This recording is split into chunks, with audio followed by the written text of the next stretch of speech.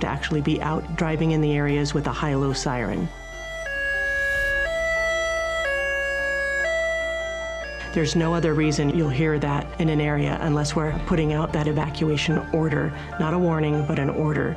My day started routine patrol, came in and I was notified by dispatch to respond out to the Jones fire. Houses that had evacuation tags made it so we could just pass by. We knew that the residents had already been evacuated. Residences that did not have the tags, we would have to physically go in, knock on the door, look in the windows, make sure there were no occupants inside. Once you've been evacuated, as you're leaving, put this tag somewhere very, clearly identifiable, whether it's a mailbox, a gate, your address marker, so that deputies and officers can quickly identify if your residence has already been evacuated.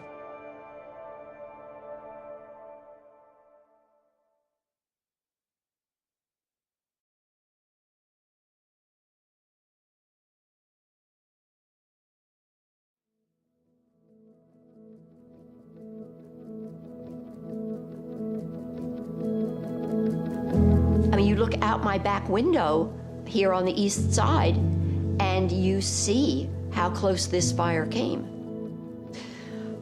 It was certainly a shock, and at the same time it was such an incredible relief to have the house as safe as it was. I think with personal preparedness and being ready, it can feel overwhelming. It can feel like a lot to do, and the most important piece is to just start with one little bite at a time. Just start the conversation. Have some sort of plan. It can be as small as a meetup place, a destination that everybody will get to, everybody in the household will get to if there's a disaster. Recognize you live in a community, in a county, that really does take the emergency response as a priority. We have worked diligently throughout the last few years on ensuring that not only our staff are trained and prepared, but we're also putting that out for our community. The more prepared you are in your own community, the better the outcome is going to be. The level of community awareness, they have to be part of the solution. They have to communicate with their neighbors.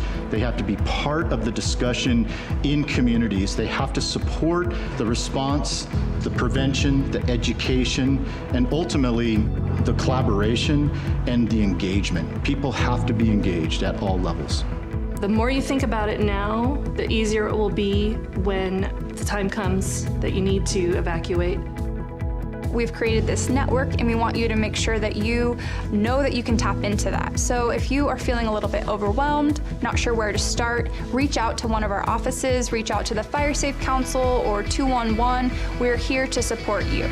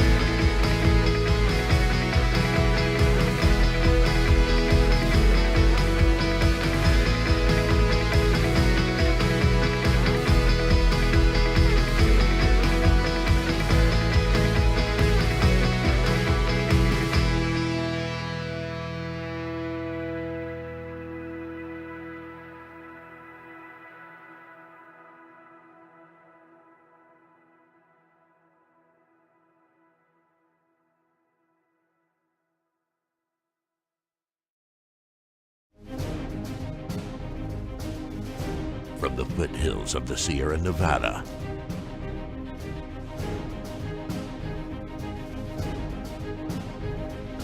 a new hero will emerge.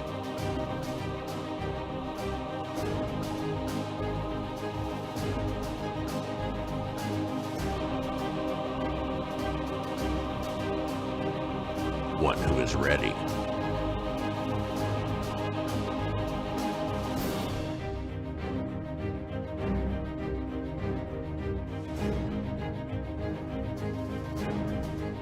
One who makes sure their friends and family are set.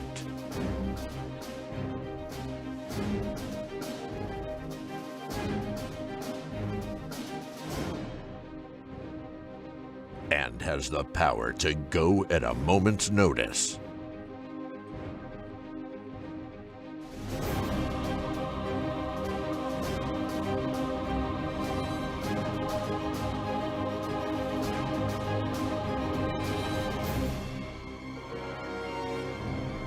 This fire season. Good morning. Hello, test. Am I on? Test, test, test. I don't know. It doesn't sound like I'm on. Test, test. I can speak loud enough for this room, but not everybody else. There we go. Good morning. I'm Bill Greeno. I'm the chairman of the Planning Commission. And if you would all rise, please, and join me in the Pledge of Allegiance to the flag. I pledge allegiance to the flag of the United States of America and to the republic for which it stands, one nation, under God, indivisible, with liberty and justice for all. Thank you. The purpose of the meeting here today is to first hear presentations both from staff and then from the applicant for the Rise Grass Valley, Idaho, Maryland mine, gold mine, and then to ultimately deliberate and bring a recommendation to the Board of Supervisors. The schedule today will, I just laid some of it out. We'll hear first from staff, then we'll hear from the applicant. I'll then entertain questions, clarifying questions from my fellow commissioners to clarify any information presented this morning. Then we will hear from the public, and then when everybody has spoken that needs to, we will deliberate. I expect that to be tomorrow. Logistics of how this works. We're going to bring, everybody should have a number that wants to speak. We're going to bring 10 at a time down this side over here, and then up to the microphone. When you're done speaking, exit straight out that way, over to my left, waving over there, and on out the door. For those of you who are seated in here, there's, I don't know how many people. There's a lot of people in other rooms and outside who would probably like to take your place. So if you get a little tired or want to open up your seat, open seats are welcome. I'm sure that there's other people, and we have a limited number, obviously, capacity for fire safety, and we have folks keeping track of how many people are in here. So please feel free to open up your seat to other folks that might want to come on in. Everybody will get 3 minutes at the podium there. At the end of 3 minutes, the microphone will turn off and nothing will be recorded after that point. So please keep it 2-3 minutes. Also, please silence your cell phones now. Put them on airplane mode if you don't need to talk to anybody. Making sure I'm not missing anything here. So during the public comment, please refrain from reacting to anything that's said, whether you agree or disagree. We're all here to hear one another out, and we really need to hear from all of you. It takes extra time when folks are disruptive, applauding and such is disruptive, and it's not appropriate at this time. If you do support and want to show support, you're free to use the American Sign Language form of applause. Okay, looks like that. So please feel free. Worked really well last time. Some of you were here. If you have signs, don't block the people behind you. We will break 12 to 1 for lunch. We will likely break earlier than 12 for restroom break. And if you see any of us stand up back here, it's just because we're nursing sore backs and we're going to have to sit for a couple days. So nothing to be noticed there.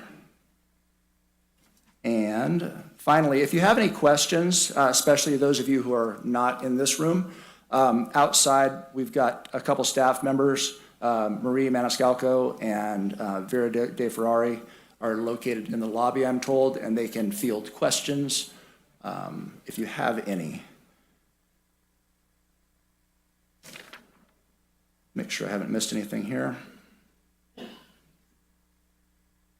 How did I do, Shelley? Is that everything? Did great. Go ahead and take roll. Thank you. Commissioner Millman? Here. Commissioner Duncan? Here. Commissioner McAteer? Present. Commissioner Mastrodonato? Here. And Chair Greeno. Here. With that, we will hear from Senior Planner Matt Kelly with the staff presentation. Thank you, Mr. Chair, members of the Planning Commission. Matt Kelly, planner with the Nevada County Planning Department. I'm going to share my screen here briefly so the rooms upstairs can see that.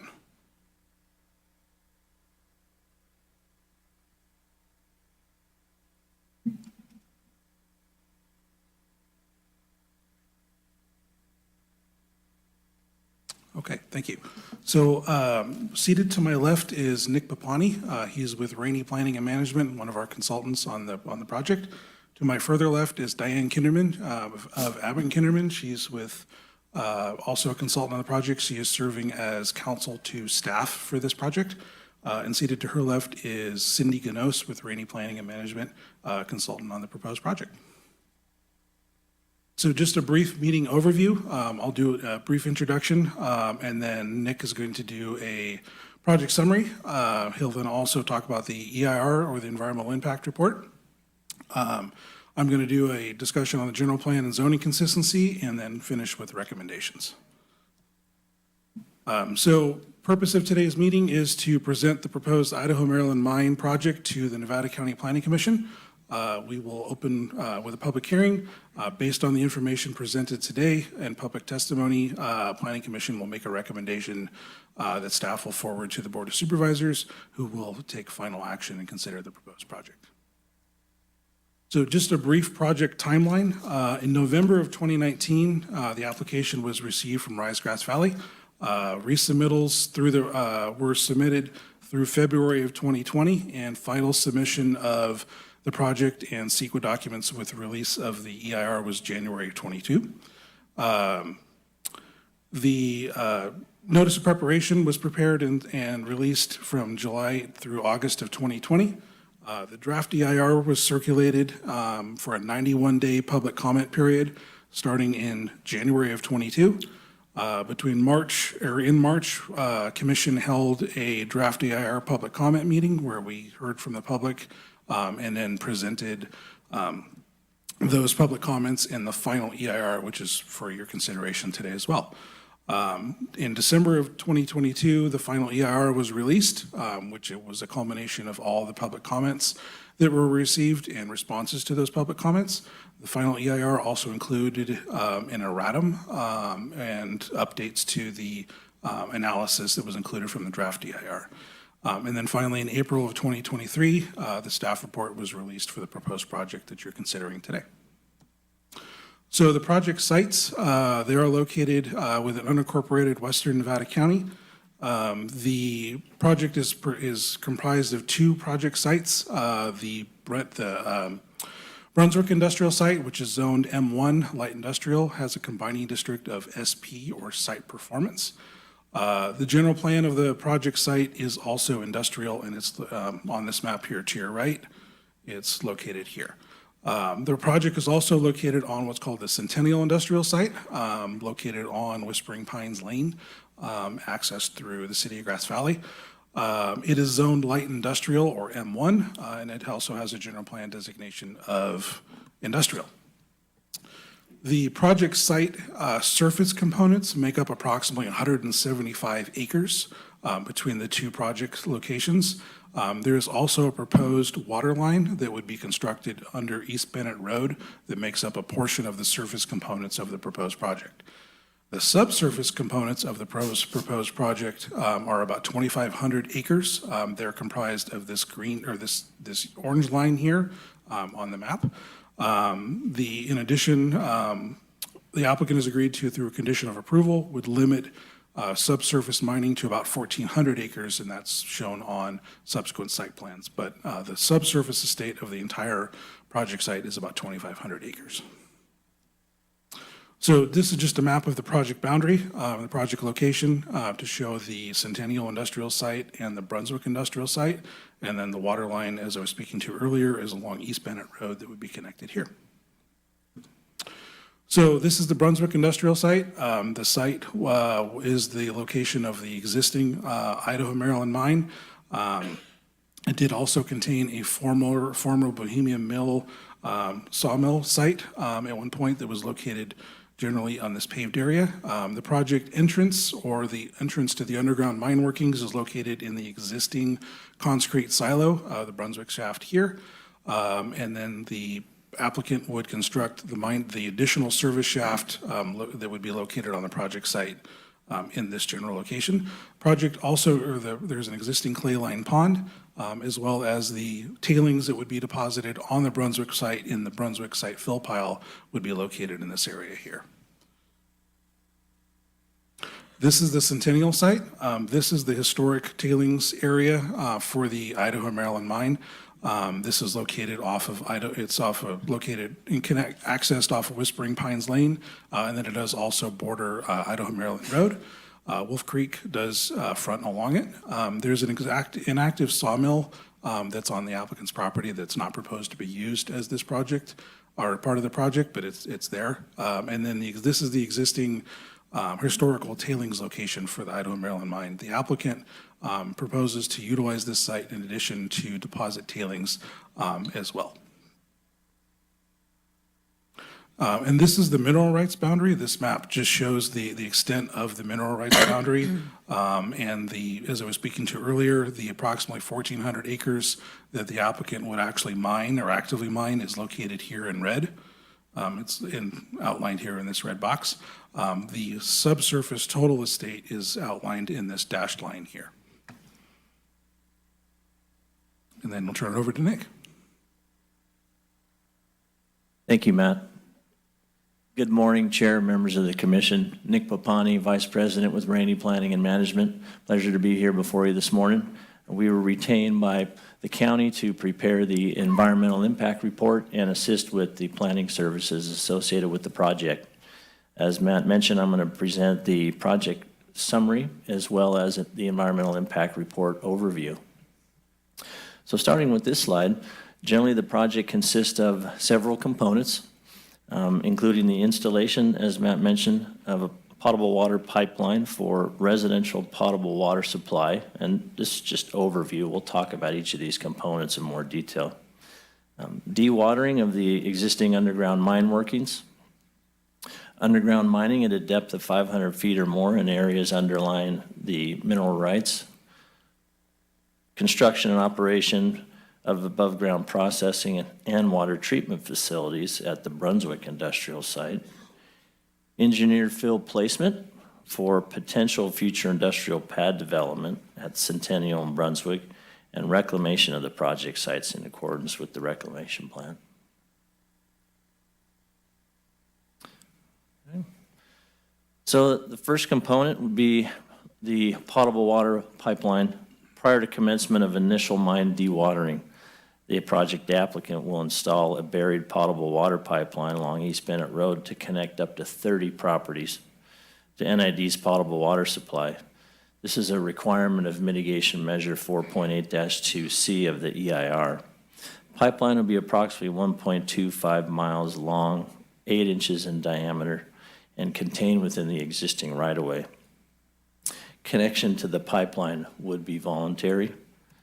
Here again is an exhibit that shows, just generally in blue, the potable water pipeline that runs along East Bennett between the two surface properties.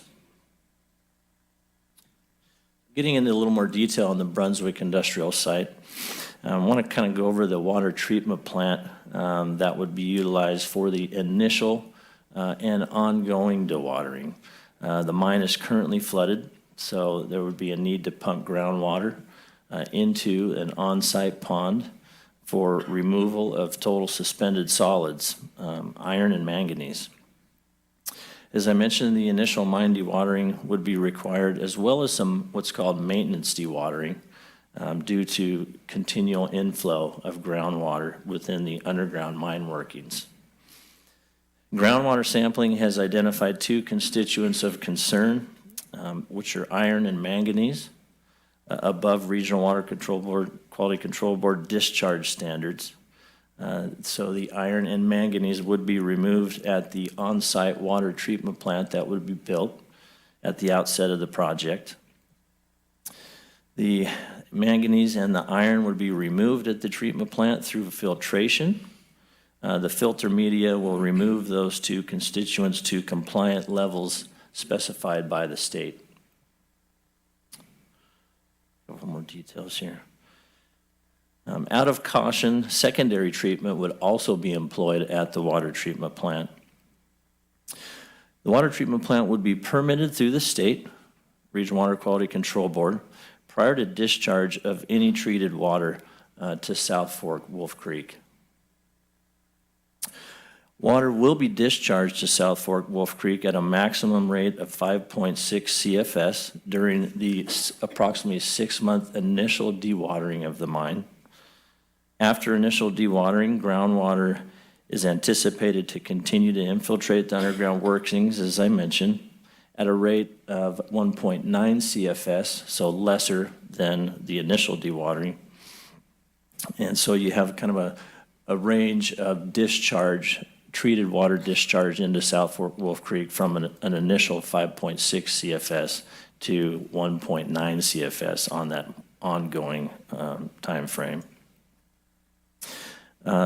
Those levels of treated water discharge, when combined with observed base flows to the creek, would be below flows that commonly exhibit significant work on the channel. Initial and ongoing water sampling will be required to demonstrate that the treated water complies with the state discharge requirements. Quarterly reports are submitted to the Regional Water Quality Control Board to demonstrate that the treated water complies with the standards set by the state. Okay.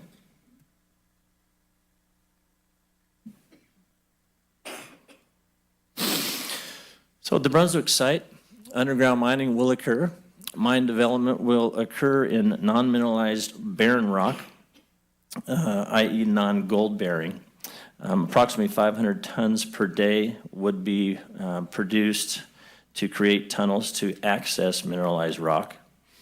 And tunneling and blasting would occur in mineralized rock as well to access the ore. New underground workings, except for the service shaft, which we'll talk about, would be below 500 feet of the ground surface.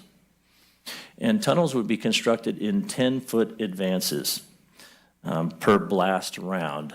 And the blasting is a controlled process generally whereby holes would be drilled into the rock face and loaded with explosives and then detonated to fragment rock. And so this is a controlled process that basically advances approximately 10 feet per blast round. All electric equipment would be utilized underground in the mining process. Barren rock would be crushed, loaded, and hoisted up the Brunswick shaft to the concrete silo and headframe building. The barren rock would be transported from the silo to an enclosed truck loading building using a covered conveyor. And mineralized rock would also be hoisted up the shaft and transported to the on-site processing plant using a covered conveyor. And the intent of the conveyors being covered is, of course, to minimize noise. So the process plant, a little more detail on that.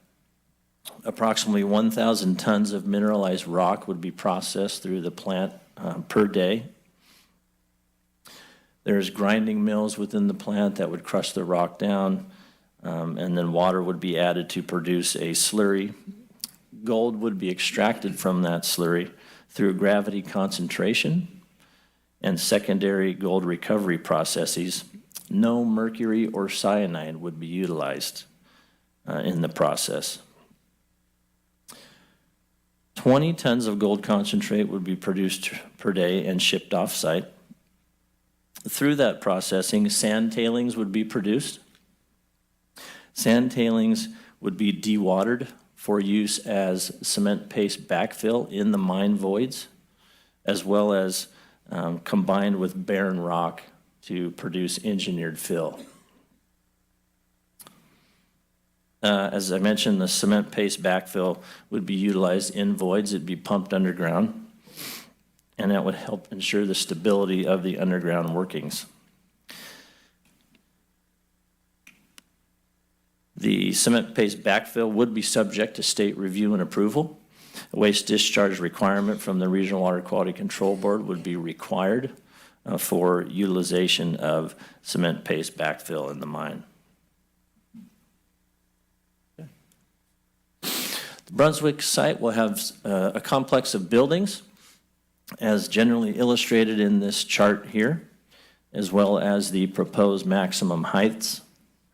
There's a total of approximately 126,000 square feet of industrial buildings and 9,800 square feet of additional structures such as tanks, the water treatment plant, covered conveyors. And we'll talk about some of these components a little further as we move through the presentation.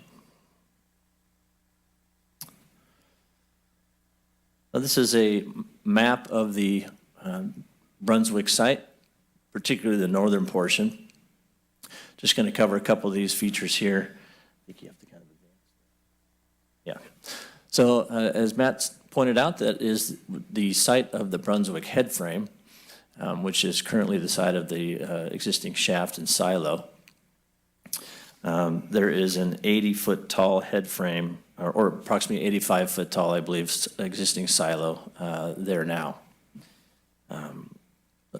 Service headframe would be a new shaft and headframe that would be excavated at that location. It would be an 80-foot tall headframe, and it would move workers and materials underground and provide a fresh air intake. No barren rock or mineralized rock would be moved in the service shaft. You can see there the north of the Brunswick headframe would be the truck loading area, and that is in a covered building. East Bennett Road access, where the trucks would load out and turn right onto East Bennett Road and then onto Brunswick North. Proposed process plant, where the processing of the gold mineralization would occur. Warehouse building on site, provide various functions. The water treatment plant that's on site. And the upper left is the South Fork Wolf Creek discharge point, where treated water at the treatment plant would be routed and discharged into South Fork Wolf Creek. Okay. Buildings shown on this slide consist of the process plant. You have a front and a rear elevation, the rear elevation being that which would face Brunswick Road. These buildings would include the use of vertical rib metal wall panels with standing seam metal roofing panels. Exterior colors are a combination of gray and brown earth tones with some contrasting wainscot.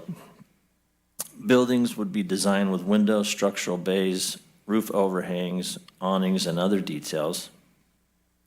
It is noted that a condition of approval is required for the rear elevation at the bottom of the screen to break that structure up further with awnings and additional bays and roof overhangs to better conform to the Western Nevada County design guidelines.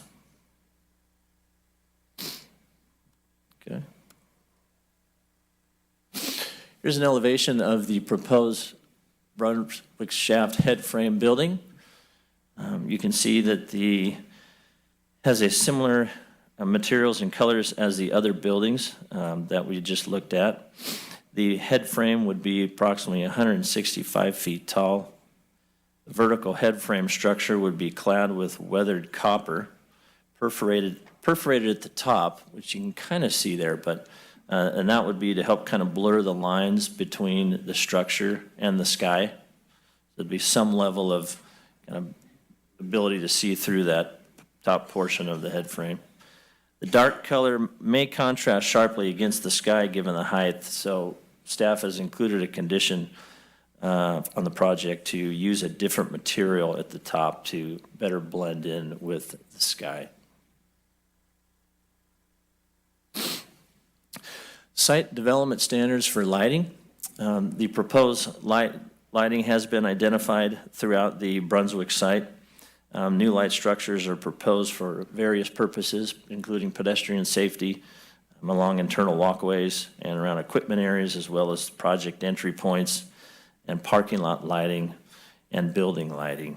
A total of 41 pole-mounted LED lights at 15 feet tall have been identified and are kind of generally shown in those exhibits as little kind of crosses on there.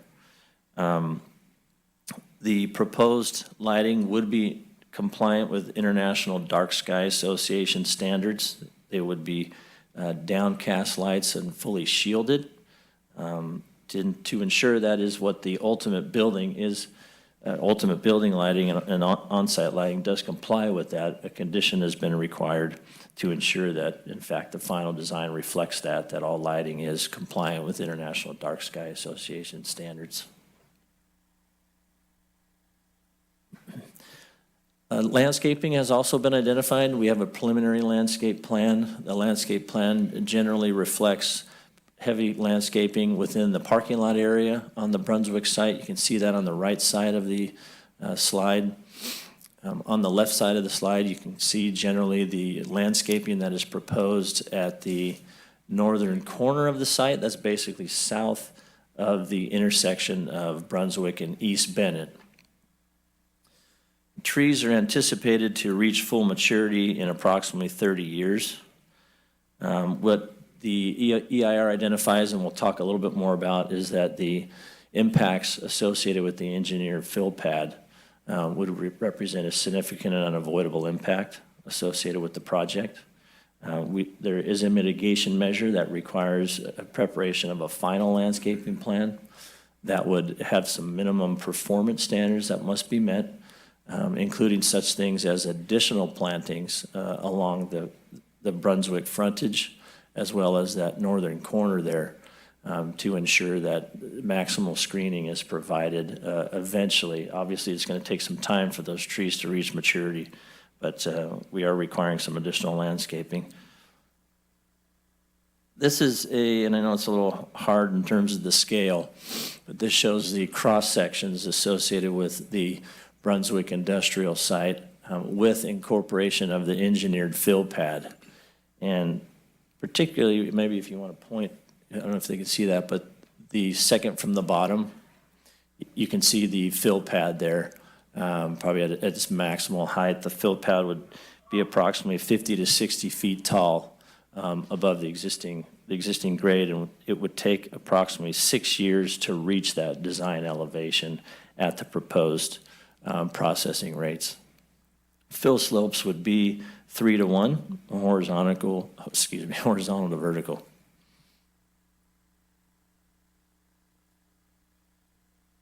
So a little bit more on Brunswick here. The engineered fill placement would occur at a 31-acre portion, and that's shown at the kind of southern end there in the light gray. So that's a 31-acre portion of the approximately 119-acre Brunswick site. 1,000 tons per day of engineered fill would be produced. And that's 500 tons of barren rock and 500 tons of sand tailings, as well as the 500 tons of mineralized rock and sand tailing results.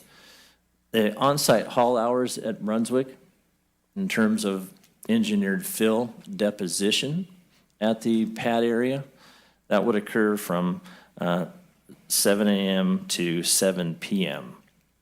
And that's identified in the EIR project description.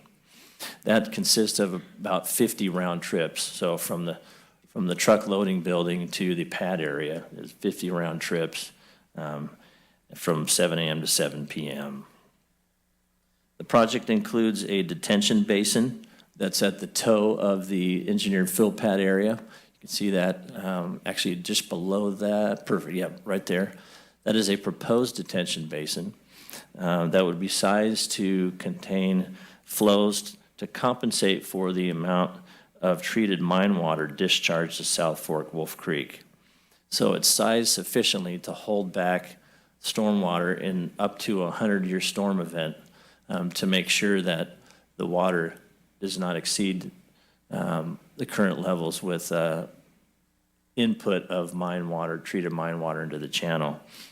And in fact, the predictions are that in the 100-year storm event, the levels discharged would be less than existing conditions because it would hold the water back sufficiently.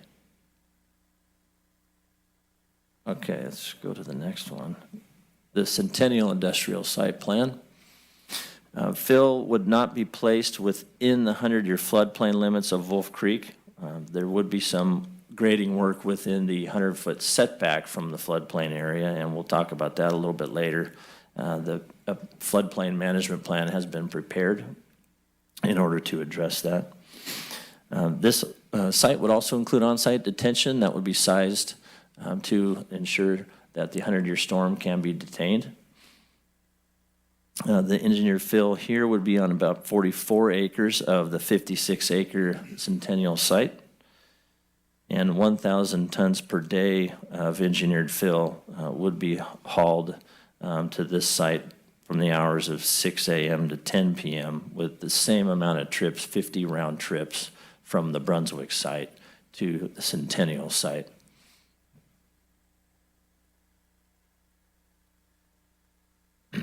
So here's an illustration of some cross sections for the engineered fill pad at the Centennial site at its full design height, which would be approximately 50 feet tall from the existing grade.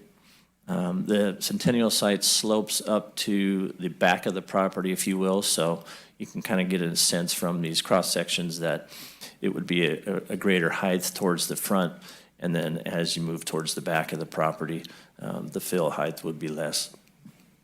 And the proposed placement of fill at the Centennial location, it would take approximately 5 years to reach the design height that's shown in these cross sections.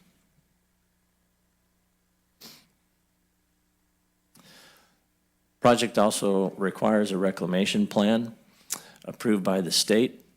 The reclamation would occur as the mining is completed over the course of the process.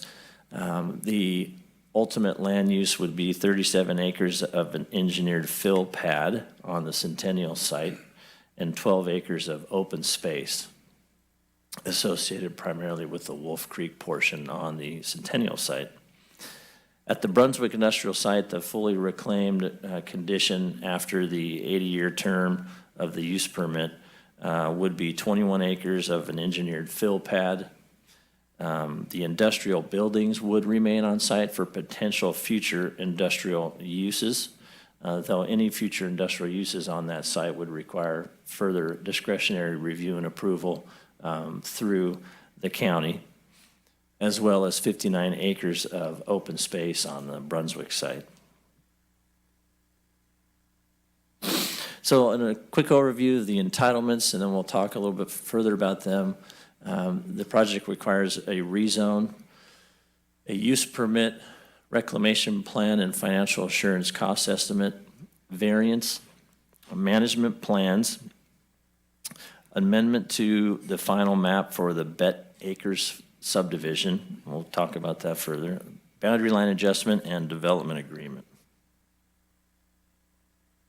So the rezone entails a request to rezone the Brunswick parcels from light industrial, site performance combining district, to light industrial with mineral extraction combining district.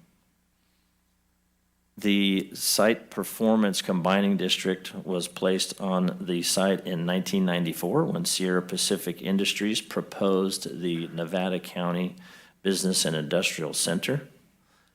The ME is required to allow surface mining facilities related to the underground mining operations.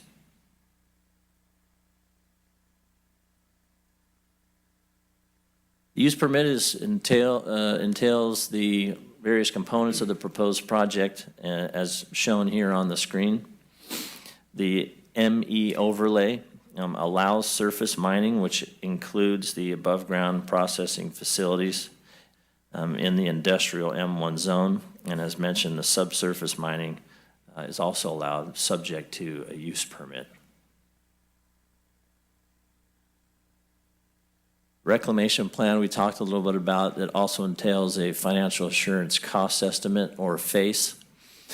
That is associated with the reclamation of the site. The FACE includes 100% of all reclamation costs for the first full year of mining, as well as drainage improvements and erosion control, and the FACE is adjusted annually as mining progresses. The variance for the project is associated with several structures and their proposed heights. Those are listed here. The maximum height per the code is 45 feet. You can see here the proposed 64-foot tall process plant, the 165-foot tall head frame, 80-foot tall service shaft that we spoke briefly about, and 50-foot tall hoist buildings.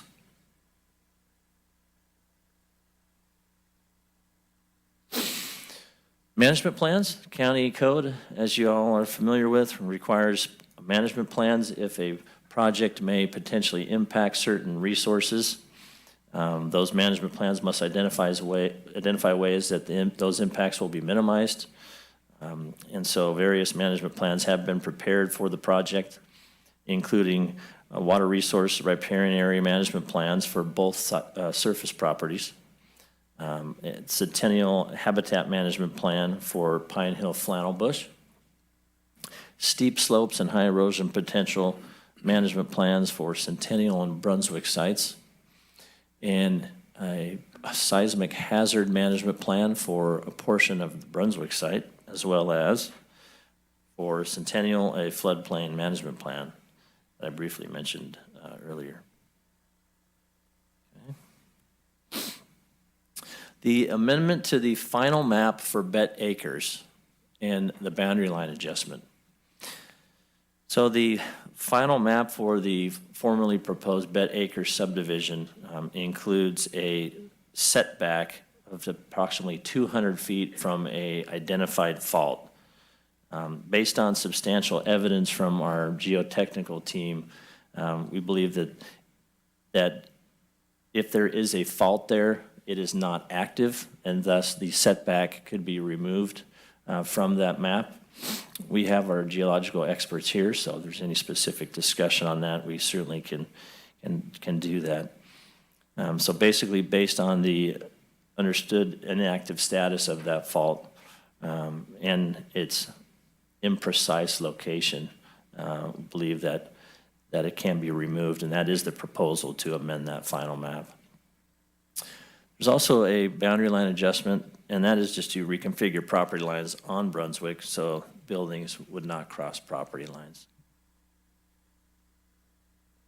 The proposed development agreement is between the applicant and Nevada County to establish necessary processes for the payments of cents per ton for roadway maintenance and other public benefits that we will discuss a little bit further in the presentation. The DA would ensure that the project can proceed consistent with all plans, policies, ordinance, and regulations, and will remain in effect for 20 years with 2 possible 10-year extensions. So the environmental impact report, Matt covered a few of these points here. We'll recap a bit of the process. The NOP, or Notice of Preparation, which is a required kind of initial step in the CEQA process, notifying agencies and interested public that the county or lead agency is going to prepare an EIR. It's a process that solicits comments on the scope of the EIR and what should be studied. So that was released in July of 2020 with a scoping meeting held on July 27, 2020. Subsequent to that process, in reviewing those scoping comments and in working with our technical consultants to prepare various technical studies, we prepared a draft environmental impact report in concert with the county staff. And that was released in January of 2022 for public review.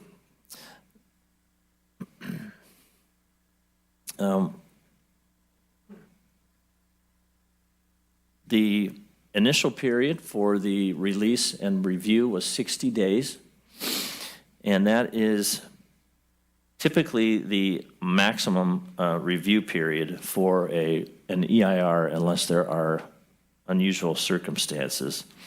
And this is pursuant to CEQA guidelines of 15105, that typically the draft EIR will not be released for more than 60-day review unless there's unusual circumstances.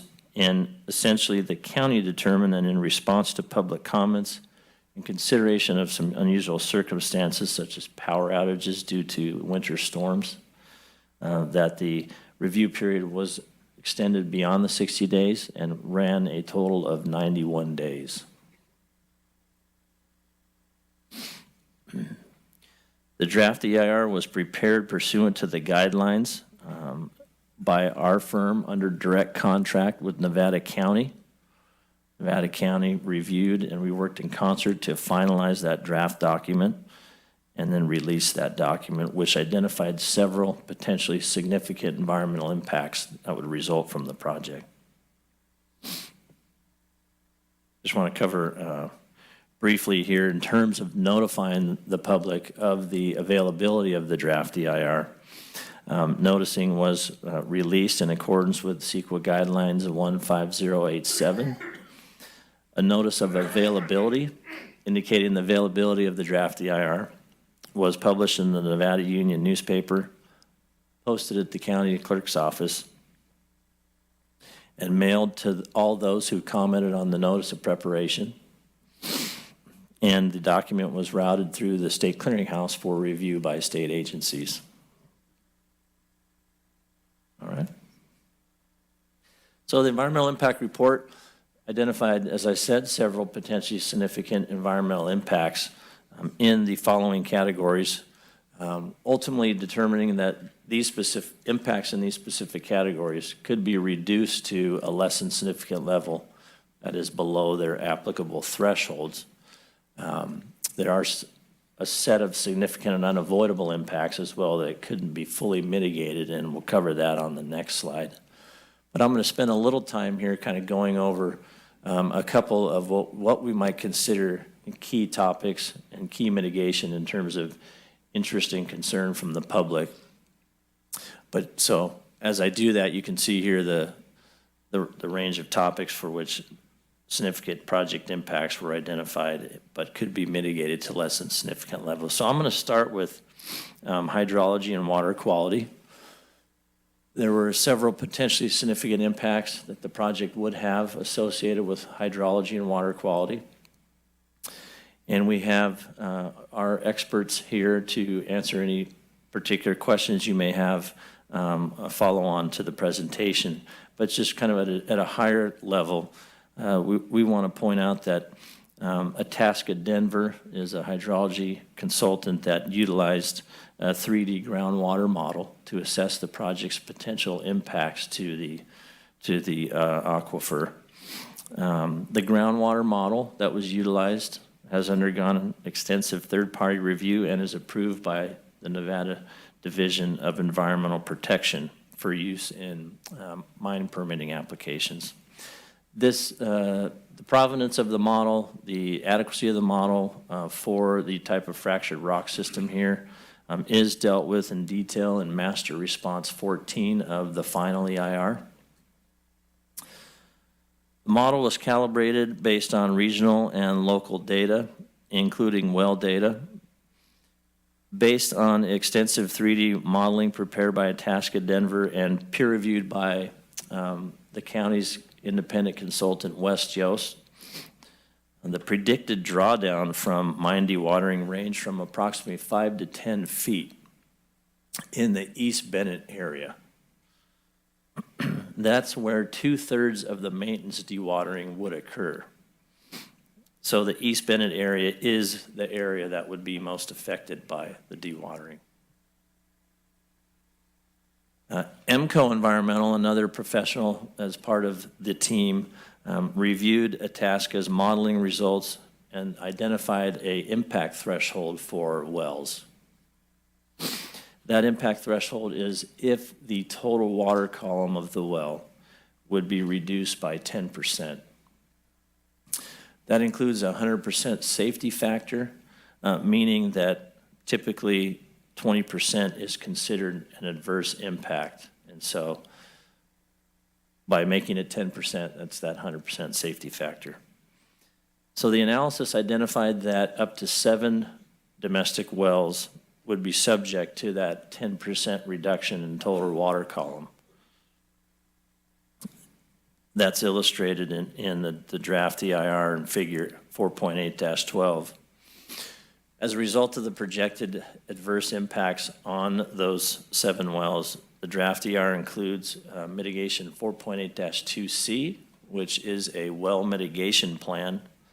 That plan is Appendix K.9 to the DEIR and is also part of the staff report attachments. Notwithstanding those 7 predicted impacted wells, the mitigation requires connection of up to 30 properties within that area that would be affected to Nevada Irrigation District's potable water system. Connection would be voluntary. The water that would be required for up to those 30 properties was assessed in a water supply assessment. That is also a component of the draft EIR. And the water supply assessment, which was prepared in accordance with the California Water Code, determined that NID has sufficient water to serve the project's potable water needs. The NID board adopted the water supply assessment on February 9th, 2022. The project EIR also requires the implementation of a groundwater monitoring plan. The monitoring plan would include the installation of a network of monitoring wells at 15 different locations that were strategically identified to make sure that the effects of the project are captured. The 15 locations would, each of them would have 2 wells, a shallow well and a deeper well, so there's a total of 30 wells in that monitoring network.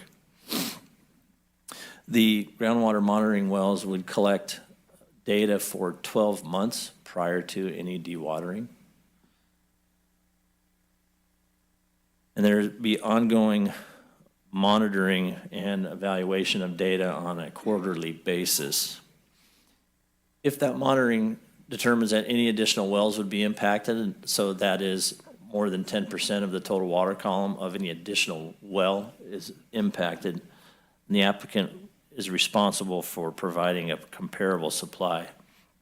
We'll talk a little bit later as well that the project now also includes implementation of a domestic well monitoring plan. So this is this component here, it was born out of the EIR analysis, the groundwater monitoring plan, which has that network of 30 wells in strategic locations that's different from the domestic well monitoring plan where the applicant has committed to monitor actual wells on properties for those folks who would voluntarily agree to that.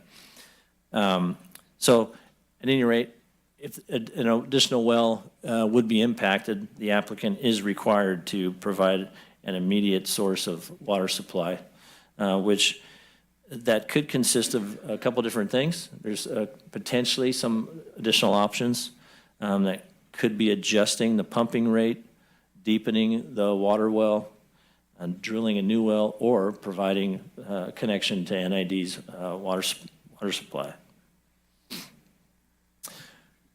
Next, I want to talk about the noise and operational noise, which has been certainly a concern. Based on the noise analysis in the EIR, including an independent peer review by the county's consultant, it's estimated that the project's stationary noise sources, so the noise on the Brunswick site, would not exceed county noise standards at nearest sensitive receptors To ensure that operational noise is in fact below thresholds when the project is up and running, the EIR requires a comprehensive noise monitoring program. So obviously based on best available data, the potential noise effects of the project have been modeled using Sound Plan, which is a very robust model that takes into account topography. And the impacts have been determined to be less than the county's applicable noise thresholds. Obviously, that doesn't mean you're not going to hear any noise, but CEQA requires comparison to identified numerical noise thresholds, which come out of the general plan. And the assessment determines that the noise impacts should be below the county's thresholds. Nevertheless, to ensure that that is in fact the case when the project is up and running, that detailed noise monitoring program would be required and would consist of installing permanent noise monitors at the Brunswick and Centennial sites at locations specified by a third-party noise consultant under contract with the county. Within 30 days of mine operation, the third-party noise consultant to the county would retrieve monitoring data from those monitors to determine if the mine is in compliance with the county standards. If it's found that the mine is not in compliance with the county standards, then the operation shall cease until resolved. And by resolved, that would mean either operational changes to the mine or other design-related changes to the mine to attenuate noise to the county standards. The program includes not only that initial monitoring, that initial check to make sure the mine is in compliance, but also ongoing monitoring will be conducted by the third-party consultant for the life of the mine. Next, I'm going to discuss air quality and asbestos, which has been a concern from the public. And I want to just talk a bit on the mitigation measures and measures that will be in place to address asbestos. So first off, mitigation measure 4.3-2 of the EIR requires the implementation of an asbestos dust mitigation plan during construction, operation, and reclamation. This is required pursuant to the California Air Resource Board Asbestos Airborne Toxic Control Measure, or ATCM, for surfacing applications. So entails such things as prevention of visible track out of dust from trucks on roads, dust control on the site. Haul trucks must be wetted and tarped to prevent dust from leaving the truck. And the implementation, in addition to that asbestos dust management plan, which is a standard requirement that is utilized throughout the county in areas where asbestos is known to be present. The project would implement what's called an ACER plan, or asbestos serpentinite ultramafic rock plan. That's condition of approval 32. And essentially 2 methods of asbestos testing are required under this plan. The first is known as PLM testing, and that's required to comply with that airborne toxic measure that I mentioned from the state. And basically, trucks are not allowed to transport any material without a receipt based on those PLM results, a receipt that they don't contain a detectable asbestos. Any materials with detectable asbestos, which per the state rule is greater than 0.25%, that material would not be allowed to be used for any surfacing. PLM testing will be conducted on site in the headframe structure by trained personnel using microscope technology. 3 grab samples will be taken in the silo for every 1,000 tons of material. Off-site PLM testing may also be utilized by a local lab with results within an approximately 12-hour turnaround time. So this is done on a fairly, quick basis and pace. It can be done on site. It can be done off-site at a lab. And so the fate of the rock is pretty readily determined. As the rock comes up through the shaft and is put in the silo, it's stored there as this testing is done, but the testing is quite immediate to determine if the rock can be utilized for surfacing or if it cannot. There's also what's called TEM testing, and I try not to get too detailed here, but we also have our experts here who can elaborate on any of these. But the TEM testing, which is transmission electron microscopy, is basically another form of asbestos testing that's done as part of mine planning.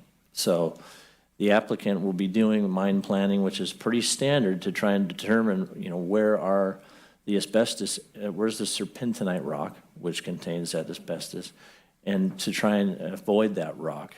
So there's testing done both before mining, taking core samples, and there's testing done as mining is occurring.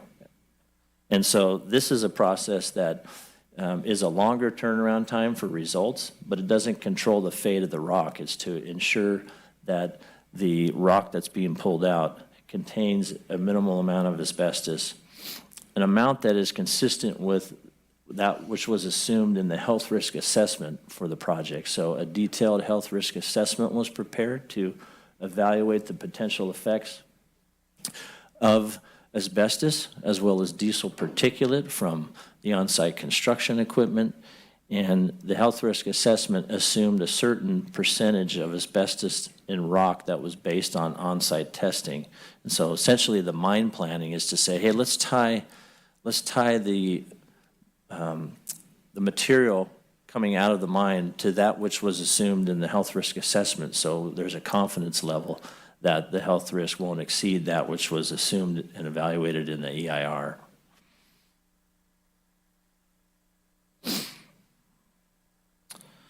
Okay. Biological resources, just going to generally touch on that. Several mitigation measures were included in the EIR to address the project's potential impacts to biological resources, including but not limited to Pine Hill flannel bush, which is only on the Centennial site, foothill, yellow-legged frog, and California red-legged frog, and various protected bird species.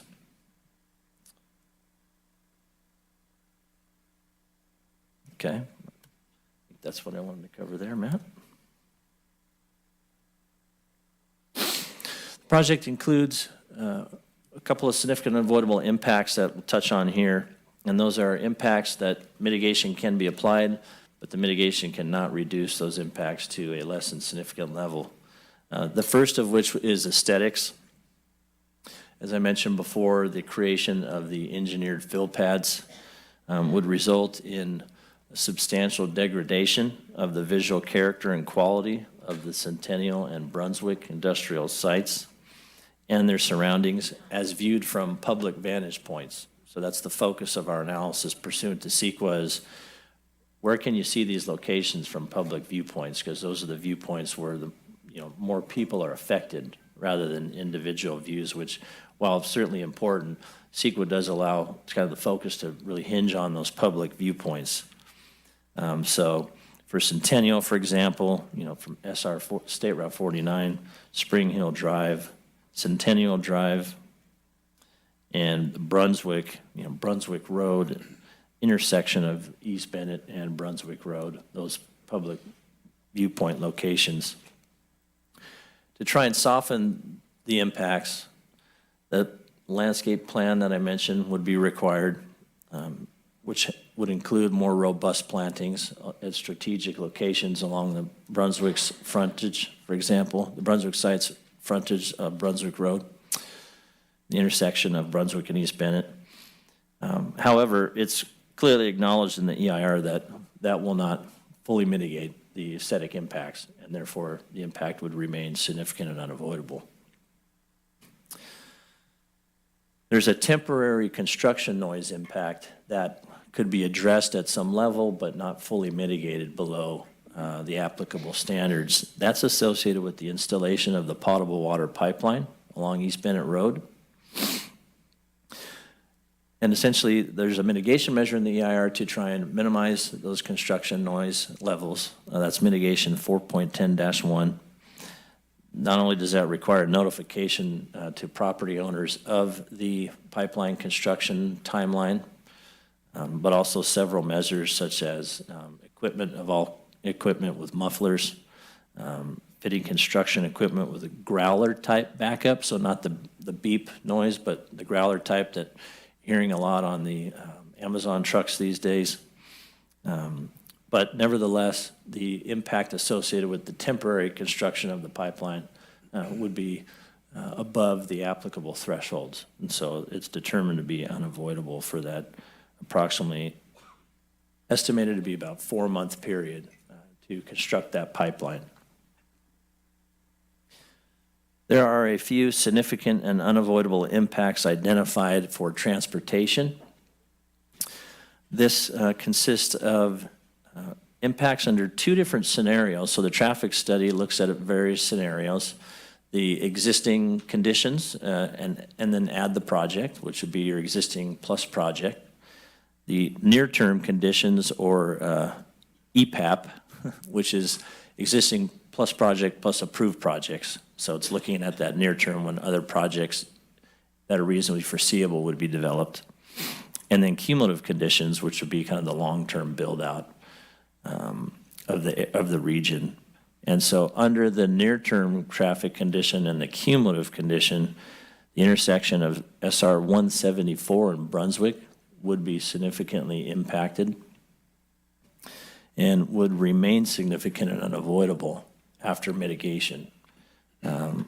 So mitigation 4.12-1B does require the applicant to enter into a traffic mitigation agreement with the county and provide the project's fair share towards the improvements that would be needed at that intersection.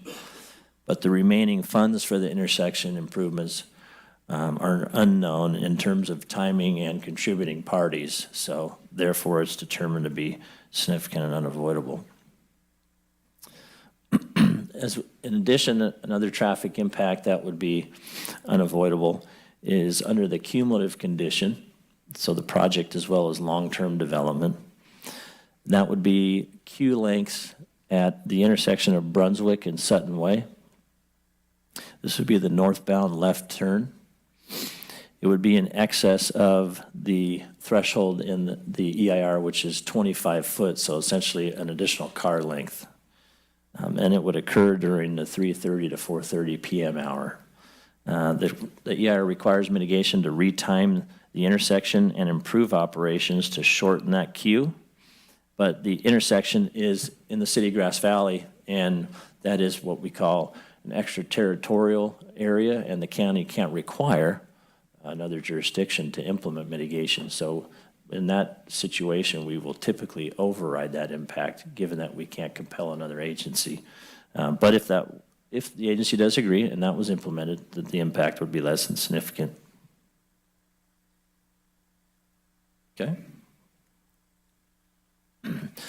The EIR is required to evaluate alternatives to the proposed project. The EIR analyzed 4 alternatives at a full equal, considered fully 4 alternatives and dismissed another 5 alternatives. So a total of 9 alternatives were considered, but 4 were evaluated. The first one is alternative 1, the no project, no build. And this is a required CEQA alternative, the no project. Essentially, it's pretty straightforward. The project is not built at the site remains.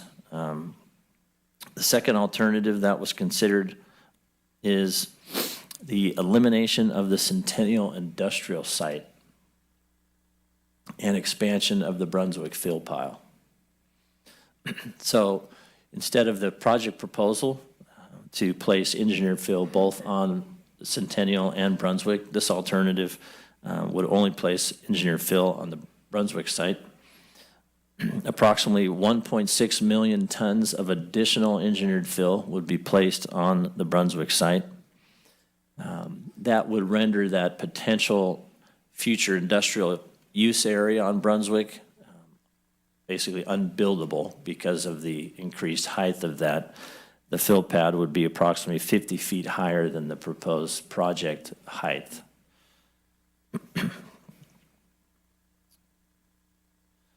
Alternative 3 is essentially expansion of the Centennial fill pile and elimination of the Brunswick fill pile.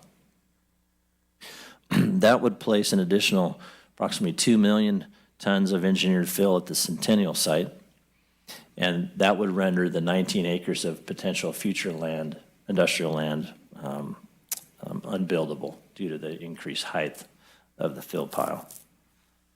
The fill pad would be increased by 20 to 60 feet in that alternative, depending on the location, given again that the site slopes. Alternative 4 was assessed as a reduced throughput alternative. That would be essentially 500 tons per day of gold mineralization would be extracted and processed versus the 1,000 tons per day proposed by the project. The life of the mine under this alternative would increase, given that the same level of resources are inherent in the ground, and so in order to extract that resource, additional time would be required due to the 50% reduction in daily processing. Fill operations at Centennial and Brunswick sites would increase from approximately 5 to 6 years to 10 to 12, respectively. We have identified an environmentally superior alternative, and that alternative is identified in the environmental impact report as alternative 2, which is elimination of Centennial industrial site. That would avoid significant unavoidable impact associated with aesthetics at Centennial. It would avoid a series of biological impacts at the Centennial site, such as impacts to Pine Hill flannelbush, impacts to various bird species that may occur. And it would preclude the need for hauling engineered fill to the Centennial site. One of the impacts that was identified but mitigable was the utilization of jake brakes and noise associated with jake brakes during the hauling of rock from Brunswick to Centennial. And so that jake brake noise would not occur under the environmentally superior alternative due to the elimination of the Centennial site. And the elimination of haul truck traffic to Centennial would also avoid pavement impacts from the truck hauling to a couple segments, Brunswick Road northbound between East Bennett and Whispering Pines, and East Bennett Road between the project driveway and Brunswick Road. Also, under this alternative, widening along Centennial driveway would not be required to accommodate haul truck turning movements. And I also want to point out that the draft EIR analyzed the impacts of off-site hauling of rock material to the construction aggregate market starting in 2033, and that's based on the amount of time it would take to deposit engineered fill at Centennial and Brunswick, and once that's completed, then engineered fill would be hauled to the aggregate market through the haul route to the freeway. And it was assumed prior to the 2033 that all that material would be going to either the Brunswick or Centennial. So if Centennial is removed, that's going to potentially speed up that time frame for the engineered fill to be hauled to the market. So a condition of approval has been placed on the project. That's condition of approval 33. That would require the applicant to use electric trucks for any off-site sale or transport of waste rock if such transport occurs prior to 2033, the assumption in the EIR, that which the analysis was based on. So that would ensure that the project would not have greater air quality impacts than analyzed under the draft EIR, even if the Centennial site is not utilized for placement of fill. Okay. So the draft EIR, again, was released for 91-day public comment period. The county received, as listed here, 12 comment letters from agencies, 32 letters from groups, a little over 2,800 individual comment letters, and comments at the draft EIR comment hearing before your body. The individual comment letters are made up of various letters, some of which are more of a form letter. We've included all the letters in the final EIR to make sure there's a complete record. There are form letters from folks that are opposed to the mine. There are some form letters from supporters. And I'm going to just kind of touch on a few details here, but we can answer any questions you may have as we move into questioning. So, go on.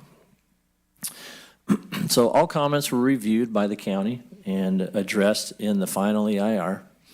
The final EIR includes 38 master responses, which is a fairly common approach to dealing with comments that are thematic in nature, that are repeated.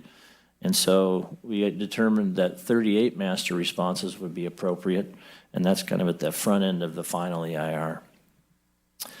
The final EIR also includes some revisions to the draft EIR text that were determined necessary based on public comment.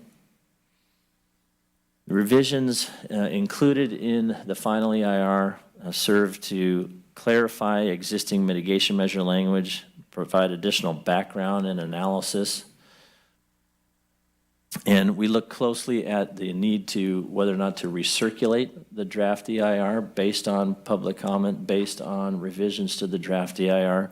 There's specific criteria that are included in the CEQA guidelines that govern when it is necessary to recirculate an EIR. And that's mentioned there on the slide 15088.5 of the guidelines. There's a detailed discussion of the recirculation criteria in the introduction chapter of the final EIR.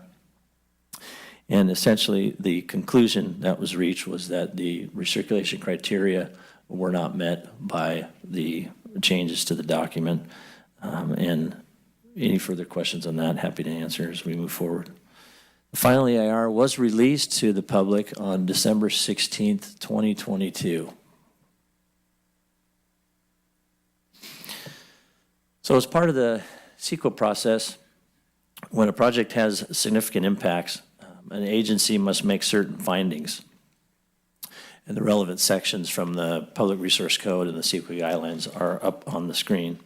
And essentially an agency should not approve a project if there are feasible alternatives or mitigation measures that would substantially lessen the significant effects of the project. And that is unless the agency can determine that there are specific economic, legal, social, or technological considerations that make infeasible the mitigations and the alternatives. So that's basically part of our process, was to determine, okay, what are the impacts? Are there feasible mitigation measures? If so, those are required. If not, we've identified those. Those are those three topics: aesthetics, temporary construction noise, and those traffic impacts that were identified. Those are unavoidable. And so in order for an agency to approve a project that has unavoidable impacts, the agency must consider the specific economic, legal, technological, or other considerations, and basically put together a statement of overriding considerations identifying the benefits of the project that the agency feels could outweigh the unavoidable effects. And therefore, if they consider them outweighed, those unavoidable effects are, in a sense, considered acceptable. So a statement of overriding considerations has been prepared and is a component of the staff report that identifies benefits for the decision makers to consider with respect to the project. The findings of fact were also prepared. That goes through and identifies every impact in the EIR, identifies whether that was mitigated, and if it wasn't mitigated, why it could not be. And then it also evaluates alternatives and reasons for rejecting alternatives as being infeasible. Okay. I mentioned earlier the domestic well monitoring program. That was a program that came out of the final EIR in response to comments and reviewing comments to provide property owners with additional assurance regarding impacts of mine dewatering. We already touched on the groundwater monitoring plan that is a requirement of the draft EIR that would focus on that network of monitoring wells. This would actually be in addition to that, above and beyond that, which would be focusing on actual domestic wells. It's focused on the area that was determined to have a 1-foot drawdown. This is through the groundwater modeling. And so that's approximately 378 properties that would be monitored, though it of course would be voluntary. This, similar to the groundwater monitoring plan that's required in the EIR, it would require 12 months of monitoring before any dewatering could occur, and a minimum of 5 years of monitoring thereafter. So through this process as well, if the monitoring determines that a well would be impacted, which would be that threshold of 10% or more of the overall water column would be reduced, then the applicant would be required to address that, mitigate that, and provide an immediate source of water supply, as I mentioned before, with a potential range of options to address that, up to providing NID potable water supply. Okay. So we continue to receive comments after the close of the draft EIR 91-day review period. Those have been made available to the commissioners and have been reviewed by staff. All comments received have been reviewed, and we have not identified new substantive issues raised beyond those that were identified as part of that 91-day public review period and comment on the draft EIR. Notwithstanding, the county has elected to provide further clarification on a select number of comments, which is attachment 6 to your staff report. And those generally consist of traffic-related comments from the city of Grass Valley, air quality and greenhouse gas comments provided in Exhibit A of Shoot Mahali and Weinberger letter, and hydrology-related comments provided in June Oberdorfer letter.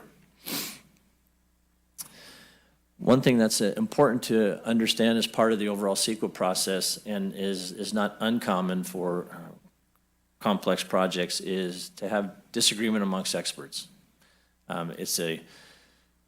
It's something that is recognized by CEQA and is identified as not rendering an EIR inadequate so long as substantial evidence has been provided to support the EIR's conclusions, and substantial evidence being fact-based, reasoned analysis, not speculation or argument. So as long as that substantial evidence supports the analysis in the EIR, to the extent there may be contrary evidence brought forward that doesn't render an EIR inadequate, and an EIR could still be determined adequate by decision makers.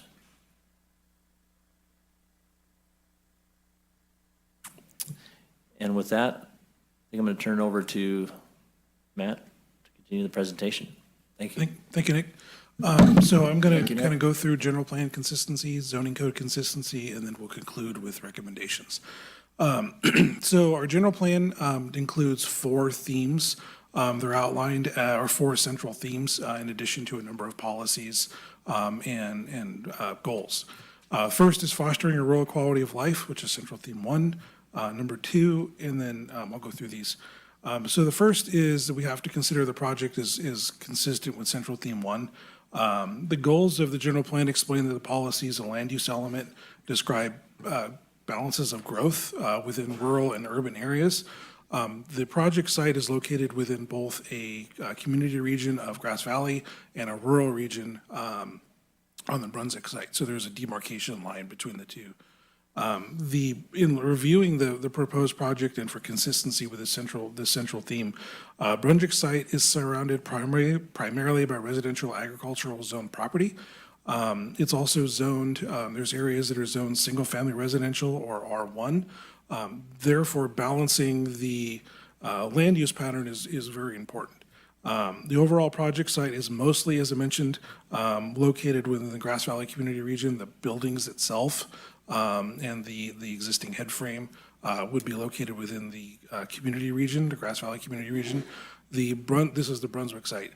The fill pile and parking area and entrance would be located in the rural region. So in considering the proposed project, we have to look at the impacts of the two regions. The overall project as proposed would operate 24 hours a day, 7 days a week. It's estimated, as Nick spoke about earlier, there'd be approximately 236 one-way truck trips and an average of 236 one-way truck trips with an average of 236 round trips and 115 one-way trips. There we go. Over the life of the project, over about 80 years as proposed. The level of mining and proposed activity is rather intense due to the 24 hours a day operation and just the overall size and scope and scale of the proposed project. So what we have to look at is this appropriate given the semi-rural area of the surrounding neighborhood.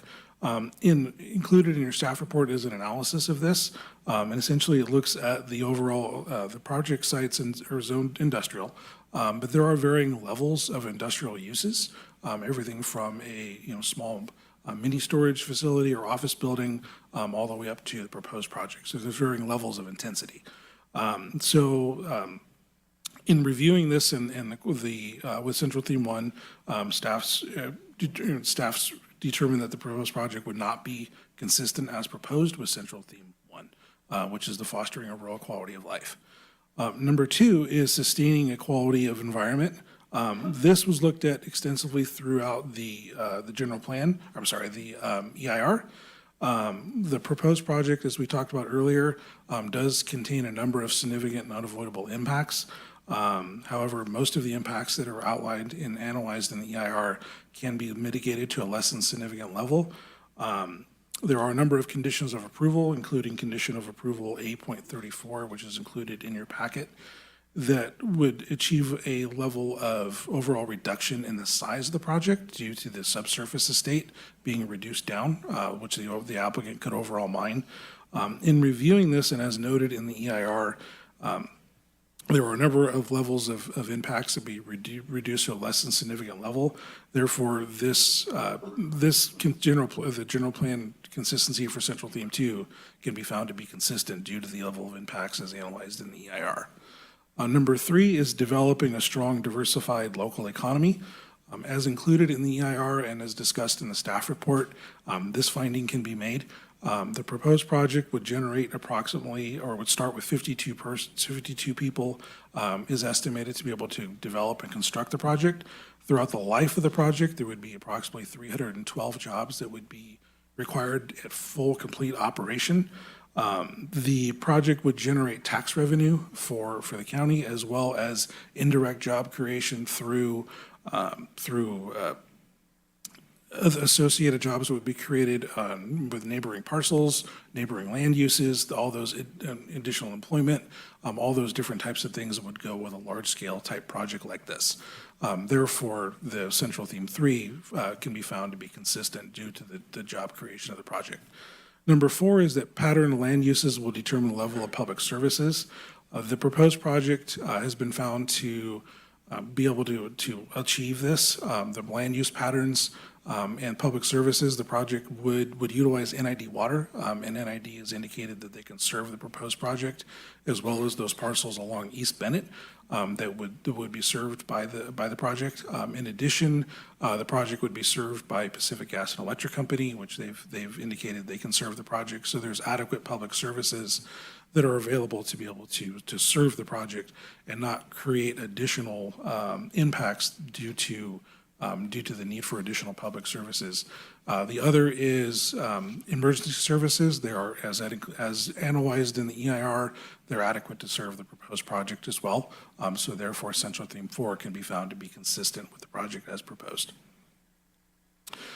Just kind of moving through some of the other general plan consistency portions of the project. As included in the staff report, there's a discussion of consistency and inconsistency, so I'll go through a few of these. Policy 1.1.3 can be found to be consistent. The project as proposed development would be within both the Grass Valley Community Region and Aurora Region. However, the project can be found to be consistent with development within a community region. There are a number of buildings and things that would be constructed. The project would be conditioned to limit the overall hours of operation. Their project includes mitigation measures that reduce or relocate truck routes so they don't go through residential neighborhoods. Trucks entering out of the exit gate would be restricted, and the project conditioned from turning left onto East Bennett Road, and the haul route for the project would go out of onto turning right and then out onto Brunswick Road and then going down to Whispering Pines to reach the Centennial site, as well as off-site markets. So the project can be found to be consistent with this policy. The other is policy 1.1.2 or 1.2.4. The general plan provides for future development in accordance with various land use designations, which this project is zoned industrial, and general plan designation of industrial or zoned light industrial. The overall project can be mitigated to less than significant impacts for transportation, with the exception of one, which is the significant unavoidable impacts due to State Route 174 and Brunswick Road. However, this can be through the statement of overriding considerations. This can be considered. Therefore, due to this and the conditions of approval that are included in the project can be found to be consistent with this policy. A couple others is policy 17.9 of the mineral management element. So the project is a proposed mining project. It would include reclamation and a reclamation plan. It's been demonstrated that there is gold there and economically mineable materials. And then including reclamation, the project could be found to be consistent with this policy. Policy 17.15, the project does include a rezone, and so would require to be rezoned to add the ME or the Mineral Extraction Overlay Combining District. This is required. This is required of the proposed project to be able to allow the mining activities to occur.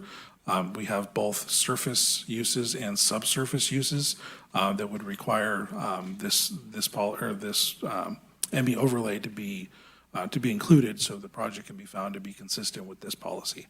The last is policy 17.24, that the draft EIR addressed any potential impacts, including the operation of both surface land uses, water quality, noise and vibration, land subsidence, and traffic, as well as subsurface underground mining, would be consistent with the project as outlined and included in the draft EIR. So therefore, this policy can be found to be consistent with the project as proposed. There are, so included also in the staff report is projects that are policies that the project can be found to be inconsistent with. The first is policy 1.1.1, which, as I spoke about earlier, maintaining a distinct boundary between the rural and community regions. Located on the Brunswick site, there is a demarcation line between the two. The buildings are proposed to be located within the community region, and access and things will be located within the rural region. As I spoke about earlier, balancing land uses is important. And so one of the things we have to look at is the impacts to the surrounding neighborhood. And given the surrounding semi-rural nature of the surrounding neighborhoods, the overall intensity. So intensity is that the project is proposed to operate 24 hours a day, 7 days a week. And so this would create a larger impact to surrounding property owners and surrounding land uses. And so because of this type of analysis, the project could be found to be inconsistent with policy 1.1.1. Next is policy 1.1.2. So as I spoke about earlier, the project, it would be inconsistent with the rural region, given the overall intensity of the project. The rural region, this area is surrounded by parcels that have a general land use designation of estate, and then also urban single-family residential, which is consistent with the residential agricultural zoning district and also with the R1 single-family residential zoning district. The rural-like area would be impacted by the proposed project, as I talked about, with the overall intensity and just the overall size and scale of the project. Therefore, the project could be found to be inconsistent with this policy. And just a couple others is policy 1.4.2. So the Western Nevada County Design Guidelines outline requirements for all projects, and any project that is a discretionary action is required to adhere to the Western Nevada County Design Guidelines. Projects within community regions need to adhere to these as well. The project does include a condition of approval to break up the larger scale and larger sizes of the buildings that are on Brunswick Road. However, the project includes a variance, and so a variance is requested for the project due to the overall height of a number of the buildings, including the head frame at 165 feet. And I'll talk about the variance in just a minute as well. But when looking at the Central Theme 1 discussion and the inconsistency with Central Theme 1, we have to look at both of these. So with the variance request, the applicant had been requested to consider potentially redesigning the project to meet the overall 45-foot height limit and consider potentially lowering the buildings down. That's not been proposed. And so when we're looking at these two, the project can be found to be inconsistent with this policy. The next is policy 17.6, which does talk about the extraction of minerals and gold-bearing material, which we do understand that the project as proposed it's a gold mine and would operate as such. However, as when looking at the overall massing and intensity of the project, the overall operations of the project, it would be found to be inconsistent with this policy. So a couple others is zoning code consistency. So the project as proposed, subsurface mining is allowed in all base zoning districts, subject to the approval of a use permit, which is included as part of the project.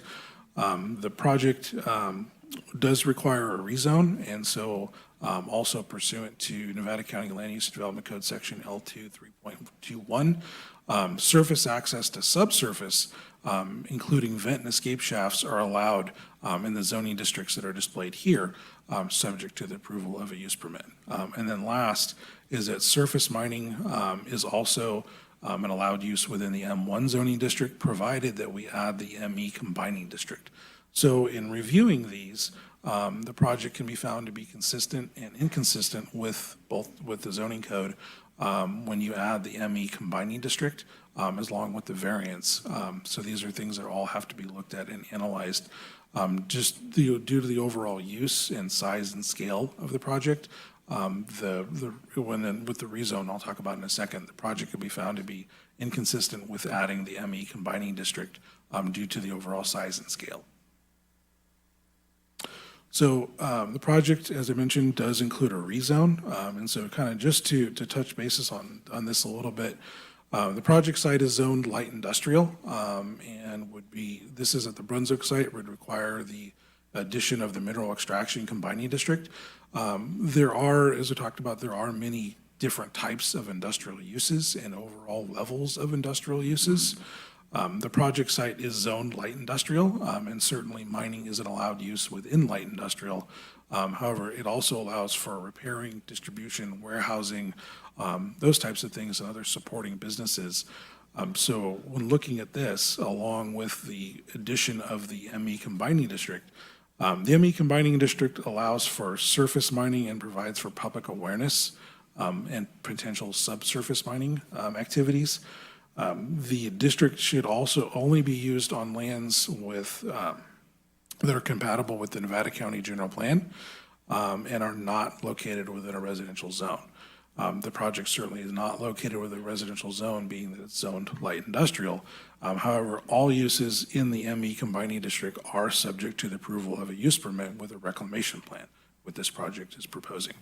However, inclusion of this, and this is included in the Nevada County Land Use Development Code, inclusion with this district shall not alter the ability of the county to deny any mining operation where the county determines that such operation would have unacceptable impacts on the environment and surrounding land uses. So with the statement of overriding considerations, this is something we would need to look at. And so in looking at this and evaluating the project as included in your staff report, staff feels that the rezone, given the overall intensity and use of the mining project, cannot be made, and therefore would not be consistent with the general plan and zoning code. And then the other is that the application does include a variance. In order to grant a variance, there's a number of findings that have to be made, including those are included here on this slide.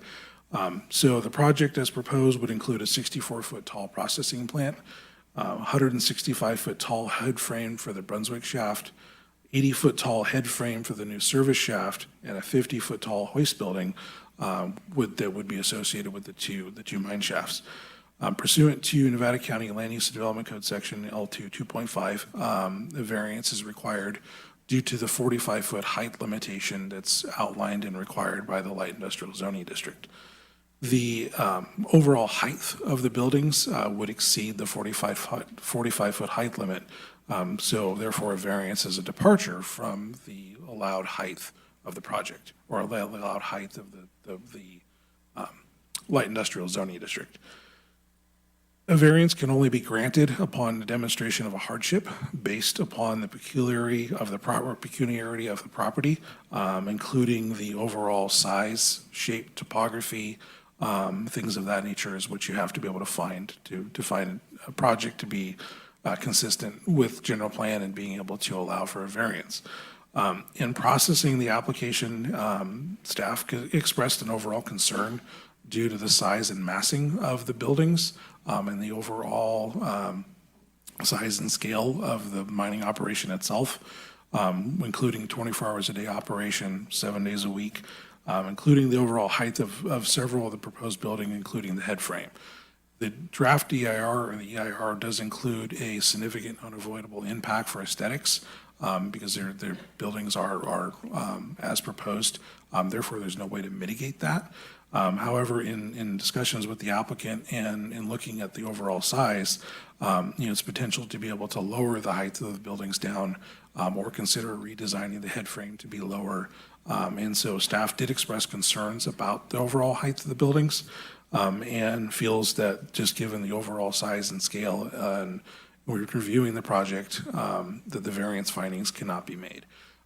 Included in your packet in attachment 11 of the staff report does include findings that were submitted by the applicant for your consideration, which do discuss approval of the variance, but they are included for your consideration, and staff is happy to answer questions about these if you would like as well. Also, just to touch on the memorandum, so this morning there was a memorandum that was placed on your seats as well. This is included in the packet was staff's recommending a replacement of attachment 18. The boundary line adjustment was printed inadvertently twice, and so included in your packet is the exhibit map for the parcel map amendment. And so this exhibit map was also included in the EIR, in the draft EIR itself.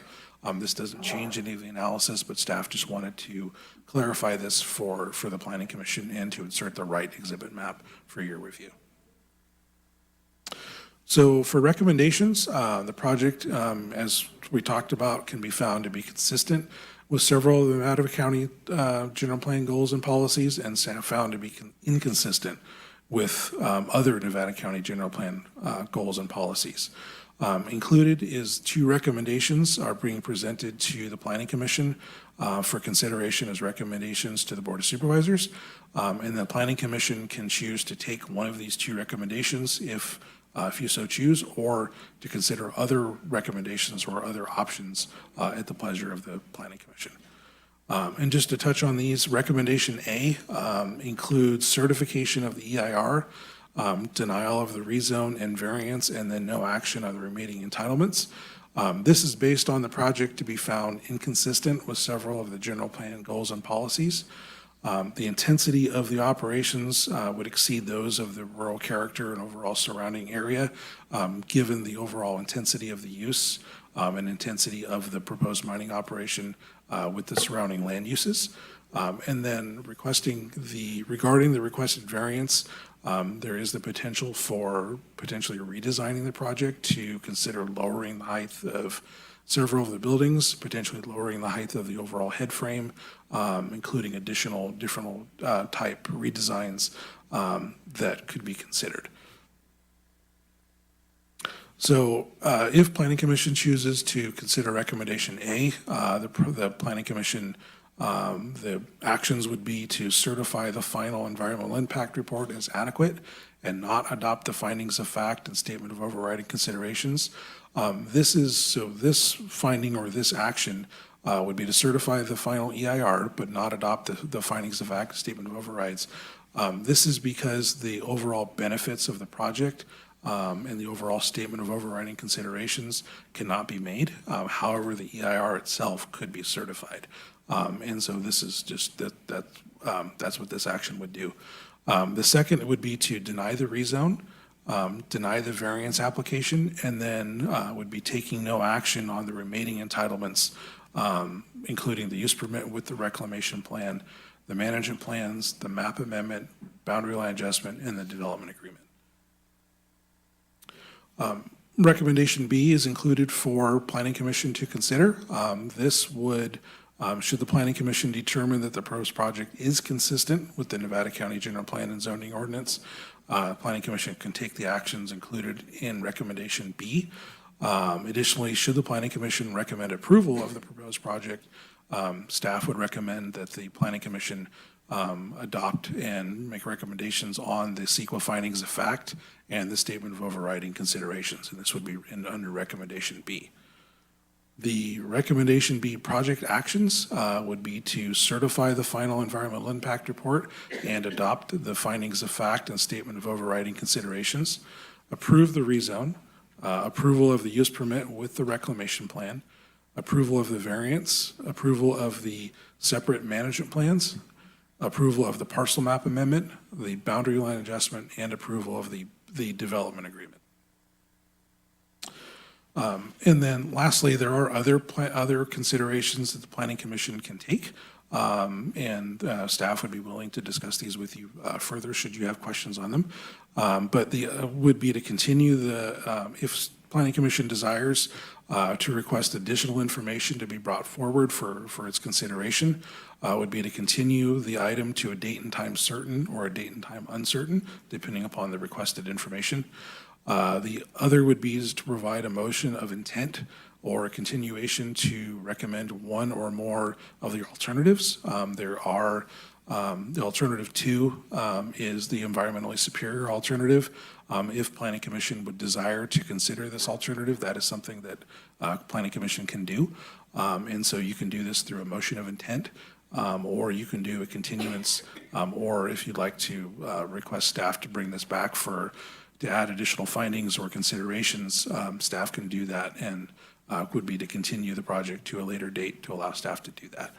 Or a motion of intent would be to intent to approve the alternative 2 with findings, and then staff can forward those findings on to consideration by the Board of Supervisors.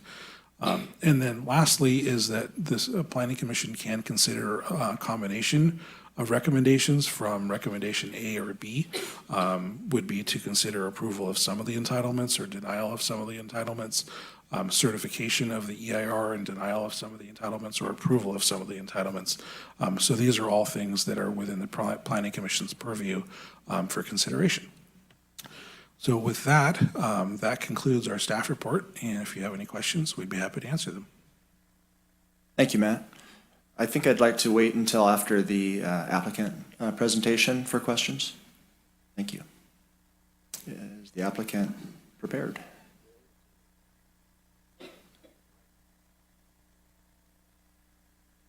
Pardon me. We're gonna take 5 minutes for a quick break, and we'll reconvene here. We'll say 10:55. 10 minutes. Thank you.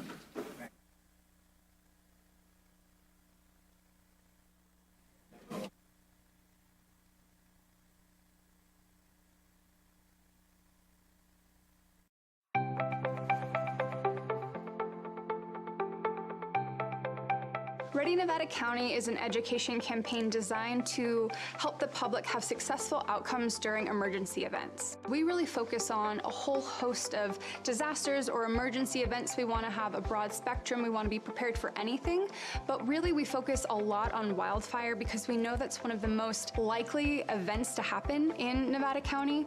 Ready, Set, Go is really built around the wildfire premise to prepare residents to be ready before an event, to move into the set posture when there's a red flag or a fire is near you, and then to go when it's time to go. Essentially, in its simplest form, it's a 3-tiered community emergency preparedness plan.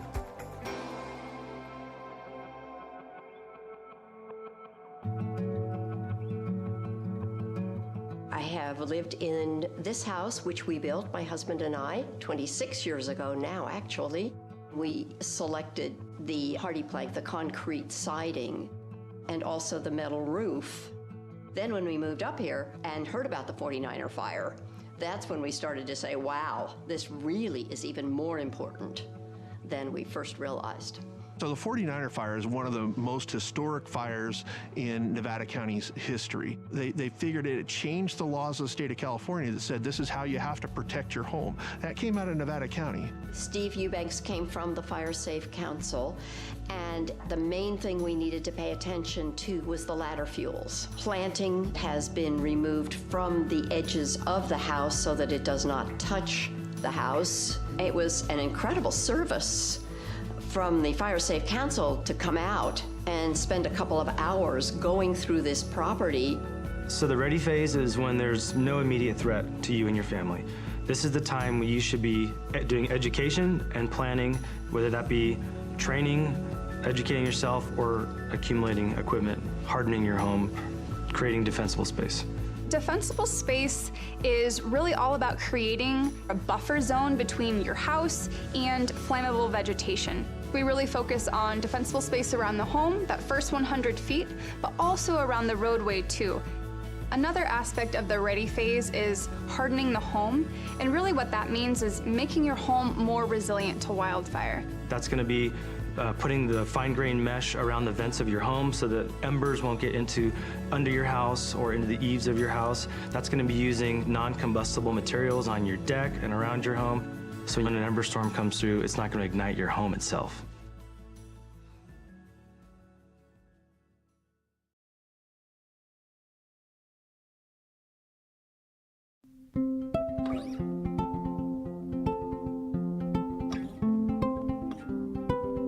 I currently live here in Grass Valley with my parents. All of us have sleep apnea, so we all have CPAP machines that require power in order to run. I also use a nebulizer, and that's used to disperse medication that I need to get myself breathing again. When we have safety shutoffs, we have to hook up our equipment to batteries that have inverters. We have a generator that powers some of the things around the house, but then I obtained a pretty substantial battery from Freed, and it was so easy to go through the process to obtain a battery that I would recommend it to anyone who might have medical needs that require power, or really anything. I would highly recommend contacting Freed.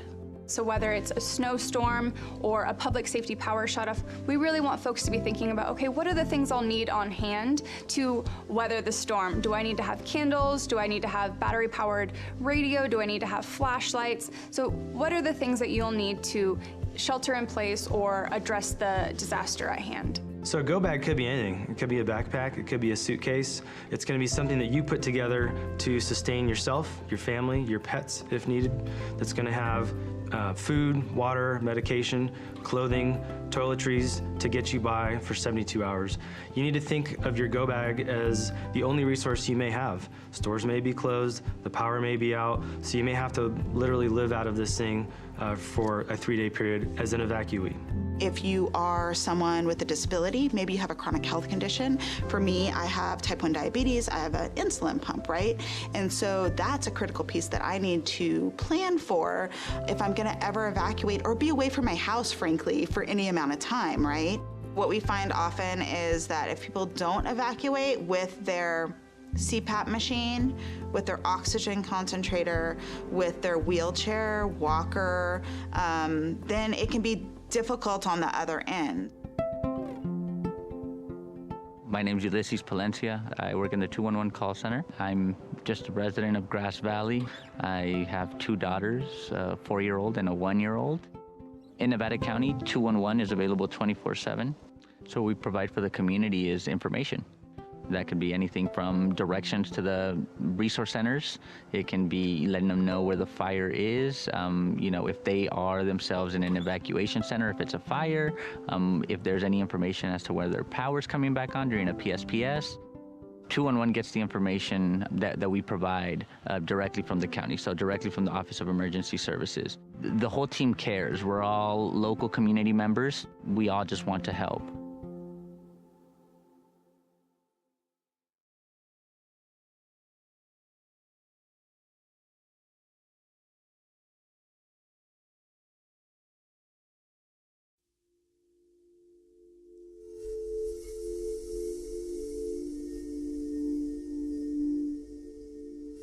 So we were all sleeping in bed on Thursday, November 8th in Paradise.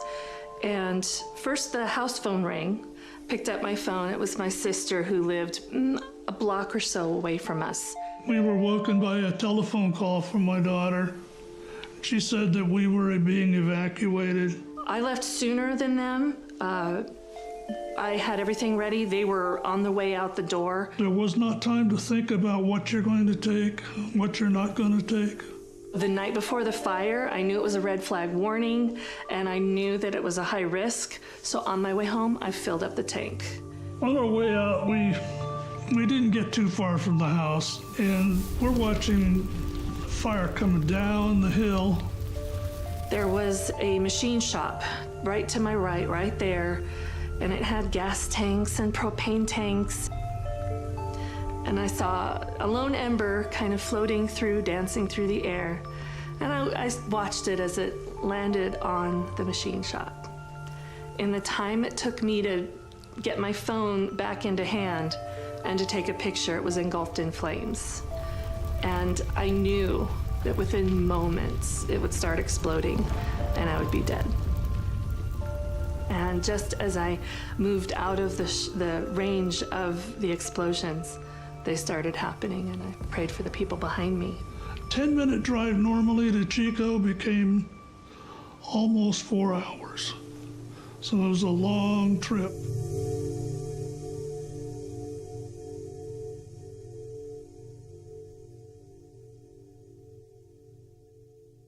We started to hear a pattern. People kept telling us their story of how they escaped the campfire. And they talked about how if it wasn't for my neighbor who came and knocked on my door to tell me there was a fire, I don't know that I would have gotten out alive. If it wasn't for my son who lives next door picking me up and putting me in their car and driving me out of there, I don't know how I would have survived. And so I started really thinking about this connection between isolation and how connected you are to your community, to your neighbors, to your friends, to your family, and how that can be really helpful in a time of a disaster. So we were actually the beneficiaries of someone making that plan in advance to have that group of people that they were going to call. And that she saved my life that day. So absolutely having that network really saved lives. Find your five. The idea is that, find trusted allies that can be there and can be responsive and will check in with you if a disaster were to happen. So we recommend that you put people in your network that are down the street, that are maybe the next town over, that are outside the county, and maybe even outside the state.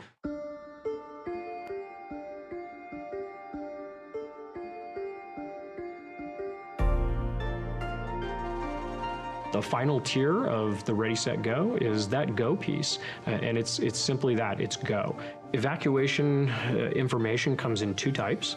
The first type could be an evacuation warning. This is essentially information that we're going to push out to the public, notifying them of a potential threat in their area where they may have to evacuate their home. And an evacuation order is essentially that. We are telling people that it's time to go. There is an imminent threat to life, and we do not believe that you have much time to leave the area. Code Red.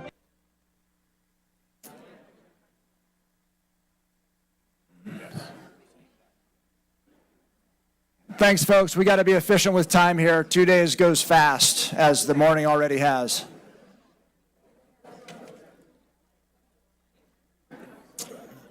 Please find your seats. Gavel them down. Please find your seats. Thank you. All right. With that, we would like to hear from the applicant with the applicant presentation.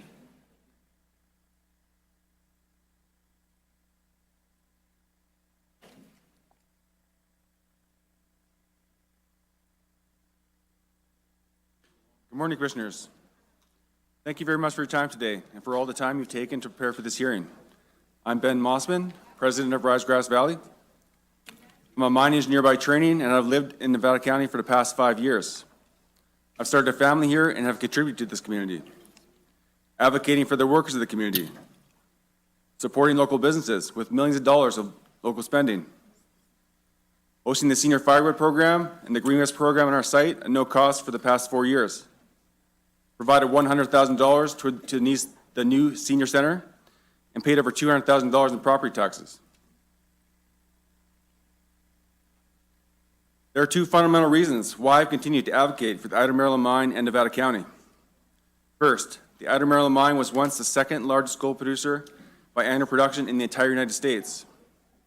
Before it was forced to close in 1942, the mine employed 1,000 people and was producing on average 120,000 ounces of gold per year. When the mine closed, they had plans to double the production. What makes this mine exceptional is the very high grade, which averaged a ½ ounce per ton over total production of 2.4 million ounces of gold. If this mine could be reopened today and achieve the success of its past, it would be among the highest grade major gold mines in the world. Second, I believe that our project meets the high environmental standards and values in Nevada County, that jobs and tax revenues are greatly needed, and that Nevada County is a place that respects property rights and applies its laws and regulations consistently and fairly.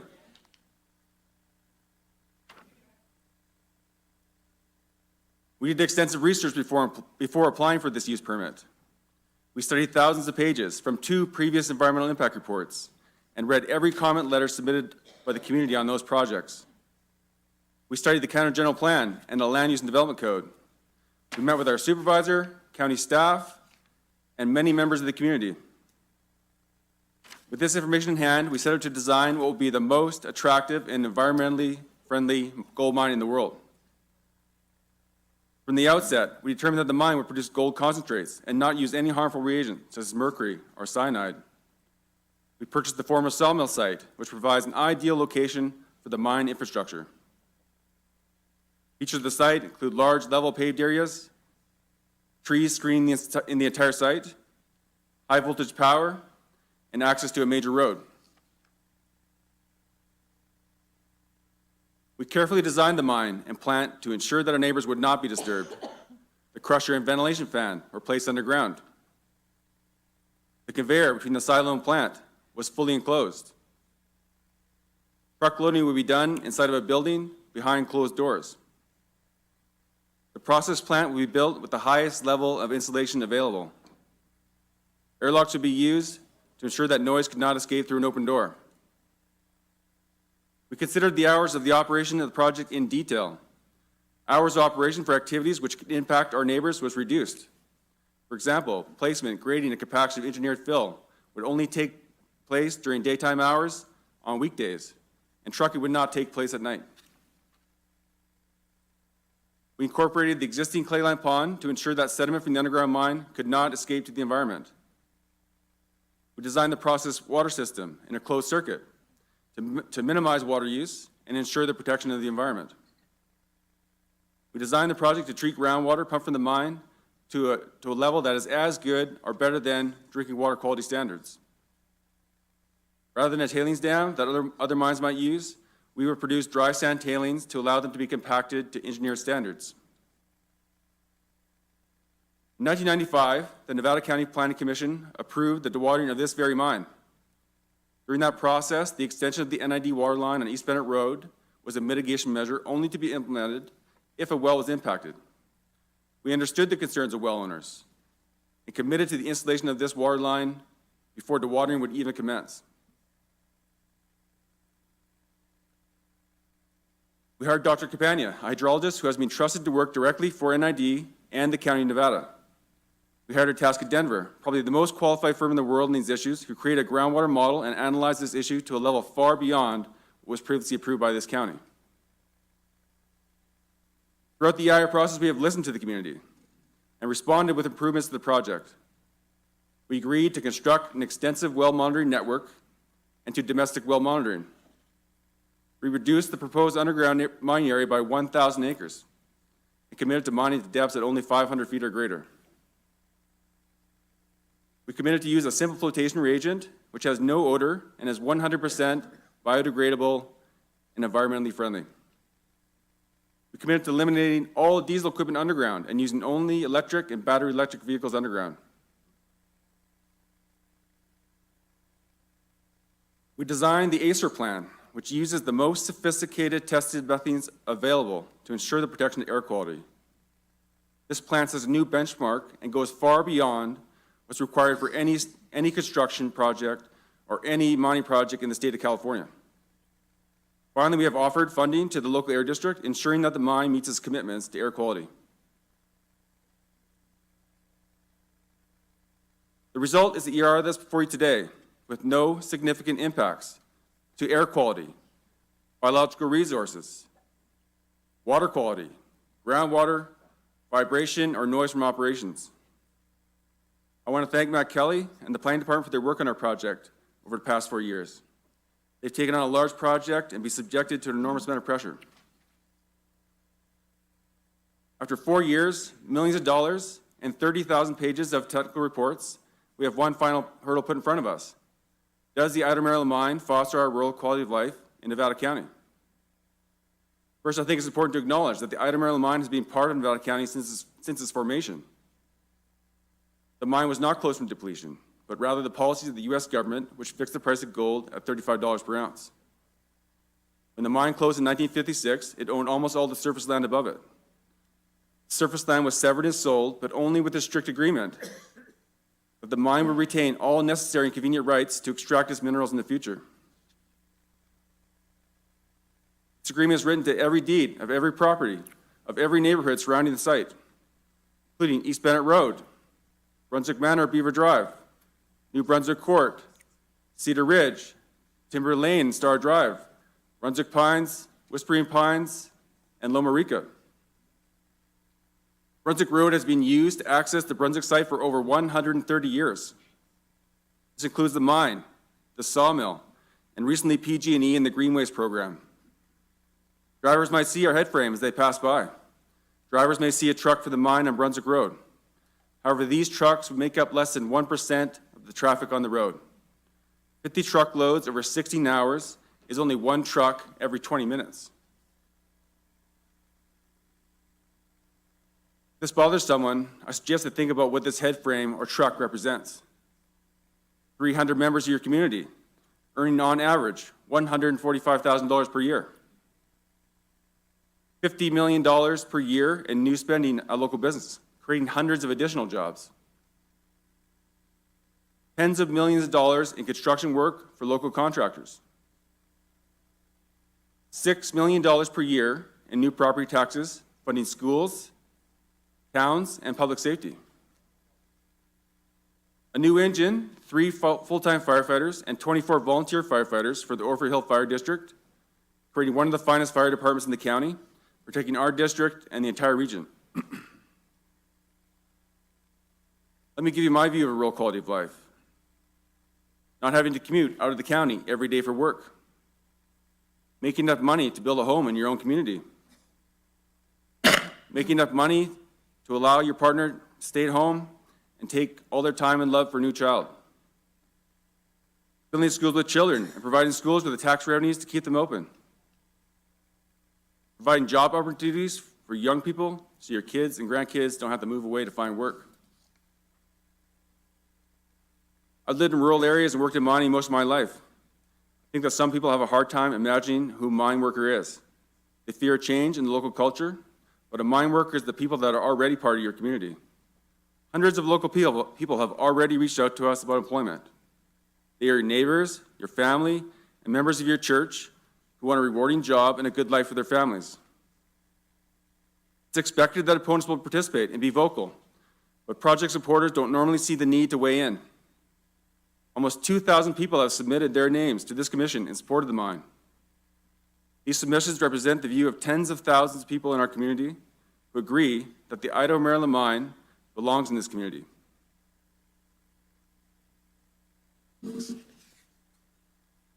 Thank you, Ben.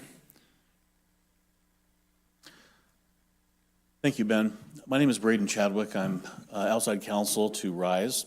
I've been working with the county as well as RISE for the last few years to go through the environmental review process and work with staff to permit this project.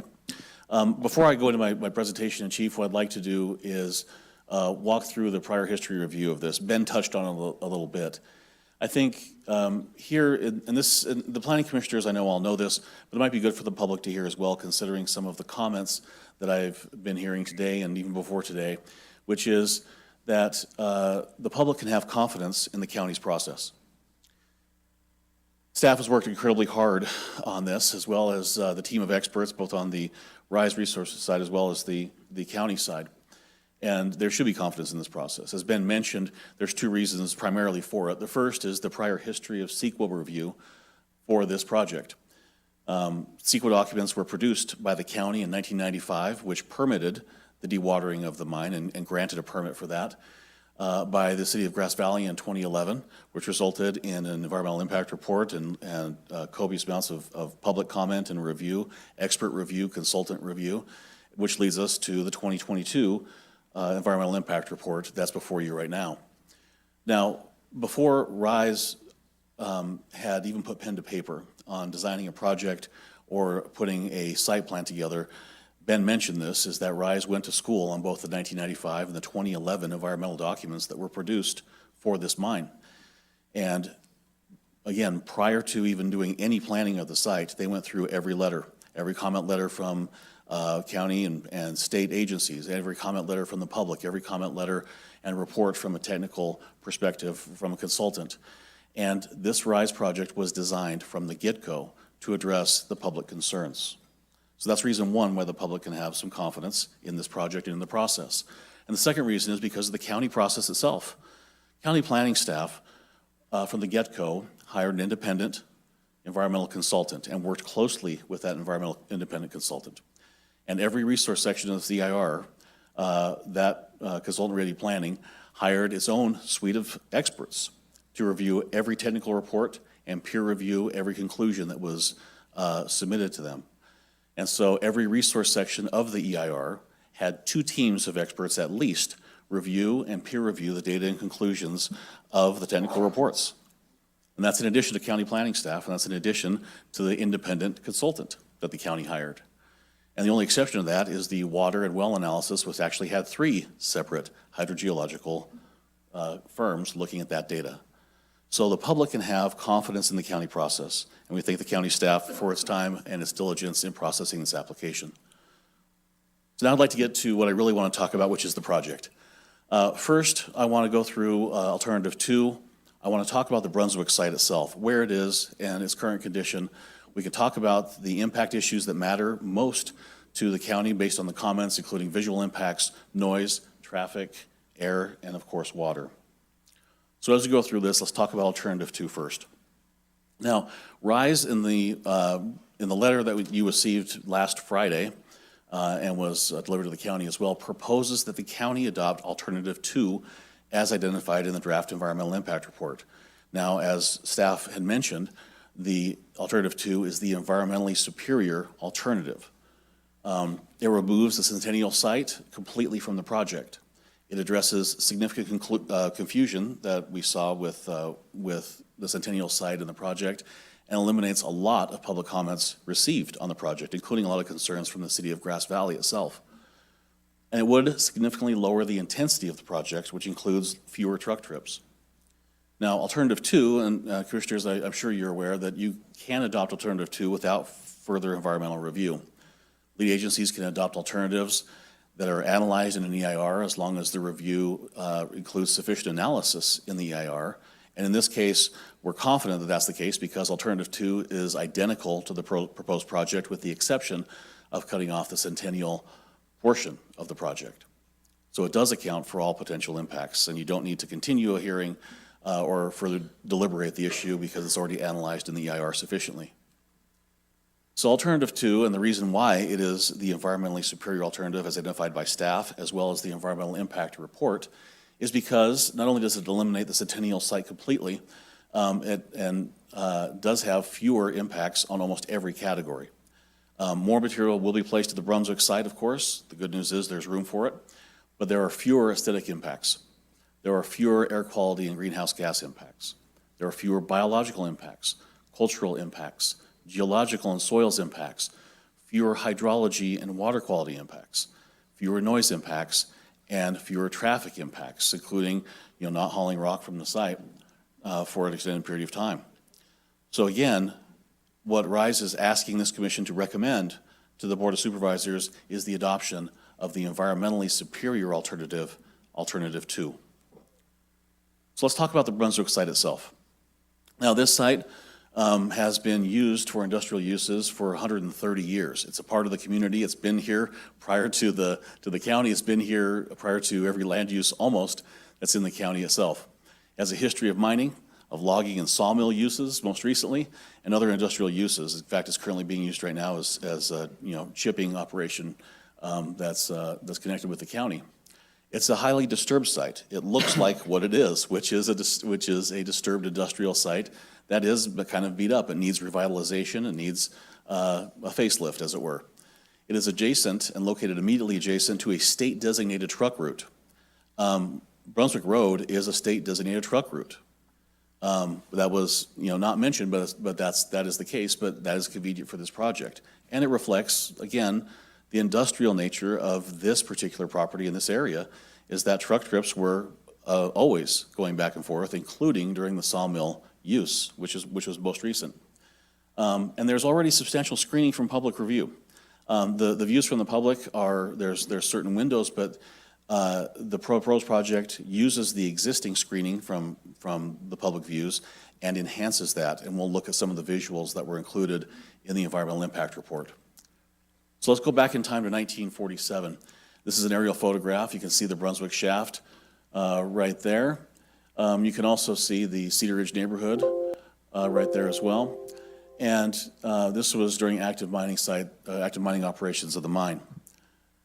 Again, this is 1991, And again, you see the logging operation right here and the mill, and you see what the industrial pond was constructed there for the Bohemia sawmill.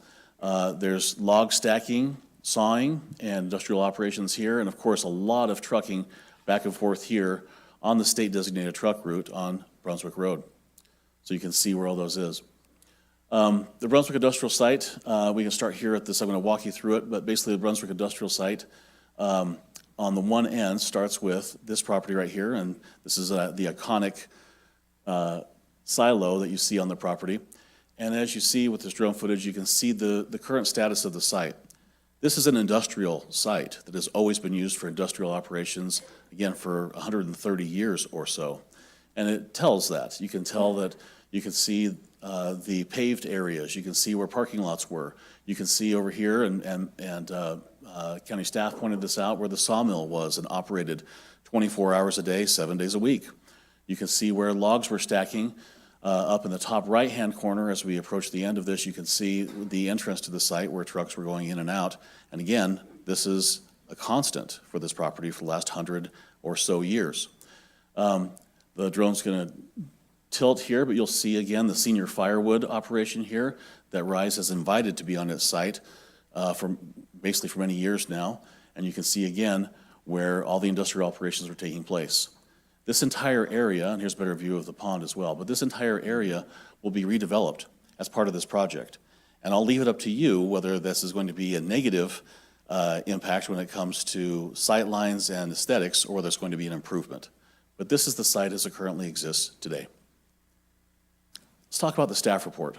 I want to talk about the variance in the general plan that Matt was mentioning. First, let's talk about the variance. The staff report recommends that the Board of Supervisors deny the variance. And they talk about a couple things. The first is it asserts that the property is not unique or unique enough, I guess it would be. That's not true, especially when you're considering some of the variances that the county's approved in the past.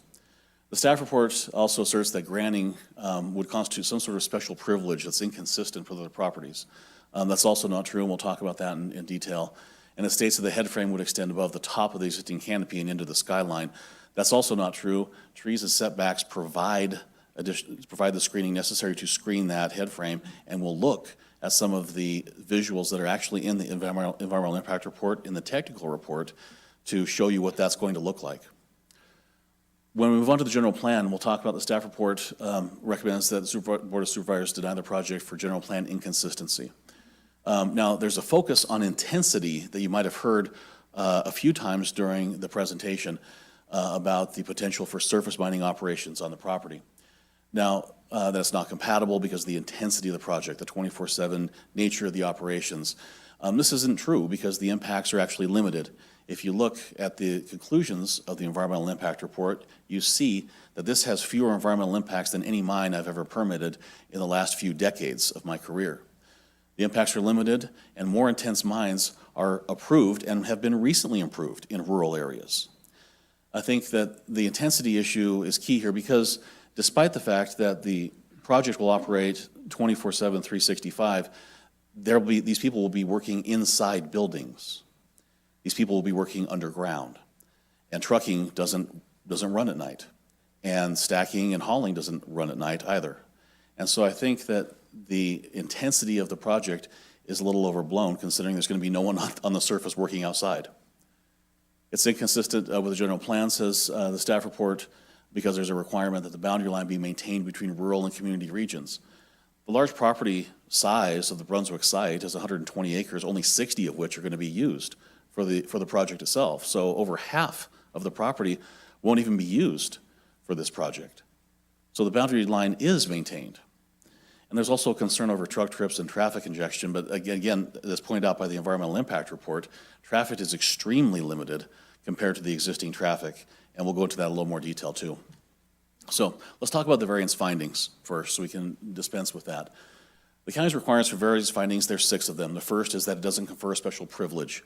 The second is that there's special circumstances associated with the property, and Matt was correct when he pointed out that's key here, is that the property has to have some unique characteristics that would justify the variance being granted. This property absolutely has them, and we'll talk about that. The third is that it does not authorize or use that is otherwise illegal or otherwise not allowed. The fourth is that it doesn't adversely affect the health, safety, or welfare.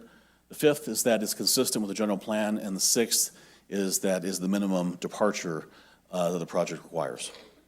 So what I'd like to do is take a look at one of the variances that we got from the county.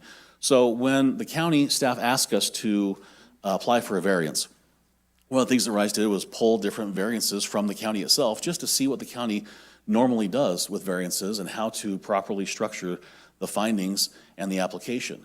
And so this one stands out to me, the Lone Oaks Apartments, but it is emblematic of how the county approaches variances, especially height variances, in its deliberations. So this variance is, the example is the Lone Oaks Apartments, and we'll walk through all 6 of the findings that the county requires. Of course, the first is that it doesn't grant a special privilege. There's a whole 2 sentences there. The second, again, this is the key, so we'll dwell on this one that Matt was correct in, is that there are special circumstances applicable to the property. It's interesting that the property proponent and the county found this to be convincing as far as special circumstances concerning the property or the uniqueness of the property. This property was deemed unique by planning staff because the property is relatively flat and it's nearby local amenities. I'm not sure how unique that is. That seems not unique to me at all, actually, and it's only 1 sentence. But again, this is the standard that the county holds variances to. Second is, of course, third is that it's authorized by the zoning district in which the property is located, doesn't harm health, safety, or welfare. And here, of course, they say that benefits and everything else are the same as the next door property, so how bad could it be? And the fifth is that it's consistent with the general plan because the zoning allows it. And the sixth is that, hey, we asked for 38%, we're allowed 50%. This is page 1 of the variance findings for the Idaho Maryland mine. Page 1 of about 9. The difference is that the Idaho Maryland mine variance justification includes specific details about the project. It has more than adequate information to justify the variance.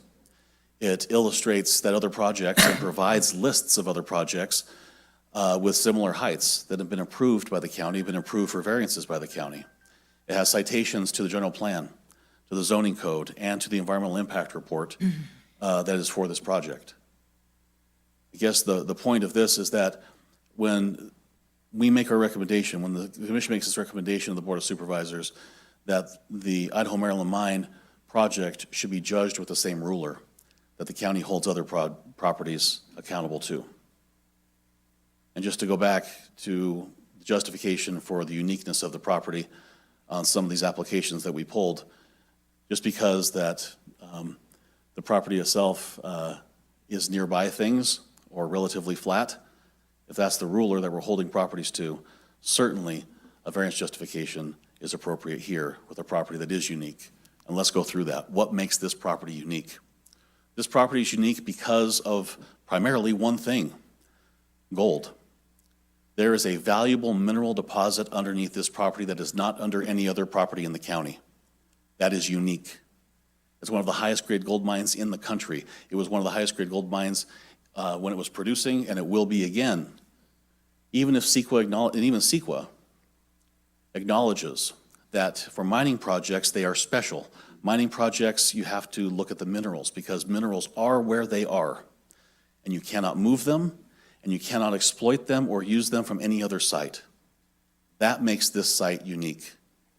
And for variances, as county staff pointed out appropriately, variances you have to look, and the key is what is unique about this property. This property is unique in the county. There's nothing else like it. There are also existing and usable mining facilities, and these are all in the findings as well as the letter that was sent to you last Friday. But there's an industrial pond there that already exists. There's a 3,000-foot deep mine shaft that's existed there. Does that make it unique? Absolutely. That's a unique feature of this property that enables this particular project. There is an existing 85-foot silo, and there is a reuse of this mine site, and the reuse of this mine site is something the general plan encourages and wants to happen, of course. And of course, the last, and this will echo the other application that you just saw, is the county has zoned this property for this purpose. This is a zoning that allows this use, and the county has kept that. In fact, this use predates the zoning code. And so the county has always kept the zoning code to allow this use. It's M1. Despite that fact, and despite the fact that that variance can be achieved and can be approved and can be found to be consistent with the requirements and the findings of the county, a variance isn't even required, and I'll tell you why. With that letter last Friday that you received, RISE committed to, for its habitable buildings, meet the 45-foot standard for the zone. So RISE will reduce the height of those buildings because, again, it was a surprise to us that the building height was going to cause staff, the staff report to try and find an inconsistency there. But RISE will reduce those buildings to the 45-foot height limitation. And Nevada County Code Section 424 provides an exception that says that architectural features not intended for human occupancy or non-habitable structures like head frames have an exception as long as there's a use permit associated with the project. And here that's the case. So RISE commits and asks this commission to put a condition of approval on its recommendation to the Board of Supervisors that the building heights comply with the zoning, with the existing zoning code height limitation of 45 feet. RISE will commit to make that happen. And this variance isn't even required. So let's talk about the general plan. First of all, the general plan consistency is essentially extremely hard to make, and here's why. And there's a lot of cases on this, and I'll just give you just a couple of them. The lead agency's role, your role, is to balance competing goals and interests that are reflected in the general plan. You're well aware general plan goals and interests sometimes compete with each other. And as staff pointed out, you can comply with one and be inconsistent with another because those two things are at odds with each other. And again, furthermore, it's well established that no project could completely satisfy every policy. And state law does not impose a requirement that each project comply with every policy. It's a balancing test, and it's one that you're tasked with as the Planning Commission. So is the project consistent with the general plan? Absolutely. And respectfully disagree with some of the things in the staff report. Let's go through some of these things. The general plan introduction in volume 1, page 1 through 8, it says that one of the county goals of here is to ensure the long-term quality of natural resource values, including mining activities. Mining in the county, despite its unpopularity with some people, is a critical part of the infrastructure, and it's a critical part of the county's economy. And the general plan acknowledges that mining activities should be ensured as long-term operations here in the county. General plan policy 1.1.1 that Matt mentioned, that maintain a distinct boundary between rural and community regions. Again, what you have here is you have a very large site that's always been zoned industrial, that the county has zoned it industrial, and only 60 of the 120 acres are even going to be used. Is there a distinct boundary between rural and community? Absolutely there is, and it was designed that way. General Plan Policy 1.1.2, this talks about development which was consistent with rural lifestyle and surrounding land use patterns. Well, what's the surrounding land use patterns? The surrounding land use patterns are this site. It's a state designated truck hauling route. That's a land use pattern that's here at the property. This property has always been a industrial property. It's been a sawmill, it's been log stacking, it's been wood chipping, it's been a mining property. It's always been part of the community, it's part of this particular neighborhood. So is it consistent with the surrounding land use patterns? Absolutely. And I'll also point out that, as the county staff pointed out, there's very, very little impact on the neighboring community when it comes to the environmental impacts that are disclosed in the environmental impact report. General Plan Policy 142. This basically says that the development should be consistent with overall rural quality of life in the county. And I'll bold this last part because it's important. The general plan provides you the means of how this project will comply, or how any project has to comply with Policy 142. And that is that these criteria shall be accomplished. In other words, you comply with 142 and accomplish that through the application of comprehensive site design standards. So this project, and we'll walk through that, but this project has worked laboriously to make sure that it complies with the Western County site design standards, including building height, building design, building color, and we've worked with staff to make that happen. So can we be consistent with General Plan Policy 142? Absolutely. And finally, General Plan Policy 17.6, I had to smile when the staff report said that this project might be inconsistent with this one, because this one says that the county encourages the extraction of mineral resources. Encourages the extraction of mineral resources in areas compatible before intensified urbanization overruns them. Because, again, it's the same thing with the California Environmental Quality Act. When you're talking about areas in the county that are zoned MRZ2, which this is and is incorporated into your general plan, that is reserved for mining opportunities. And it's reserved that way because the state recognizes that when you have valuable mineral resources, they need to be protected until they can be exploited by this county. And your general plan policy reflects that by saying the general plan policy of the policy is to encourage the extraction of mineral resources before you have significant urbanization. So the project does fit with the rural character of the area. There are similar surface mining operations conducted in rural areas for years. In fact, that's where they almost exclusively are, is in rural areas. Most recently, the Boca Quarry of 2019, the expansion that was approved by the county, was in a rural area. And this project has taken a litany of measures to mitigate any of the negative impacts, including visual screening, insulated buildings, mature trees to be installed, no nighttime hauling. All of that goes to making sure that this project is consistent with the rural character of the area. Now, just hearkening back again to the intensity issue, intensity is not found as one of your findings in the zoning code here that you need to find. The intensity of the project is consistent with the type of mining that is historically conducted in the area. It meets all of the regulation and guidelines. There's less traffic than any other mine in the county, and there's less traffic than most of the industrial uses that could be placed here. It's designed to meet the county design characteristics, and it does meet the design characteristics, which is consistent with General Plan Policy 142. Here's a view of the head frame of what it looks like with the mature trees.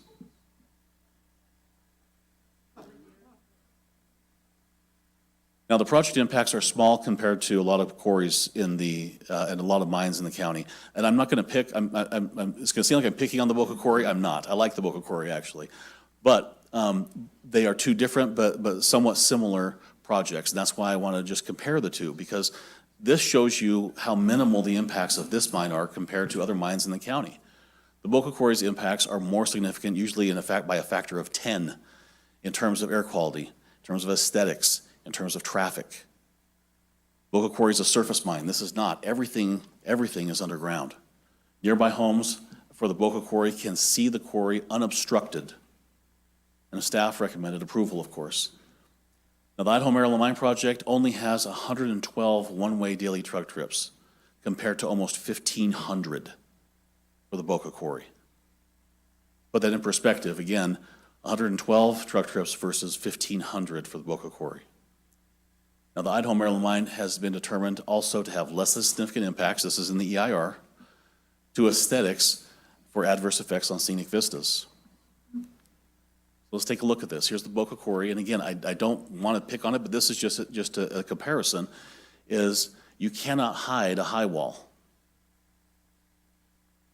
Okay? That's a visual impact. Okay? This is I-80, and here's the Boca Quarry. Okay? The draft EIR for the Boca Quarry, this is a quote from it, says the associated visual impact at the key views would be considered significant and unavoidable. And that's why. This site does not have these views like that. This is a view of the entrance of the site. The draft EIR is found that the project is compatible with the general plan. The EIR says this. Okay? The staff report is inconsistent with this analysis. Now, the Idaho Maryland Mine Project is less intense than other mines approved by the county, and that's why it's consistent with the general plan. Let's talk about the project design, because that's what we're talking about here. We're talking about avoiding impacts. We're talking about addressing concerns. And again, Act 1 for RISE when coming to the county was to go to school on those previous environmental impact reports. So the design is environmentally responsible. There's aesthetic improvement over the site as it currently is, and I'll let you be the judge of that. There's minimal noise because everything is designed to be enclosed in the building. That's expensive. That's difficult. It requires airlocks and it requires fully insulated buildings to state-of-the-art standards. But that's something Rice is committed to make sure that the county doesn't hear this and neighbors don't hear this operation. There's minimal traffic. Again, just compare it with any other mine in the entire county. It's designed to protect air quality. It's designed to improve the water quality that's currently flowing through the site, and it's designed to protect local wells. Let's talk about this. For aesthetics, there's an aesthetic improvement, okay? And for temporary construction noise, this construction noise is temporary, and the reason there's any noise at all that the EIR found was significant was because they're constructing a water pipeline to provide water service to the neighbors. But for that wouldn't even be an impact. And there's only 2 intersections where you have significant impacts for traffic, only 2. And let's look at what those mean, okay? It's Brunswick Road and Highway 174, and it's Sutton Way at Brunswick Road. This is what I want you to focus on.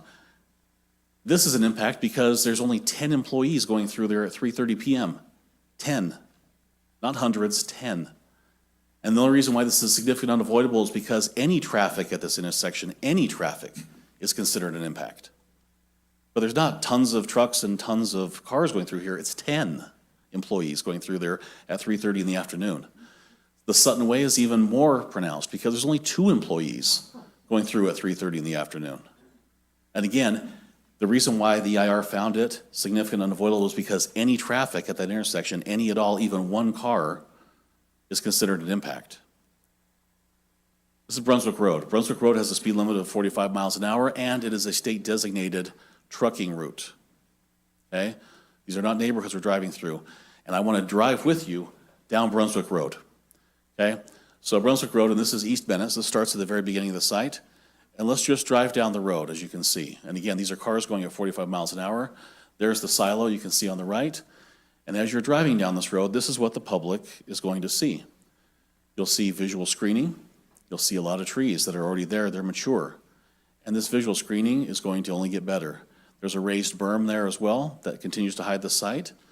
The site, as you can see, is at a lower elevation than the road is. That helps hide the project itself. You can see, county workers there on the side of the shoulder of the road. And as you continue going down here, again, this is 45 miles an hour that people are driving down this road. And it's again, state-designated haul route. And up here on the right, you'll see the entrance to the site. That's what the public sees, okay? Again, the Brunswick Industrial Site, and this is a reminder of what it looks like. You can see the pond over here on the right-hand side. You see the silo, of course, right here. It's 85 feet tall currently. And you see kind of the beat-up kind of structure of this site, the paving, the parking lots that are there. This is what it's going to look like with the visual simulations, and I want to walk you through this, okay? This is what the project is proposed to do, as you can see. You have buildings that comply with the county design guidelines that we work with staff on. You have a parking lot with trees and dividers and vegetation. And as you see, as it flies through here, you'll see all the different buildings. You'll see the parking that is available there. You'll see the awnings and the accoutrements that meet the Western County design guidelines. The buildings have been broken up, as Matt mentioned, to make sure that they're not giant buildings that comply. Again, this is to comply with the design standards. You'll see the existing pond, and this is what the site will look like. Now, you'll see everything's, again, here enclosed to make sure that there's no noise. You'll see right here where the rock will be transported through a covered, and then you see right here where the head frame is. So again, this is a site improvement from what it currently is. And again, visual screening is going to be part of this. Now, this comes from the environmental impact report. These are visual simulations that are there, and you can go look at them at your leisure. But here is the site of the current view, where you can see, of course, the 85-foot tall silo there that currently exists there, and this is on the corner of East Bennett. And this is what the head frame is going to look like. And then again, this is what the visual screening will be. Again, this is anticipated to be put there prior to when that's getting built. So again, visual screening is key to this project, and it's part of this project, and it's a condition of approval of this project.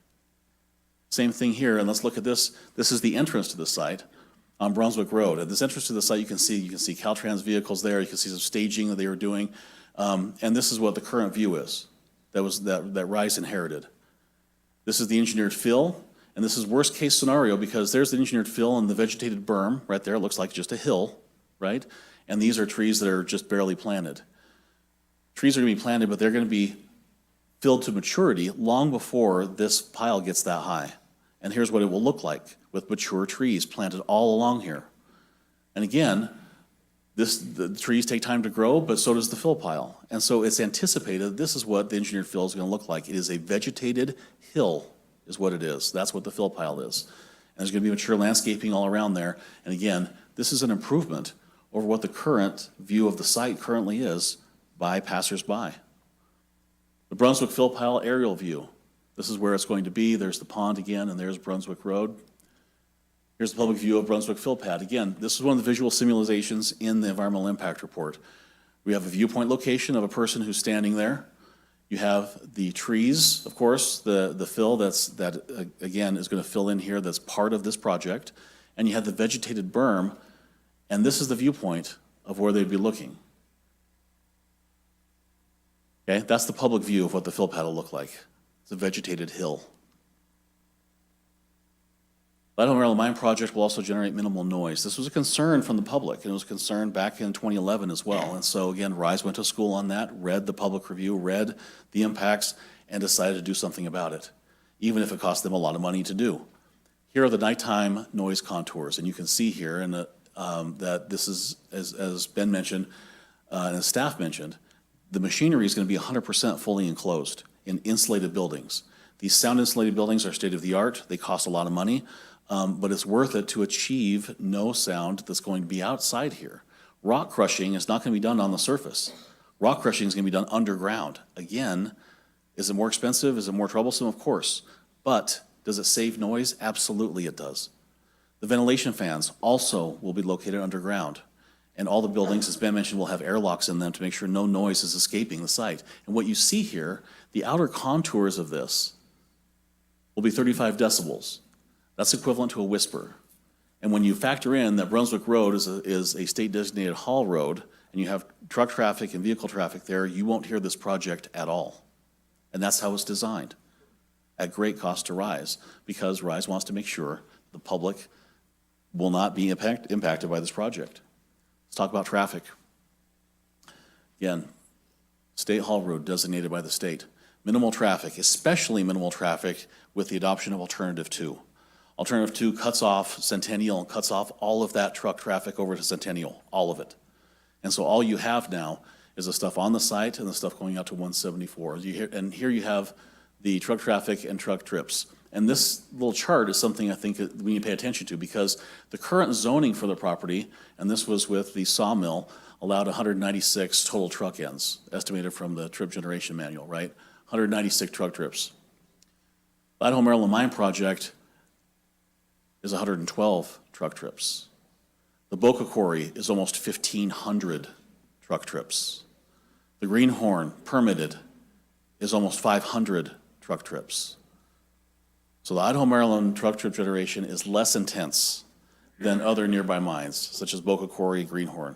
And so this concern over truck traffic or the intensity of truck traffic, again, is overblown. The Idaho Maryland Mine project only has 112 one-way daily truck trips. And again, that's equivalent to during the day and daylight only, during the day, that's only one truck every 20 minutes on a state-designated trucking route that has a lot more traffic than that. So here's, putting it a different way, here's the trucks on Brunswick Road. The current traffic, you can see, is the blue line here. Okay, that's what current traffic looks like at different times of the day, which is down here at the bottom. What you have with the Idaho Maryland Mine is when you add current traffic with Idaho Maryland Mine trucks, here's what you get. It's almost overlain completely because there are so few truck trips. And compared to other mines, again, it's almost nothing. And so the trucks on Brunswick Road are the equivalent of only 3 equivalent vehicles, but you can see how it currently tracks the current traffic there. There's hardly any traffic impacts at all here. And the EIR that staff is endorsing, that the staff says that you and recommends that this commission recommend for adoption, that's where this data comes from. So air quality, RISE goes above and beyond what the state air quality requirements are. The draft ER concluded there are no significant air quality impacts because all electric machinery is used underground. Okay? That was a voluntary design project for this project that RISE started with from the very beginning in the project description. Only electric vehicles underneath to make sure there are no air quality impacts. The project is also required to comply, and staff mentioned this, with the ATCM for surfacing and for grading. Now that's used for all projects in the county where there's any hint of asbestos, which is almost everywhere. And so RISE, again, this is a condition of approval, and Matt mentioned this, RISE agreed for the ACER plan. So RISE proposes additional measures beyond those required by the state with the ACER plan, which requires sampling before and after mining, and it's a condition of approval. And this is a guarantee of a negligible asbestos content because it's constantly being measured all the time, in addition to the ATCMs required by the state. And finally, and this is something that RISE itself has proposed, and it's not being required of RISE, but RISE is proposing this as part of the project and as part of the development agreement, is RISE is proposing to fund a full-time air pollution officer at the APCD. In other words, paying the salary for someone at the APCD to basically regulate them. And why is that? And that's because RISE wants the public, of course, to have confidence that the rules are being followed, that the conditions of the permits and that the air impacts are not going to be anything of harm to them. And so RISE is proposing to fund an entire position there to make sure that the APCD has the staff to appropriately regulate them. And again, this is not required by the county. This is something that RISE is proposing as part of the project and the development agreement. And I was on the phone with the Air District just 2 weeks ago about what the contours of that would look like. So this is real items and things that, I mean, RISE has taken this project and the public concerns very seriously. And I think that's borne out by the environmental impact report, it's borne out by the few impacts that are there, and the impacts that are there are not very hefty at all compared to other mining projects. If you look at a low carbon footprint, this is something that the state is worried about, of course, which is the greenhouse gas emissions. Because of this, the Idaho Maryland mine is going to make up less than 1% of the greenhouse gas emissions here in the county. And that's adoption of electric vehicles, adoption of electric mining equipment. This is an ultra-modern mine that's designed to be environmentally friendly. Let's talk about water quality really quickly, because this is of concern. Now, water quality that the public is concerned about were two things: water quality that's being discharged from the site and water in the wells. Both of these things are appropriate things to be concerned about. No bones about it. And that's why RISE went to school on this so hard. The discharge from the mine, from the water, will meet the California water quality objectives because A, it's going to be regulated by the Central Valley Regional Board. The permitting process is separate from the county, and it's more intense, of course, because you have to meet discharge requirements. And these discharge requirements state that the water discharge from the site has to be as good or better than California drinking water quality standards. There's testing, there's oversight, and there's a whole agency to do it. And that's what RISE is, that's what is going to be happening here, is you can be able to drink this water coming off of the site that's going into the South Fork of Wolf Creek. Let's talk about the impacts to the South Fork of Wolf Creek. Operations are going to be about 1.9 CFS, and the initial, when they're dewatering the mine, will be about 5.6 CFS. And as you go through, here's what approximately 4 CFS looks like. One of the concerns the public had was that the inflow in the creek would cause adverse impacts to the creek. You still have a babbling brook at 4 CFS. There's no scouring, there's no problems there. In fact, it's a whole lot less than the spring runoff that goes down through there. And here's what 1 CFS looks like. And again, this is not a raging river of South Fork of Wolf Creek. This is both just babbling brooks on both of them. Okay, so there's not going to be any adverse impacts to Wolf Creek. And as you know, the mine's going to be using a lot of its own water, but of course, this water use is far less than golf courses. Let's talk about wells.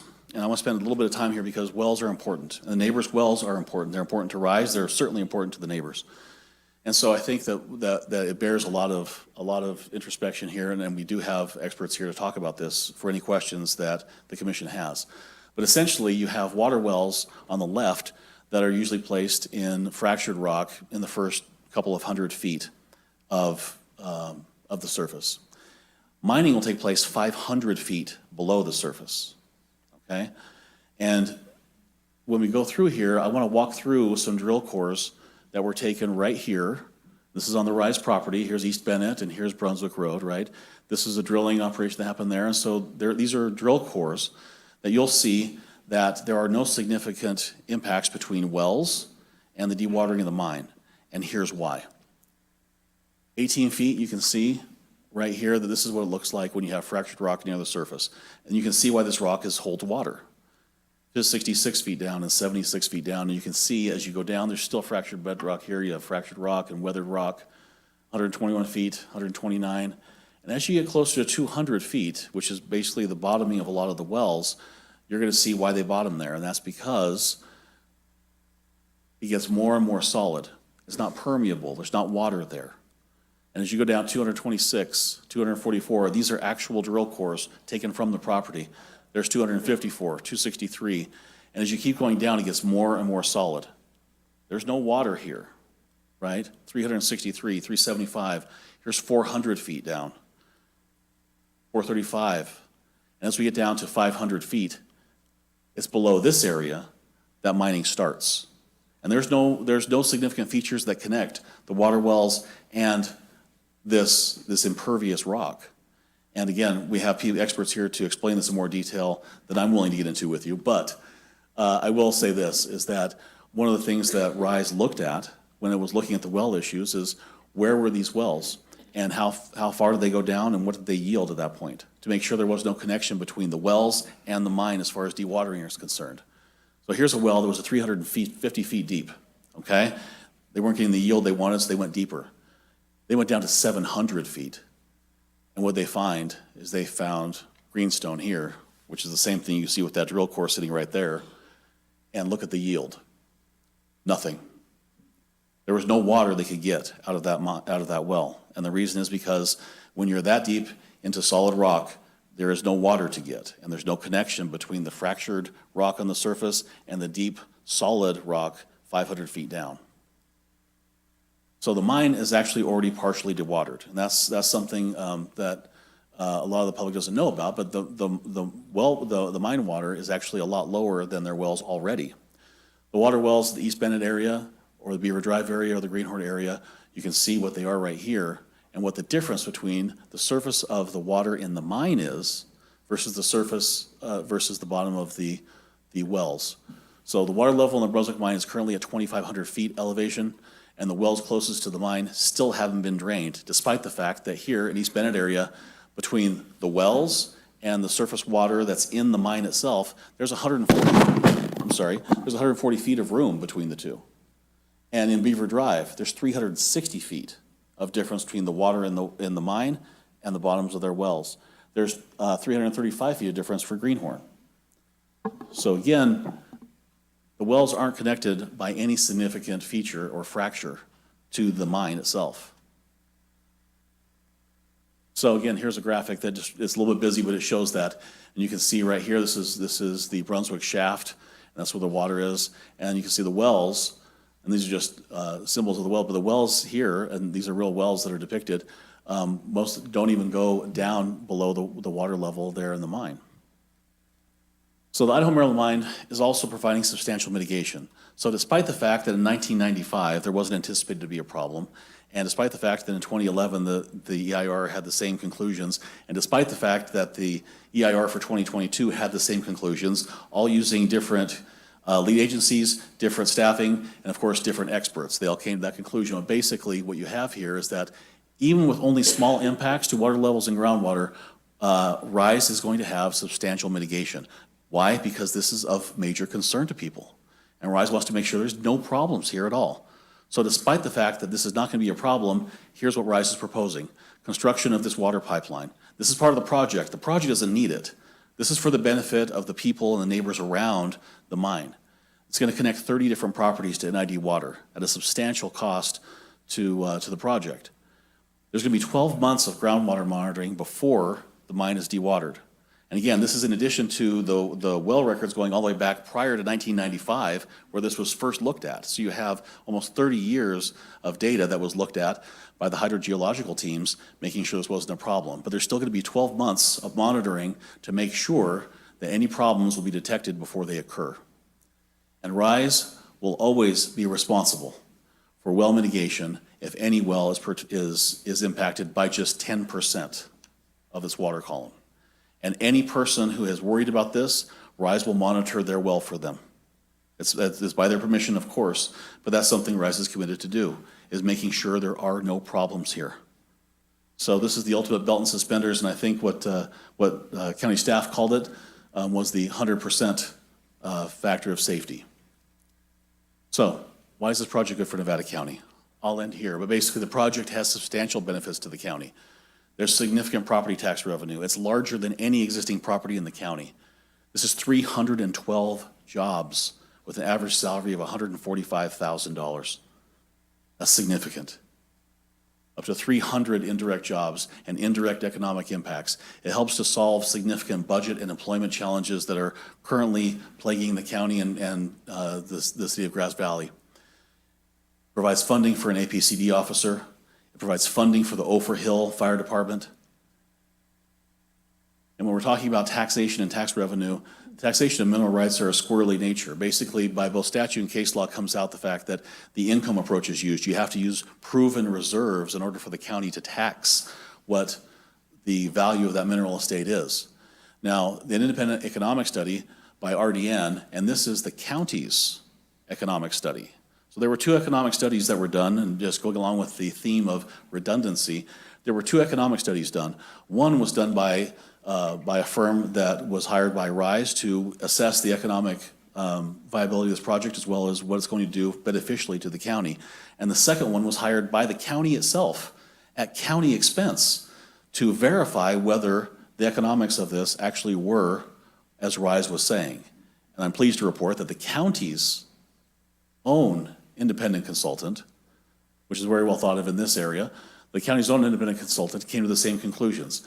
And their county's consultant said that the estimated property tax revenue from RISE was ranging from $1 million a year to $5.4 million a year, depending on what the proven reserves are. If you take the historic mine and you fast forward that to the 2022 equivalent, what that works out to be is approximately $6.9 million of county tax revenue per year, almost $7 million a year. So this is how that's broken down, just to see how you did it. The property tax, 1939 through 1941, you take the assumed price of gold, which is low, right here in this slide. You have the historic production.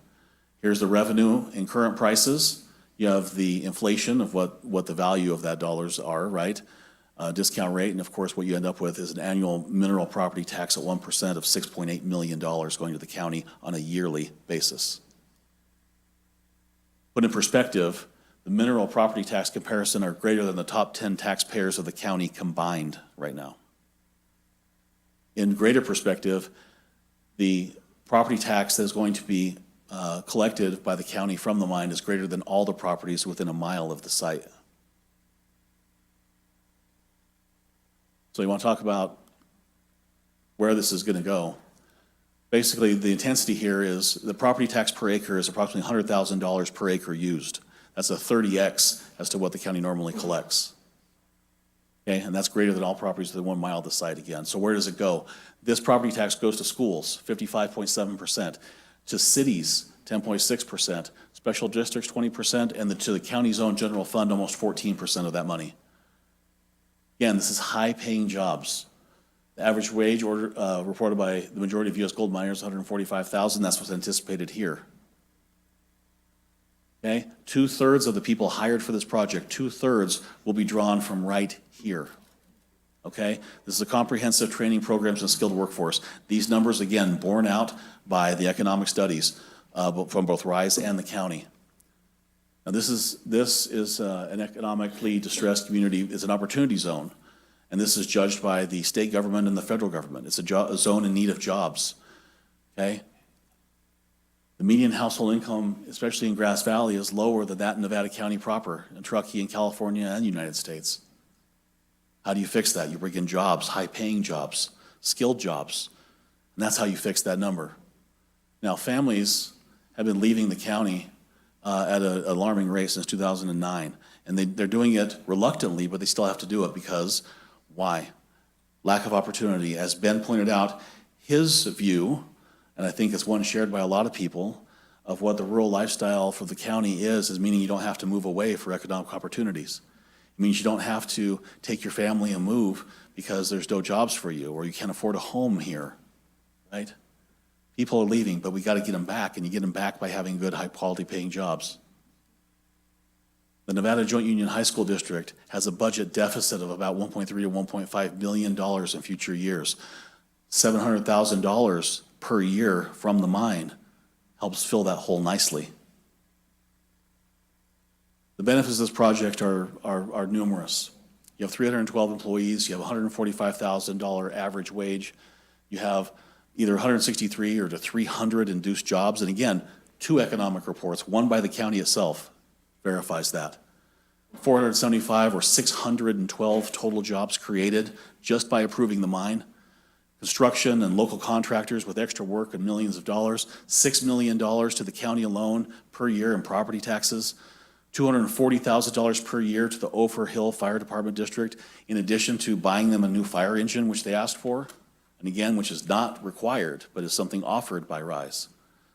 $100,000 per year to hire someone at the Air Quality Management District to regulate the mine itself, $88,000 a year to Public Works, $1 million to the Ophir Fire Department District, and that's for its new engine, and $258,000 in traffic improvement fees. These are significant numbers. This is a significant project that has very few environmental impacts, that protects its neighbors, that does everything it can to mitigate all the impacts and all the comments from all the public over all the years. This is the project that can change the county for the better. Now, the applicant team is here and is willing and happy to answer any questions you might have. And all the experts here, I know that the county's experts are here as well as the applicant team's experts. And you can see here's who they are. We have some people you might want to talk to. Andy Capania, for example, the chief geologist and hydrogeologist, Itasca Denver as well. And so everyone is here to answer your questions. And so what I would just urge you to do is, again, RISE wishes to be the best project it can be to the greatest benefit to the county. And for that reason, urges this commission to make a recommendation to the to the Board of Supervisors to adopt Alternative 2, which is the environmentally superior alternative. Thank you very much. Thank you, Braden. And it's 12 o'clock. What is the opinion of the commissioners here about pushing through and having a little later lunch so we can finish any questions that we have, and also I'd really like to hear from some of the public before we take a break for lunch. I don't know how you all feel about that. Okay. All right, we're going to change the plan, and we're going to take lunch at 1 o'clock in an effort to get you guys up to the podium. But first, I would entertain any questions from commissioners based on the presentations today. And I would implore my fellow commissioners to keep it brief so that we can get to the public. And again, just keeping it, we're for those of you who presented and everybody else, we won't be addressing or asking any questions regarding anything that was received in the EIR or the draft EIR process. This is just clarifying based on the presentations this morning. And with that, I would entertain any. Yeah, clarification. I also would like to thank staff for the excellent staff report. Oh.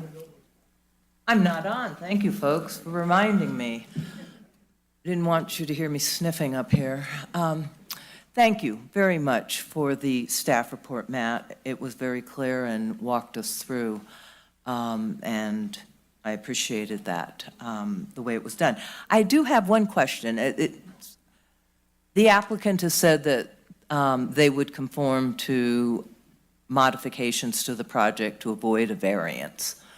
But then they brought up the point on the shaft that they could have constructed at 165 feet if it's uninhabited without a variance. Is that, can you clarify for me, or do I have that wrong? Mr. Chair, members of the commission, Commissioner Duncan, yes, the applicant has indicated that a variance is not required and that they can construct the project based on the use permit application that's been submitted, being that the Brunswick shaft or the head frame would be at 165 feet. This is something that I think I'd want to confer with legal counsel on a little bit and defer to some of them on that question. There is a use permit process that Nevada County Land Use and Development Code outlines, and part of that for a overheight structure would include a use permit. The applicant submitted a variance application for the overheight structure, and the use permit is for the use itself with the reclamation plan. So that's something that we would have to look at, and I would defer to counsel on that a little bit, is by removing the variance application, does that change the project itself? And so that's something I think we need to look at a little bit closer and talk about, I think, with counsel on. And is that something that we should kick down the road till tomorrow when you have time to decide the answer? I think that would be appreciated, so. Is that That's great. Give the acceptable? staff some time Thanks, to Laura. come back. Thanks, Matt. Oh, I do want to address something. For clarification, Nevada County is unique and special, as evidenced by most of the people in this room. And the comparison to variance for the Lone Oak project and that statement that it's flat, that is unique, and it is not normal for Nevada County, especially when you're looking at developable sites. So that was definitely an ability to put in multifamily housing, which this community desperately needs. And services, amenities, they're not widely dispersed. So whenever we can get a win in producing multifamily housing, flat and amenities is unique. Thank you, Commissioner Duncan. Would anybody like to come in second here on any clarifying questions? Terry? So I have three questions here before we get to lunch. Could you pull up your slide, sir, regarding the local funding with the pie graph, if you don't mind? Because unfortunately, Mr. Niehaus and you have a misinterpretation of school funding. And if one thing I can talk about, having been the school superintendent, I can attest to how schools are funded. So if you don't mind finding that pie chart, I'd really like to clarify that for everyone.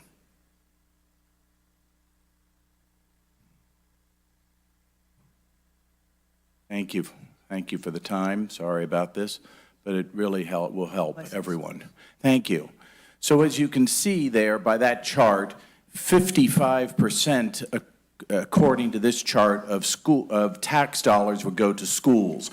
So I need you to understand that those dollars are essentially sent to Sacramento because of an important court case many years ago, so that schools are all equalized. So none of those tax dollars where you said Nevada Union may be getting $700,000 or so, I need you to understand that that's not how schools are funded. Schools are funded, that our dollars come in, and essentially they're shipped to Sacramento, and Sacramento creates this big pool and then divides it up by the millions of kids in the state and then sends it back to Nevada County. So there will be no, and I want to make that clear, there are no tax benefits to schools in this county by this project, okay? So I mean that, not pro or con, that's just the facts of the matter, okay? Thank you. Secondly, and that's Mr. Niehaus got that wrong too, because he doesn't obviously know school funding. So I'd like to talk about your comment about alternative 2, that you've sort of shifted to alternative 2, is one of the pros of alternative 2 was the cleanup of those toxic mine tailings there. Does your alternative going to, the original was on Centennial would be to work with the Water Quality Board and improve that site and all. So my question is, if you go to alternative 2 now, are you not doing then the cleanup on the Centennial site? Thank you, Commissioner. The answer to that is that the cleanup was never part of this project, actually. The cleanup has a separate track with DTSC and EPA. And so the part of this project that was shipping essentially rock over to that site was a post-cleanup project over there. And so that's what the issue was trucking the material over there and using it as a base to then repurpose that property. But the cleanup was a process. An environmental document's already been issued and had public comment from DTSC along a separate course of action. And so I'm still lost. Okay. Is the answer yes? Since it's on, you own that property. Yes. Is the answer you are going to clean up that property on alternative 2, or you're not going to clean it up on alternative? The point, I guess my point, so I can be clearer, sure, is that the cleanup of that property is happening regardless. So the cleanup of that property is with DTSC and the DTSC CEQA process, and not part of this project, and never was. I understand that, but I'm hearing that the answer to my question is yes. Yes, that is being cleaned up. Thank you very much. Yes. And I'd like to turn to you, sir. I lost your name in the early introductions. Thank you very much for your clarifying such. So my question is, in your slide regarding the amount of mine rock that's coming out, you had it at 500, and I was under the interpretation that it was 1,500 tons a day coming out of the mine. Is that your understanding? No, that's not my understanding. Thank you for the question. Sure. I don't know if we can get that slide up, but the anticipation is 500 tons of barren rock per day. Okay. And then an equivalent amount of mineralized rock. Okay. So 1,000. 1,000. It's not 1,500. Correct. Okay, that's different than. And what about I thought there was another 500 tons of sand and other stuff that was coming out to help make the paste that would go back in. Is that true? Yes, that's going to be a byproduct of the process plant. That will be. So, go on. Excuse me. Yeah. So that's a byproduct of the processing plant, and that will be generated through that and combined with barren rock. So I'm again, I'm one of those kind of teachers. I want to make sure I've got this story correct. So 500 tons of barren rock is coming out, and then there's also going to be this 500 tons of mineralized rock coming out. Is that correct? And then what's going to happen after the crushing and all, there's going to be some portion of that that's going to be made into paste and shoved back down in the mine. Is that correct? Yes, I see the confusion, and I apologize because I contributed to that. So basically, in terms of rock, you have the 500 tons of the barren rock that's associated with the tunneling. And yes, 1,000 tons for the ore that's going to be processed, 500 tons of that, which will end up as sand tailings, right? So you end up having about 1,000 tons a day of engineered fill that's produced. Sorry, I'm a slow learner. So how many tons are coming out of the mine on a daily basis? No matter what they're categorized as, how many tons are coming out on a daily basis? 1,500. Sorry, I didn't. Are you as confused as I am? Yeah, I confused you initially. My apologies. So let's get this square.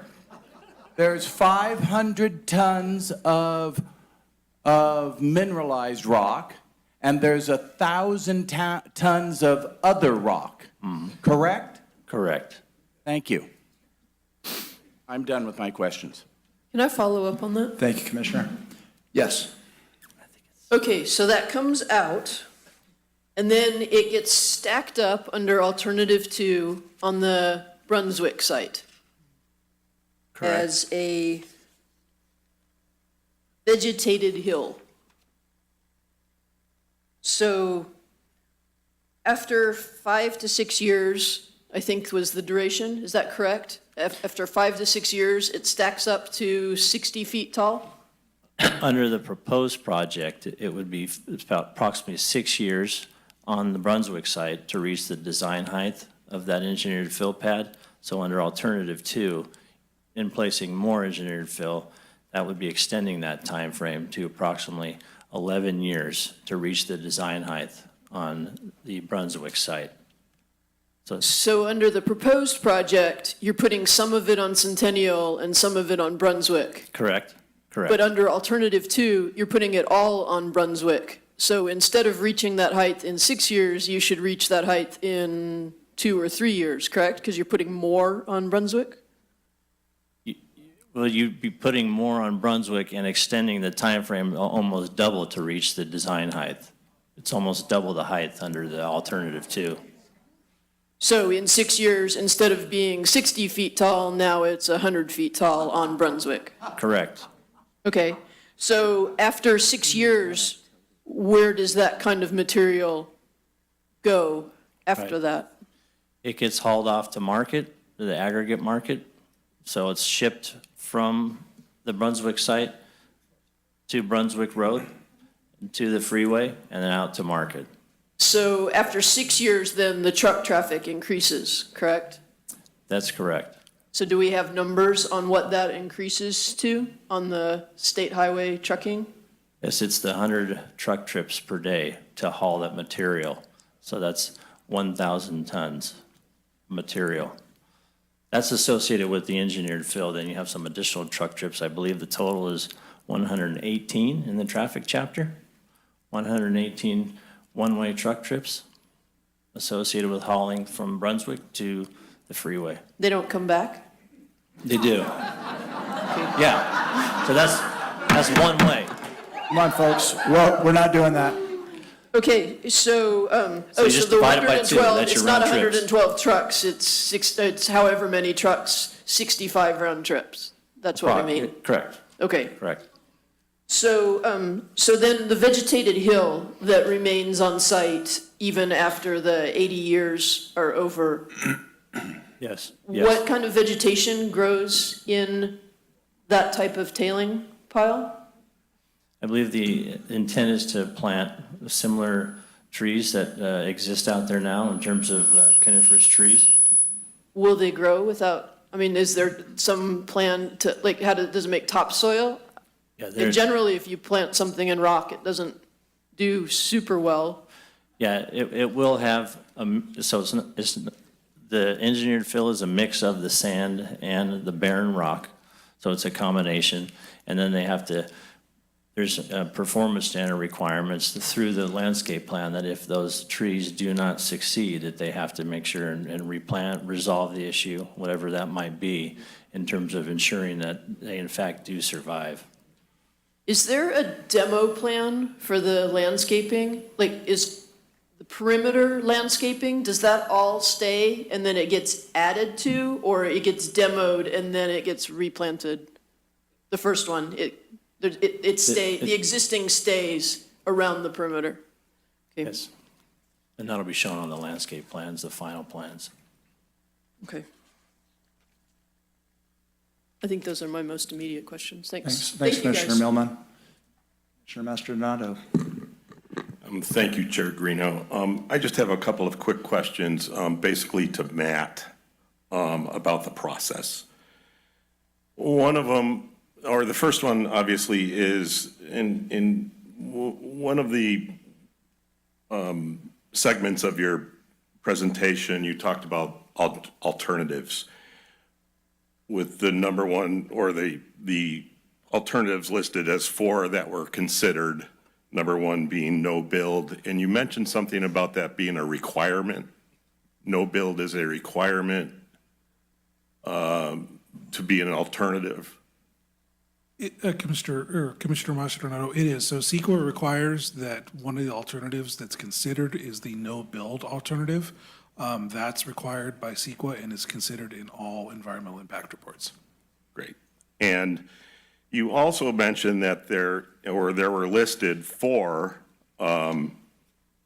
alternatives that were considered, and 5, I believe, that were dismissed.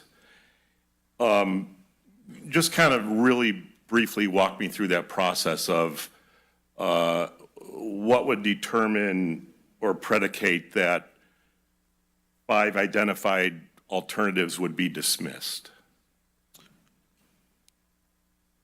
So in CEQA, and I'll defer some of this to Nick for the EIR, in CEQA you have to consider alternatives that are reasonable for the project, and so it also has to make the project be able to be viable. And so it's included in the draft EIR was a number of alternatives that were looked at, and I'd have to go back to the draft EIR to give you the specific exact ones that were dismissed, and I would probably defer to Nick on some of those. But if they're not considered viable or considered considered to make the project work, then they would be considered dismissed by CEQA, and then I would defer to Nick on some of that too. Thank you. Yes, Commissioner. So in terms of, it's routine in CEQA review to look at a whole host of alternatives, and oftentimes some of those kind of drop out from the full analysis. So it oftentimes will have in an EIR alternatives that were considered at some level and then dismissed, and what we typically look for there is, does the alternative meet the intent of CEQA? And there's some specific requirements, one of which would be, does the alternative meet most of the basic objectives of the project? So that's kind of an initial check in terms of, well, let's build a multi-story residential project that clearly doesn't meet the objectives of the basic objectives of the project. So that's one consideration. Another consideration is that an alternative does have to reduce, avoid, or substantially lessen one or more of the project's significant effects. And so sometimes, when we look at alternatives, we come up with something that looks palatable, but when we start kind of considering, well, what are the impacts that it would have? Would it be lesser or greater than the project? And so alternatives that would not avoid or substantially lessen a project's significant impacts, we'll kick them out, so to speak, and we'll exclude them from the full alternatives analysis.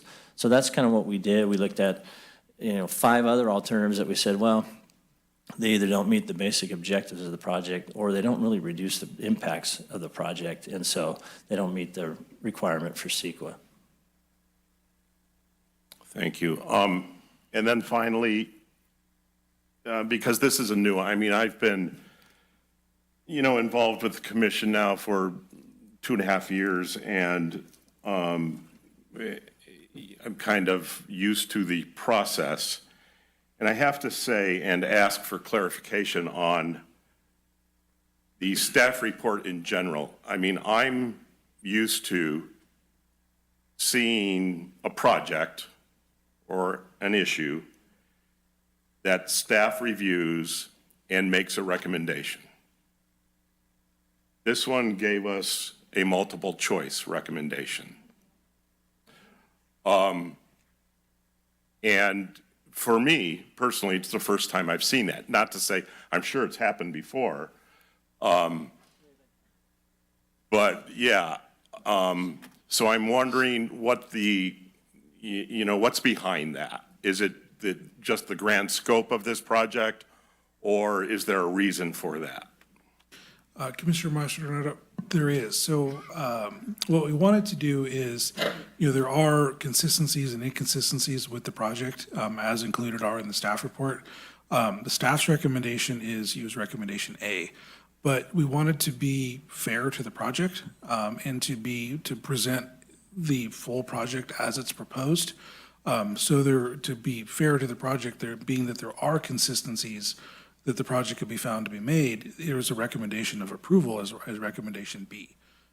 It's true that staff does not do that very often, where to have multiple recommendations. The staff recommendation that's included in the staff report is recommendation A. But like I said, to be fair to the project and to present the full project to the commission for consideration, we chose to do multiple recommendations to be able to have analysis for both considerations. Thank you. That answers my questions, and that's it for me. Thank you, Commissioner Mastrodonato. And thank you, Matt, Nick, Braden, and Ben for those presentations. If we could line up the first 10 folks who would like to provide testimony, public testimony, and then we will be breaking for lunch. So we will hear 30 minutes worth before we break. And as you again come down this side to the podium, exit backwards, and then out the door over to my left over here. And please give us your name when you take the podium.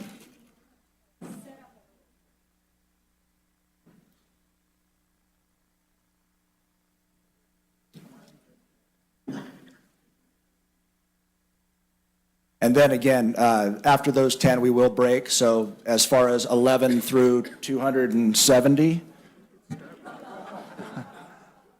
we'll do that after 2 o'clock. And are we ready? I'm burning time here. All right. Are we ready? We can go to number 2. We can go to number 2. You'll still have your spot.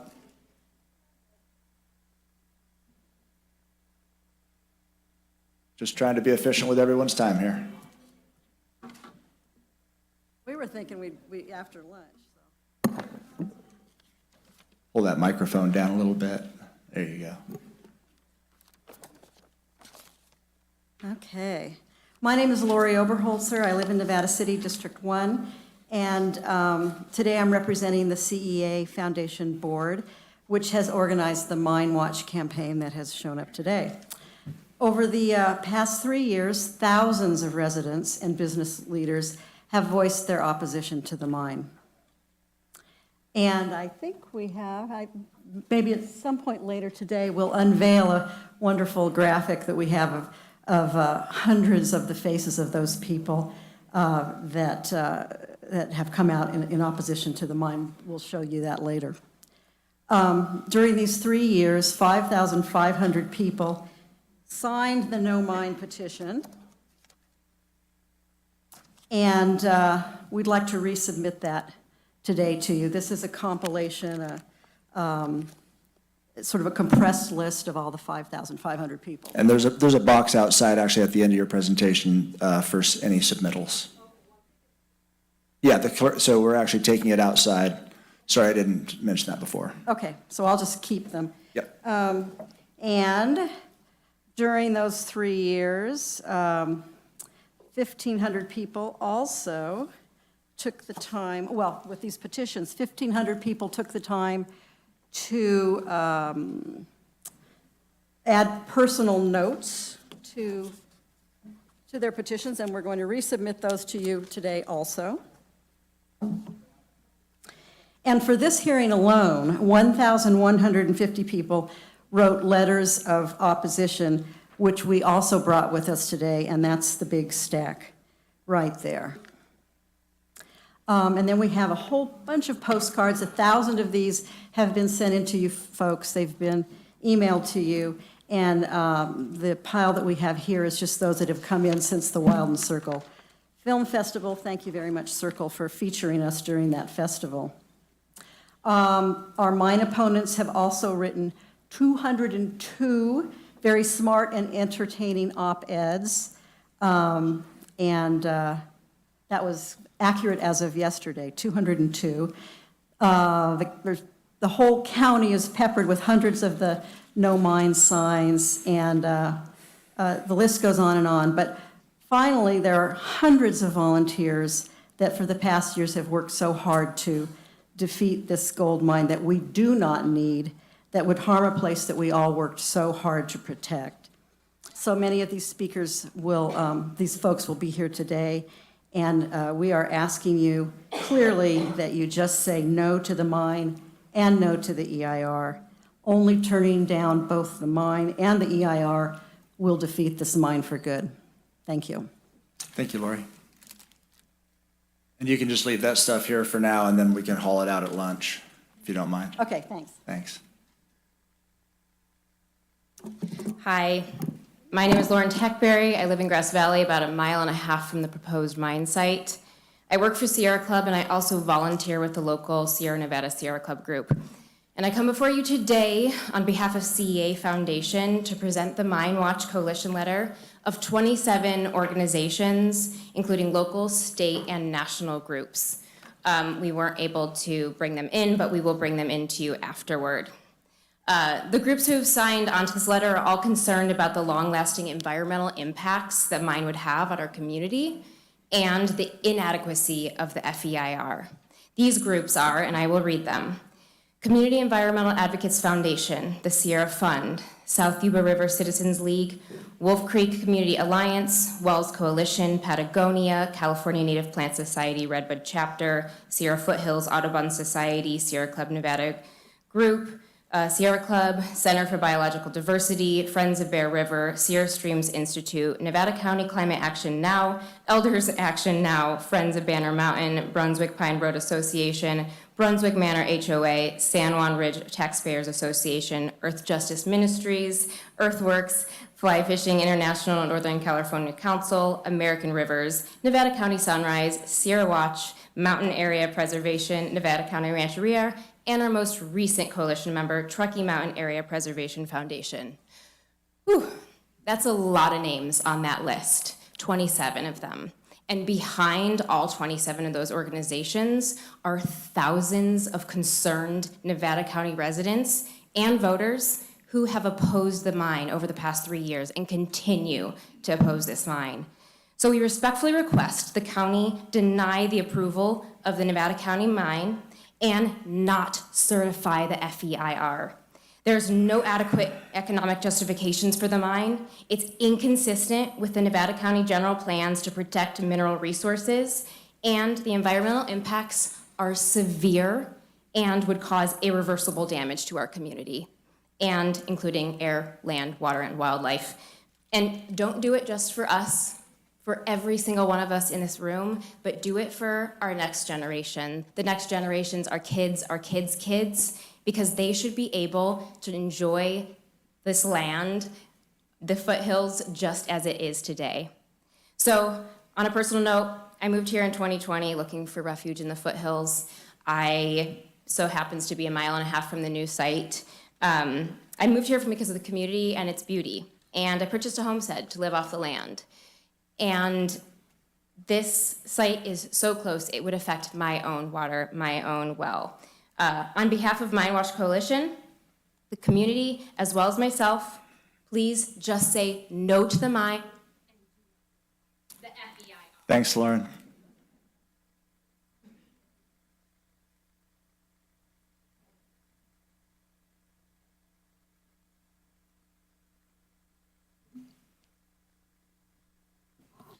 Hi, my name is Greg Thrush. I've lived in Grass Valley for 17 years. I'm here on the behalf of CEA Foundation, and today my comments will be about mine waste and water pollution. Okay, thank you. The final EIR for the mine fails to address the potentially significant impact of mine waste disposal. The mine plans to output 1,000 tons of sand, tailings, and waste rock per day. The mine waste all will be dumped onto 2 engineered fill sites over the course of the first 11 years. It sounds like it'll be less than that now. After that, the mine plans to dispose of it through off-site sales. There are significant issues with the disposal of mine waste due to the potential to pollute ground and surface waters by leaching hazardous chemicals, something that didn't get discussed much. This falls under the jurisdiction of the Regional Water Quality Control Board. The Water Board classifies mine waste by groups A, B, and C. Only Group C, which has relatively low levels of contaminants, is clean enough to be used for off-site sales. The Water Board requires mine waste testing to determine classification. Rise Gold did over 76,500 linear feet of exploratory drilling, yet they chose to test only 11 feet to characterize what will be potentially over 25 million tons of waste rock. Think about that. In the draft ER, the Water Board and numerous other parties identified insufficient testing to determine whether the mine waste would be Group C, suitable for off-site sales. I quote the Water Board comments, "The alternative scenario that the mine waste is not suitable for off-site use should be examined." The Water Board goes on to state that RISE should access any constraints or challenges associated with waste disposal in case they can't do off-site sales for construction of aggregate. The Water Board concludes by saying the draft ER should be revised to address this comment. However, no further testing was done and alternatives were not assessed in the final ER as suggested. As a result, the Water Board is requiring continuous mine water testing, waste testing, and per additions to the ER, the new project now contains the following restriction. The applicant shall not sell or utilize waste rock and tailings from the project for construction aggregate or fill purposes off-site unless such material has been tested and confirmed to qualify as Group C mining waste. CEQA requires that the EIR give the public and decision makers the most accurate and understandable picture practically possible of the project's likely near-term and long-term impacts. Clearly, the final EIR should have provided a realistic solution to that. It will happen if the mine waste isn't Group C. Thank you, Craig. Thank you.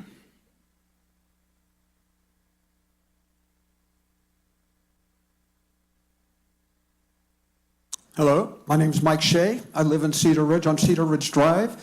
The other side of my backyard fence is the Rise Gold mine property. The engineered fill is going to start 500 feet behind my house. So if just think about it, your house, 500 feet behind your house, for 11 years, they're going to be dumping engineered fill. So that's my problem with this mine, or one of my problems. So I'd like to continue with some of the comments that Greg made about sand and tailing waste rock.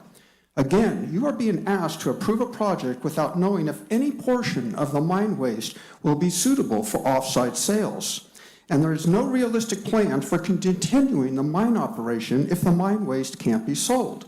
The final EIR contains lengthy discussions trying to demonstrate that the mine waste is, quote, likely Group C. Also included are results of selective spot testing on the Centennial site, which is covered with tailings dumped there before 1956. Based on that testing, the final EIR claims that, again, quote, the historic mine waste has been determined to be Group C mining waste. First, the Water Quality Control Board has not made that determination and will likely need more sophisticated testing. Secondly, for over 70 years of weathering and leaching, the tailings at the Centennial site now bear little value for assessing what will come out of the mine now. Those toxic metals and contaminants that will mobilize and pollute have already mobilized and polluted. Currently, the most accurate place to look for estimating whether the mine waste will be Group C is the mine drain. And the water coming out of the mine drain has high levels of arsenic, iron, magnesium, I can't pronounce it, I apologize, and zinc, which is definitely not Group C. The final EIR response relies on speculative and inadequate provisions for mine waste disposal, stating that the mine rock would not be mined until mine waste characterization has been performed to ensure that the rock will be suitable for off-site sale. Rock types that are not suitable for off-site sale will likely not be mined, and if mined, the waste rock would be placed underground. But keep in mind, mine waste classified as Group A and B requires specific management that must be determined by the Water Quality Control Board and cannot automatically be placed underground.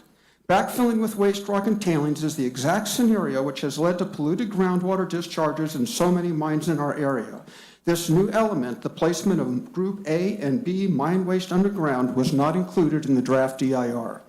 The final EIR is inadequate, and fails to address the potentially significant impact of mine waste disposal and not being able to sell the mine waste, don't approve this mine, don't approve the EIR. Thank you. Thank you, Mike.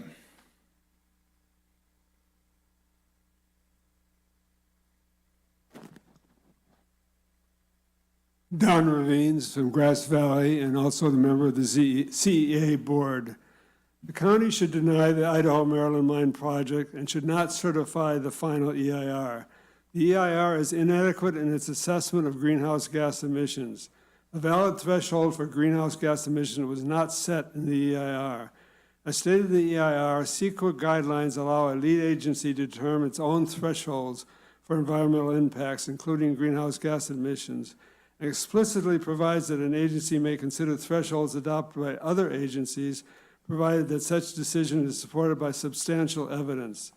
The Northern Sierra Air Quality Management District has not set thresholds for greenhouse gas emissions, so as lead agency, Nevada County simply applied the 10,000 ton year carbon dioxide emission threshold chosen by some other air districts for this project. Nevada County cannot simply assume that the justifications used by other air districts to adopt their thresholds also applies in Nevada County. Hence, the EIR failed to provide substantial evidence required by CEQA by just considering other district thresholds. In fact, the EIR provided no evidence beyond just copying what other districts used. But this is doubly wrong because the other air quality districts originally adopted the 10,000 ton threshold to achieve the older 2006 statewide greenhouse gas goal under California Assembly Bill 32, which is no longer consistent with the current statewide greenhouse gas reduction goals. In 2017, the California Air Quality Board Climate Change Scoping Plan stated, achieving no net additional increase in greenhouse gas emissions resulting in no contribution to greenhouse gas impacts is an appropriate overall objective for new development. In view of this, the mine's 9,000 ton year of emissions should be considered significant and unmitigated. The AIR should have established a net zero threshold for greenhouse gas emissions for this proposed project. The recent draft EIR for another mine, the analogous Sergeant Ranch Quarry project within the Bay Area Air District, used a net zero significance threshold for operational greenhouse gas emissions. This EIR should have done the same. This EIR does not explain why the project should be exempted. The county should deny the Idaho Maryland Line project and should not certify the final EIR. Thank you. Thank you, Don.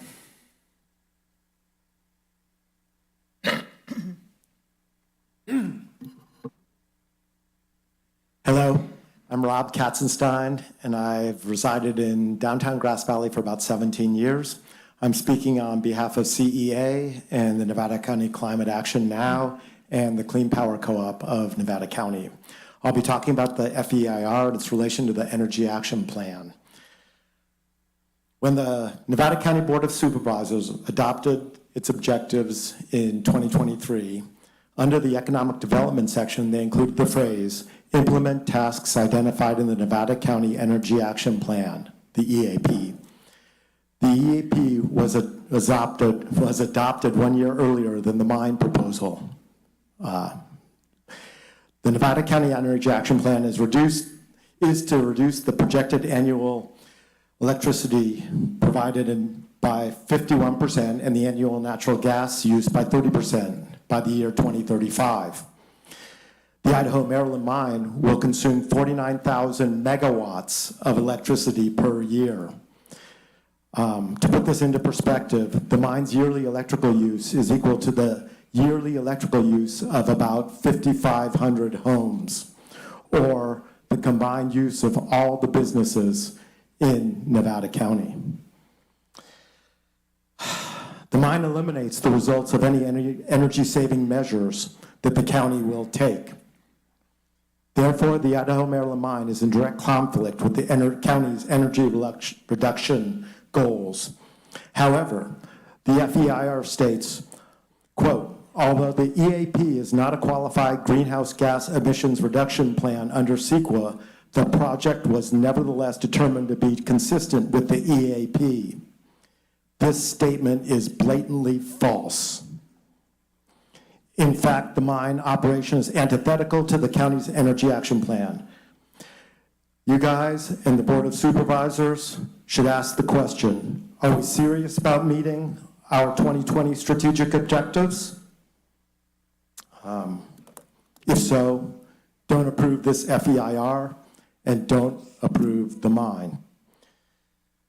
Oh, I have 42 seconds left. So furthermore, the EIR fails to correctly identify a valid threshold for greenhouse gas emissions, as Don pointed out, by assuming an outdated 10,000 ton threshold without any substantial evidence. It is also failing to consider current state goals, and it could effectively undo a large part of the goals of the county energy action plan. So in conclusion, and this is putting it mildly, under CEQA, the EIR is totally inadequate. Don't approve this false document. Thank you. Thank you, Rob.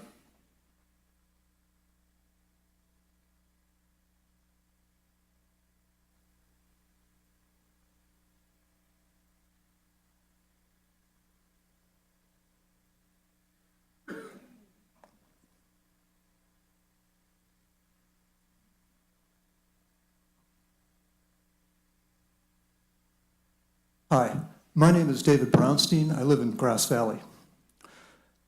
As you know, airborne asbestos is hazardous to inhale, leading to lung cancer and other diseases. The Idaho-Maryland mine final EIR does not provide enough data to determine the potential impacts of airborne asbestos. And the asbestos management plan, the ASER plan, for preventing hazardous emissions is inadequate. Very limited asbestos testing was done, constituting less than 10,000ths of the total rock to be mined over the project lifespan. As the Air Quality Board stated, quote, "It would be short-sighted to commit to the ASER plan for the entire life of the mine based on the few samples that have been tested so far," unquote. FEIR, page 2-360. The ASER plan was developed to limit emissions, but it is a flawed document that fails to provide the needed protections. Under the plan, if the asbestos concentrations on any 1,000-ton lot of mined materials would put the 3-month rolling average asbestos concentration over a threshold of 0.01%, it would not be allowed to be exported. A key problem is accurate and timely testing. It takes 2 weeks to get the results. The final EIR has no provisions for stockpiling materials while waiting for results, and no temporary storage on the surface is provided. To avoid the need for stockpiling mined materials, the plan states that exploratory drilling tests will determine what can be mined in advance. Then grab samples will be taken as the rock is loaded into silos for deployment, but the testing is too sparse. The loading into silos of 1,000 tons of rock requires about 166 6-ton skip loads. This means that the grab test will only capture, on average, about 1 out of 55 skip loads. And even then, the 3 grab samples will be mixed together to form one combined test. Examination of how this system may fail reveals that large quantities of mine waste could pass through undetected. And though the ASER plan talks about what happens when the delayed testing shows that the threshold was exceeded, it doesn't actually provide a credible solution or adequate oversight.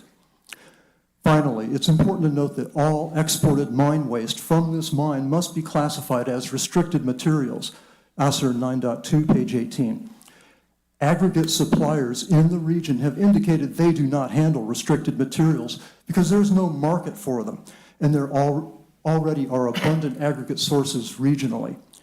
In conclusion, the final EIR does not provide adequate data on asbestos concentrations and fails to adequately address processing and disposal of asbestos-bearing mine waste. Thank you, David. And for all of y'all with written documents, if you haven't submitted those, there is a box outside where they will end up with the clerk. So feel free to put that in there.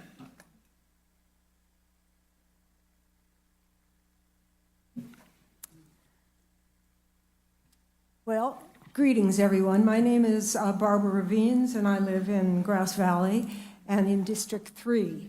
The final EIR for Rise Gold's Idaho, Maryland mine project is significantly flawed because it does not include the plans to clean up the Centennial site.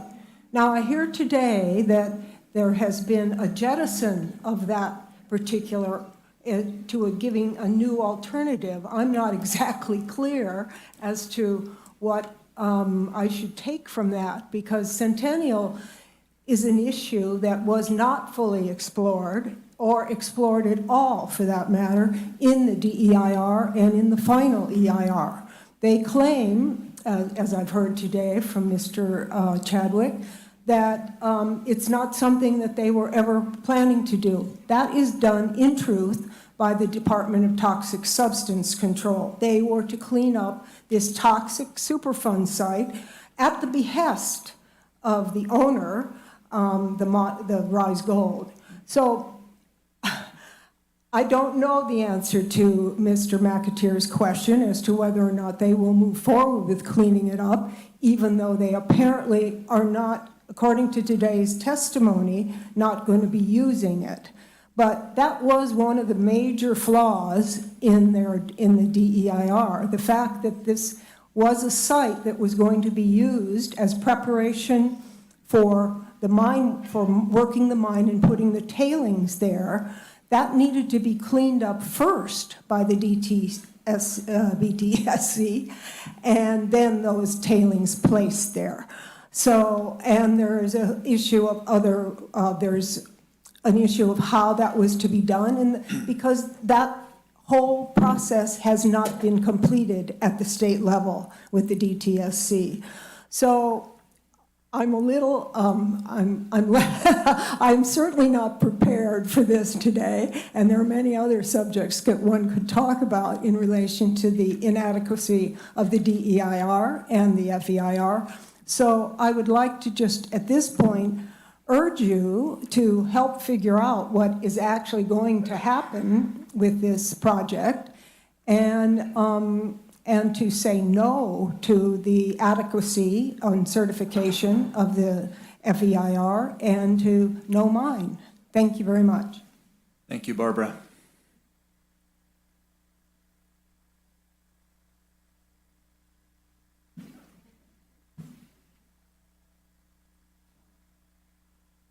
Hello. Thank you for having me these few minutes to speak. My name is Rick Range. I have been a resident of Grass Valley for 25 years. I'm a retired economist with a special interest in the economics of the environment and climate change. Despite all the warnings over the last decades, we have now entered the worst-case scenario where nothing of substance has been done to address climate change on a national or international level. It's a simple equation. The more CO2 and methane greenhouse gases we dump into the air, the greater the warming of our planet. According to the latest assessments, we have already blown by the original United Nations intergovernmental planning on climate change targets of 1.5 and 2 degrees Celsius. 2 degrees Celsius converts to 3.6 degrees. It may seem crazy, but the climate at the Arctic poles drives the worldwide weather outcomes, and ice and the lack thereof is a critical element. The poles are warming. Rick, excuse me. We're addressing the final I'm going to EIR get today? right to this. Okay, thank you. This is my intro, okay? And Thank how you. it relates to the mine. Appreciate okay? that. Yes. Unfortunately, California's geographic location is identified as one of them that will be most greatly affected. This is nothing new to us because we have been experiencing it before our eyes. Just imagine what is likely to be headed towards us. Remember those periods of consecutive triple-digit heat wave, and imagine those occurring with greater intensity and duration. We are now entering years of a strong El Nino in Nevada County. Our atmospheric rivers will be more fierce because of the rising temperatures in the ocean and air above it that will be situated off our coast and driven by an erratic jet stream. In this age of climate uncertainty, self-reinforcing feedback loops can spin out of control, and there's no guarantee that we will ever return to the normal patterns of the past we have relied upon. So I respectfully submit that this reality must be a major concern in your consideration to certify this inadequate EIR and approval permit for the Idaho, Maryland mine. Say no to this project. In brief, there is a tremendous amount of electricity needed to operate this mine. Where is the tremendous amount of electricity needed to operate this mine going to come from, and the environmental impact? Thank you, Rick. Thank you. It's not being recorded at this point, Rick. Thank you.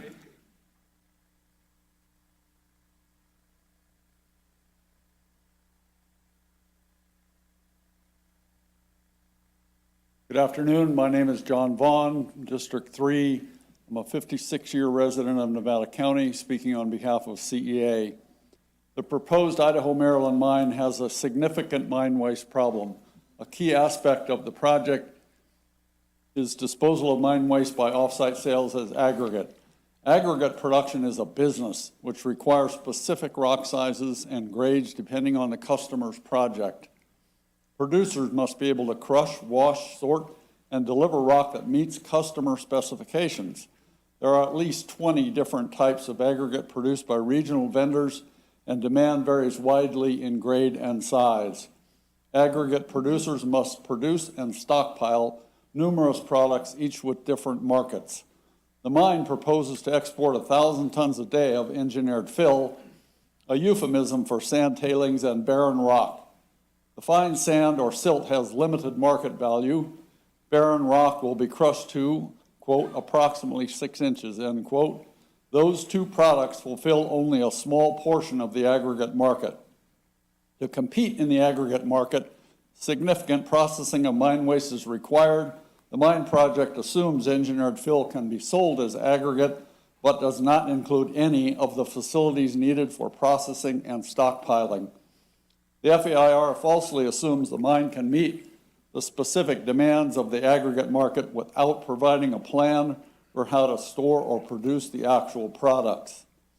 Compounding this error, the FAR mistakenly argues that a substantial market exists in the Sacramento region, stating Sacramento has less than 50% of its 50-year aggregate demand currently permitted. It also lists annual demand for Nevada County, Placer County, and Yuba City, Marysville. The FEIR then concludes that, quote, there is a significant market demand for engineered fill, end quote. This is a false conclusion based upon selective excerpts from the Department of Conservation map sheets. In fact, the data shows Sacramento County has enough aggregate for almost 30 years of demand already permitted. Plus, it shows Nevada County, Placer County, and Yuba City, Marysville have enough surplus aggregate to more than meet the 50-year needs of Sacramento County, all already permitted. Furthermore, aggregate demand is low during the winter, and storms often shut down ongoing projects. In summary, the aggregates market already has abundant suppliers in the region. It is very competitive. Demand varies significantly by season, and most importantly, mine waste is ill-suited to compete in the aggregate market. Just say no to this faulty EIR and the RISE project. Thank you. Thank you, John. And with that, we will take a break here until, we'll say, 1:56. Thank you. Oh. They went back and forth? Yeah. Okay. The fire marshal has requested that everyone leave during lunch. We're going to close the chamber. Okay, that went back and forth.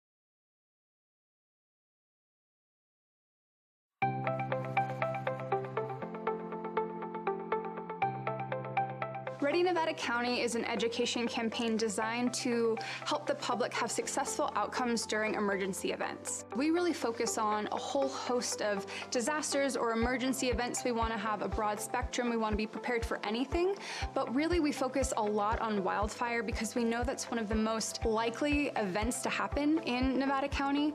Ready, Set, Go is really built around the wildfire premise to prepare residents to be ready before an event, to move into the set posture when there's a red flag or a fire is near you, and then to go when it's time to go. Essentially, in its simplest form, it's a three-tiered community emergency preparedness plan.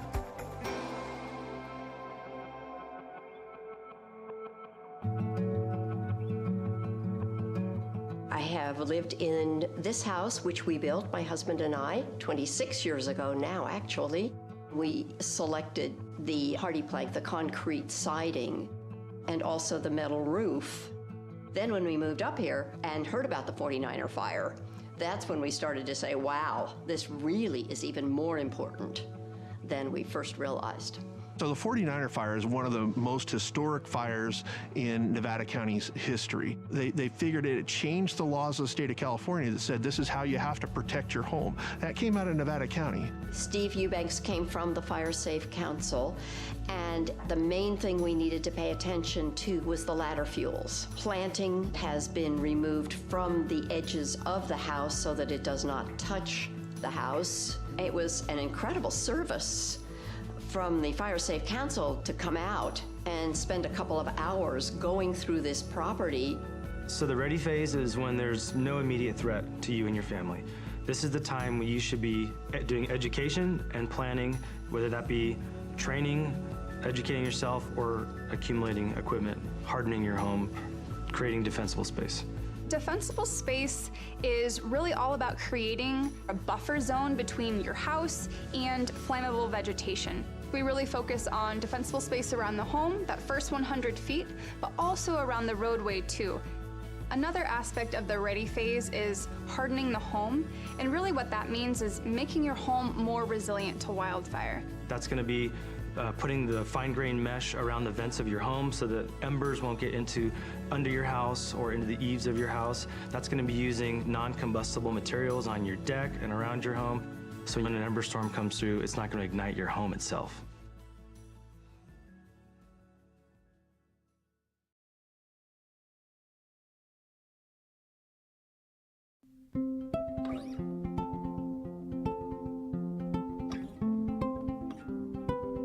I currently live here in Grass Valley with my parents. All of us have sleep apnea, so we all have CPAP machines that require power in order to run.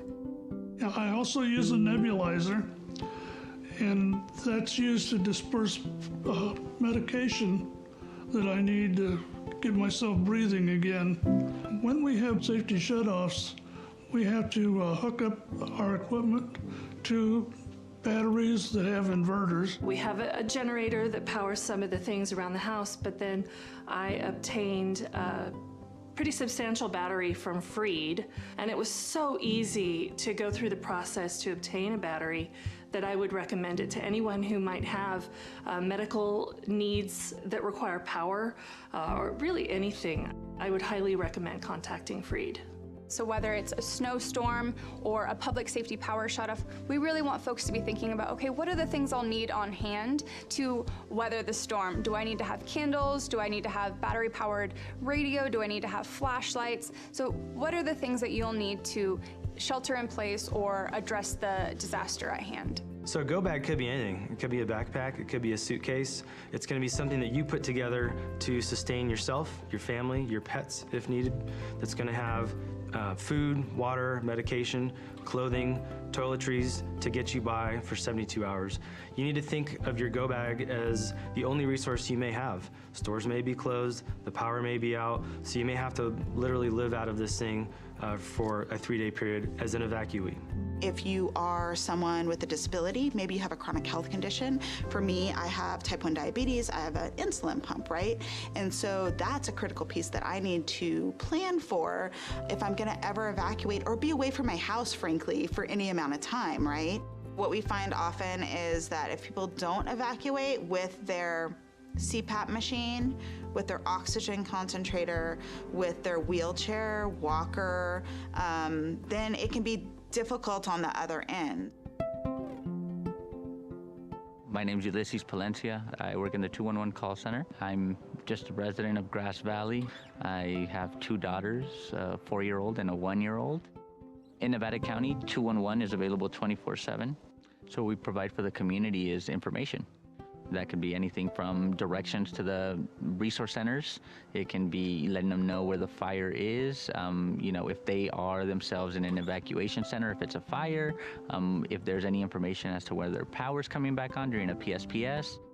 211 gets the information that we provide directly from the county, so directly from the Office of Emergency Services. The whole team cares. We're all local community members. We all just want to help.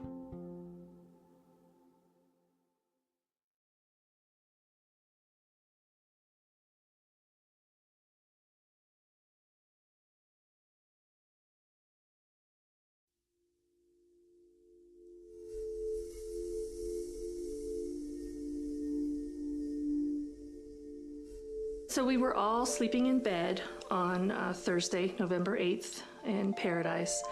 And first the house phone rang. Picked up my phone. It was my sister who lived a block or so away from us. We were woken by a telephone call from my daughter. She said that we were being evacuated. I left sooner than them. I had everything ready. They were on the way out the door. There was not time to think about what you're going to take, what you're not going to take. The night before the fire, I knew it was a red flag warning, and I knew that it was a high risk. So on my way home, I filled up the tank. On our way out, we didn't get too far from the house, and we're watching fire coming down the hill. There was a machine shop right to my right there, and it had gas tanks and propane tanks. And I saw a lone ember kind of floating through, dancing through the air. And I watched it as it landed on the machine shop. In the time it took me to get my phone back into hand and to take a picture, it was engulfed in flames. And I knew that within moments it would start exploding and I would be dead. And just as I moved out of the range of the explosions, they started happening, and I prayed for the people behind me. 10-minute drive normally to Chico became almost 4 hours. So it was a long trip.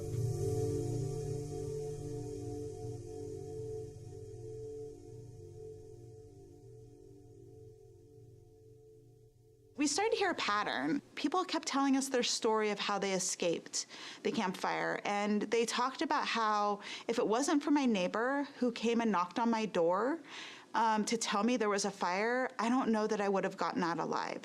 If it wasn't for my son who lives next door picking me up and putting me in their car and driving me out of there, I don't know how I would have survived.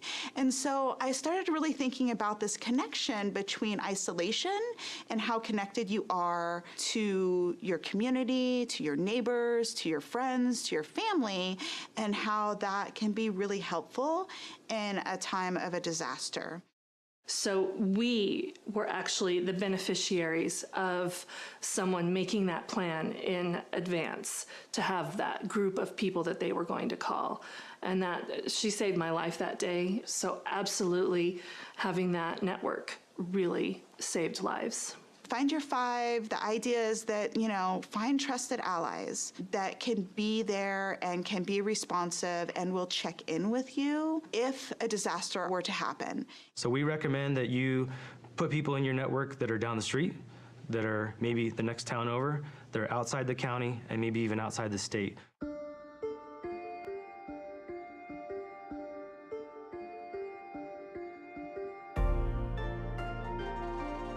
The final tier of the Ready, Set, Go is that go piece, and it's simply that, it's go. Evacuation information comes in two types. The first type could be an evacuation warning. This is essentially information that we're going to push out to the public, notifying them of a potential threat in their area where they may have to evacuate their home. An evacuation order is essentially that. We are telling people that it's time to go. There is an imminent threat to life, and we do not believe that you have much time to leave the area. Code Red is a opt-in alerting system that will dial your number. It'll send you a phone call, a text message, and an email notifying you of an emergency. That message is sent from our office, the Office of Emergency Services. It's going to be very targeted to your area, and it'll be specific to you. At 5:13, the phone rang with the Code Red call. And so as I was going up 49, I could look over to the left and see the flames in the canyon. The next layer is for staff to actually be out driving in the areas with a high-low siren. There's no other reason you'll hear that in an area unless we're putting out that evacuation order, not a warning, but an order. My day started routine patrol, came in and I was notified by dispatch to respond out to the Jones fire. Houses that had evacuation tags made it so we could just pass by. We knew that the residents had already been evacuated. Residences that did not have the tags, we would have to physically go in, knock on the door, look in the windows, make sure there were no occupants inside. Once you've been evacuated, as you're leaving, put this tag somewhere very, clearly identifiable, whether it's a mailbox, a gate, your address marker, so that deputies and officers can quickly identify if your residence has already been evacuated.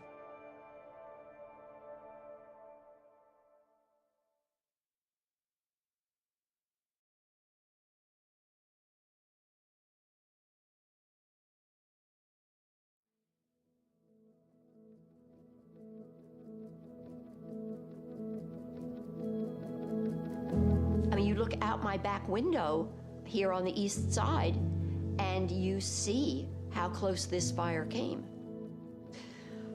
It was certainly a shock, and at the same time, it was such an incredible relief to have the house as safe as it was. I mean, I think with personal preparedness and being ready, it can feel overwhelming. It can feel like a lot to do, and the most important piece is to just start with one little bite at a time. Just start the conversation. Have some sort of plan. It can be as small as a meetup place, a destination that everybody will get to, everybody in the household will get to if there's a disaster. Recognize you live in a community, in a county, that really does take the emergency response as a priority. We have worked diligently throughout the last few years on ensuring that not only our staff are trained and prepared, but we're also putting that out for our community. The more prepared you are in your own community, the better the outcome is going to be. The level of community awareness, they have to be part of the solution. They have to communicate with their neighbors. They have to be part of the discussion in communities. They have to support the response, the prevention, the education, and ultimately the collaboration and the engagement. People have to be engaged at all levels. The more you think about it now, the easier it will be when the time comes that you need to evacuate. We've created this network, and we want you to make sure that you know that you can tap into that. So if you are feeling a little bit overwhelmed, not sure where to start, reach out to one of our offices, reach out to the Fire Safe Council or 211. We're here to support you.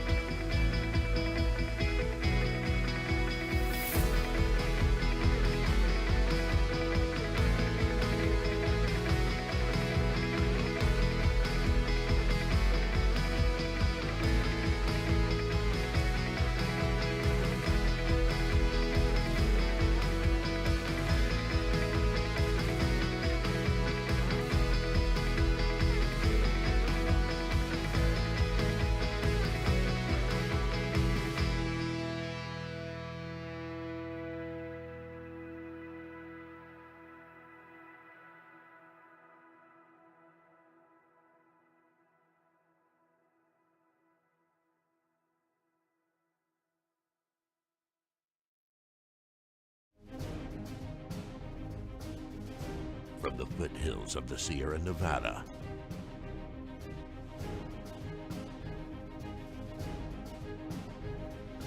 A new hero will emerge.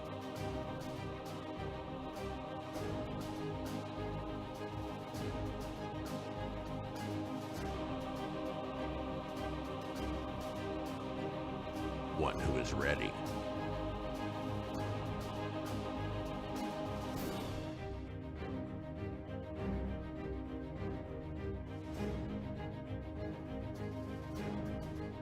One who makes sure their friends and family are set.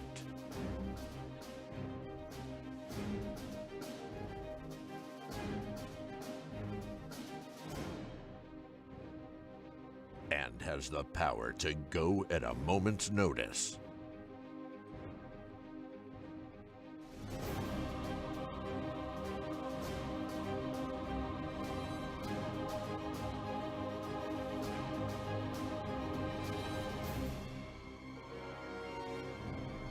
This fire season, you're the hero.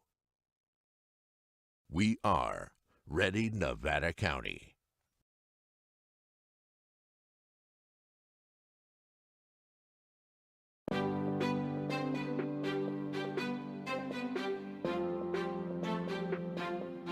Nevada County has a new tool to make evacuations safer and more efficient in the event of an emergency. This new tool is called Zone Haven, and we need you to know your zone. In order to know your zone, you need to go to community.zonehaven.com, type in your address. Once your address populates in the pop-up window, take that information and write down the zone that is given to you where you know you'll find it in case of emergency. Zone Haven and knowing your zone does not replace Nixle and/or Code Red. It actually supplements them, and it makes those tools more powerful because you'll know what zones are being evacuated or which ones are being placed on advisory. And as a result, you won't have to do anything else other than listen to those messages and know if it's time to go. Even if you don't have internet, this could be done by word of mouth, it can be done by radio, or it could be us driving down the street, so please know your zone.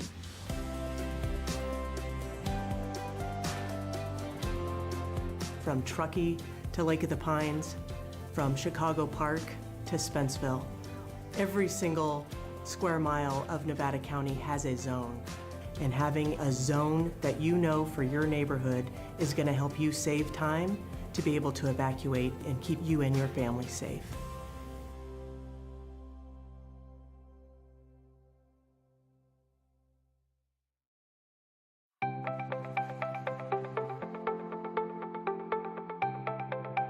Ready Nevada County is an education campaign designed to help the public have successful outcomes during emergency events. We really focus on a whole host of disasters or emergency events. We want to have a broad spectrum. We want to be prepared for anything, but really we focus a lot on wildfire because we know that's one of the most likely events to happen in Nevada County. Ready, Set, Go is really built around the wildfire premise to prepare residents to be ready before an event, to move into the set posture when there's a red flag or a fire is near you, and then to go when it's time to go. Essentially, in its simplest form, it's a three-tiered community emergency preparedness plan.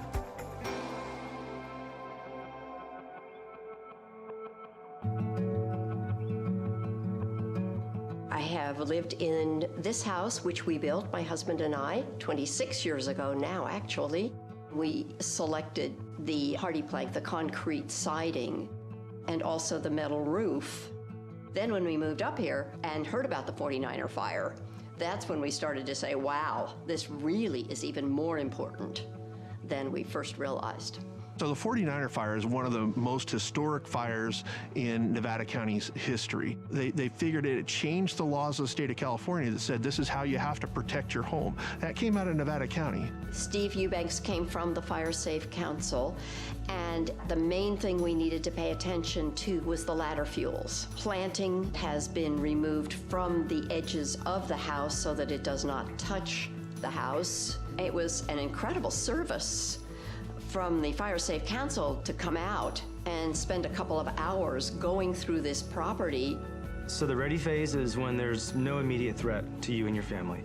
This is the time when you should be doing education and planning, whether that be training, educating yourself, or accumulating equipment, hardening your home, creating defensible space. Defensible space is really all about creating a buffer zone between your house and flammable vegetation. We really focus on defensible space around the home, that first 100 feet, but also around the roadway too.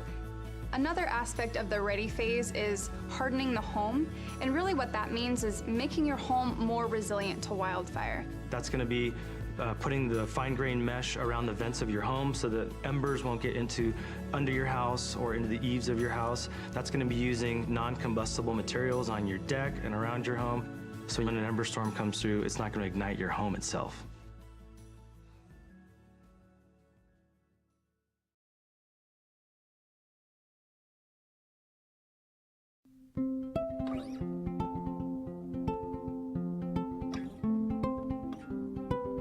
I currently live here in Grass Valley with my parents. All of us have sleep apnea, so we all have CPAP machines that require power in order to run.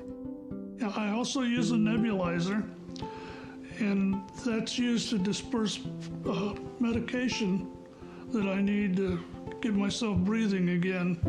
When we have safety shutoffs, we have to hook up our equipment to batteries that have inverters. We have a generator that powers some of the things around the house, but then I obtained a pretty substantial battery from Freed, and it was so easy to go through the process to obtain a battery that I would recommend it to anyone who might have medical needs that require power, or really anything. I would highly recommend contacting Freed.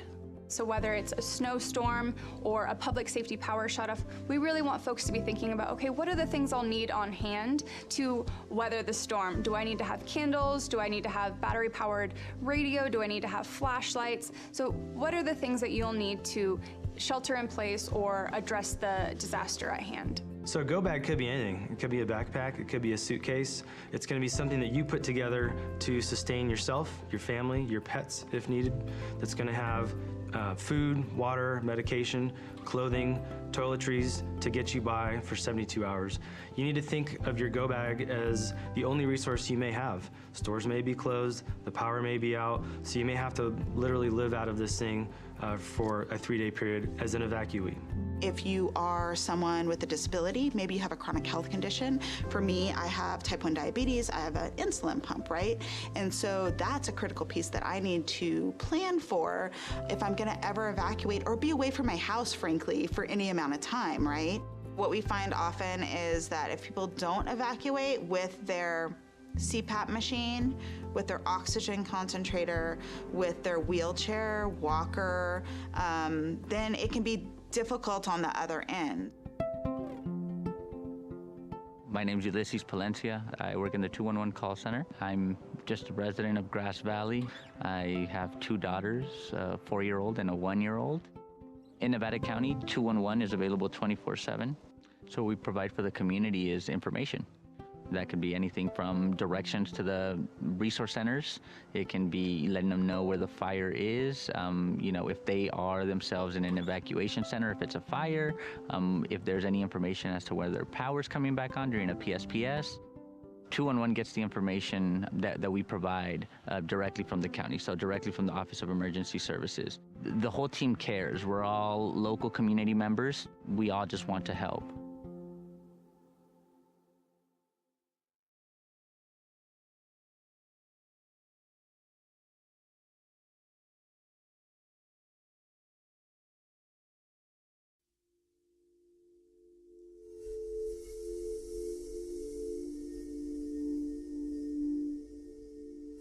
So we were all sleeping in bed on Thursday, November 8th in Paradise. And first the house phone rang. Picked up my phone. It was my sister who lived a block or so away from us. We were woken by a telephone call from my daughter. She said that we were being evacuated. I left sooner than them. I had everything ready. They were on the way out the door. There was not time to think about what you're going to take, what you're not going to take. The night before the fire, I knew it was a red flag warning, and I knew that it was a high risk. So on my way home, I filled up the tank. On our way out, we didn't get too far from the house, and we're watching fire coming down the hill. There was a machine shop right to my right there, and it had gas tanks and propane tanks. And I saw a lone ember kind of floating through, dancing through the air. And I watched it as it landed on the machine shop. In the time it took me to get my phone back into hand and to take a picture, it was engulfed in flames. And I knew that within moments it would start exploding and I would be dead. And just as I moved out of the range of the explosions, they started happening, and I prayed for the people behind me. 10-minute drive normally to Chico became almost 4 hours. So it was a long trip.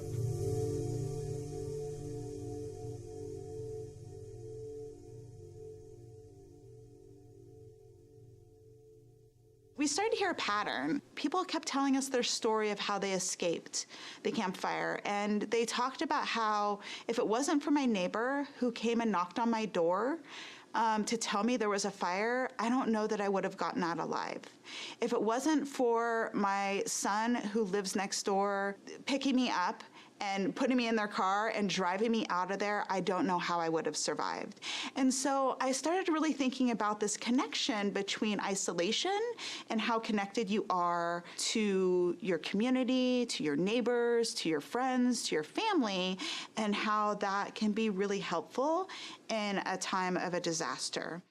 So we were actually the beneficiaries of someone making that plan in advance to have that group of people that they were going to call.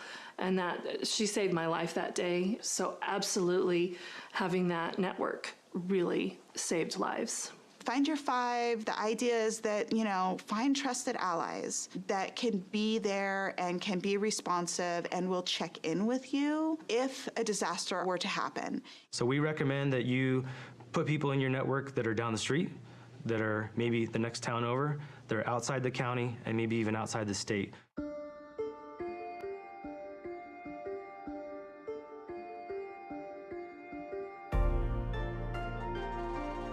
The final tier of the Ready, Set, Go is that go piece, and it's simply that, it's go.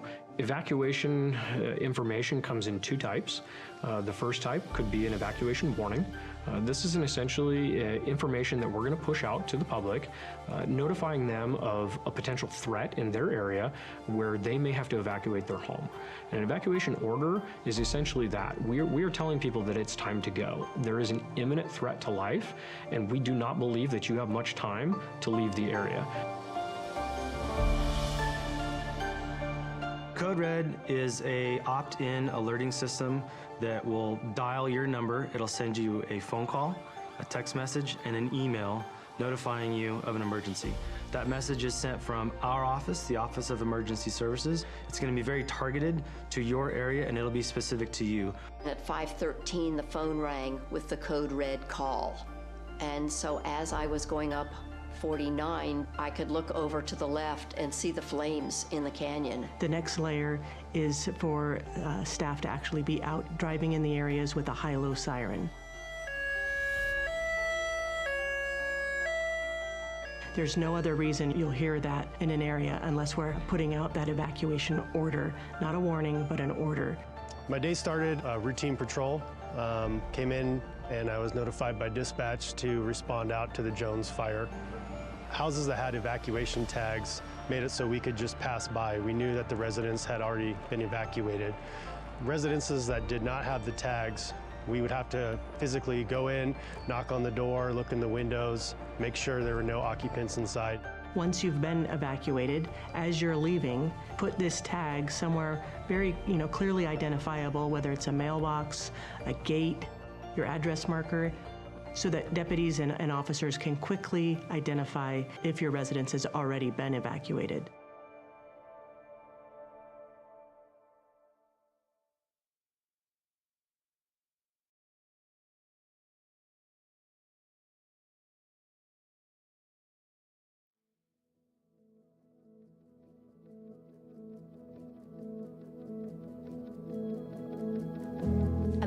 out my back window here on the east side, and you see how close this fire came. It was certainly a shock. And at the same time, it was such an incredible relief to have the house as safe as it was.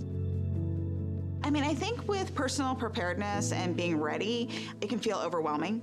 It can feel like a lot to do, and the most important piece is to just start with one little bite at a time. Just start the conversation. Have some sort of plan. It can be as small as a meetup place, you know, a destination that everybody will get to, everybody in the household will get to if there's a disaster. Recognize you live in a community, in a county, that really does take the emergency response as a priority. We have worked diligently throughout the last few years on ensuring that not only our staff are trained and prepared, but we're also putting that out for our community. The more prepared you are in your own community, the better the outcome is going to be. The level of community awareness, they have to be part of the solution. They have to communicate with their neighbors. They have to be part of the discussion in communities. They have to support the response, the prevention, the education, and ultimately the collaboration and the engagement. People have to be engaged at all levels. The more you think about it now, the easier it will be when the time comes that you need to evacuate. We've created this network, and we want you to make sure that you know that you can tap into that. So if you are feeling a little bit overwhelmed, not sure where to start, reach out to one of our offices, reach out to the Fire Safe Council or 211. We're here to support you.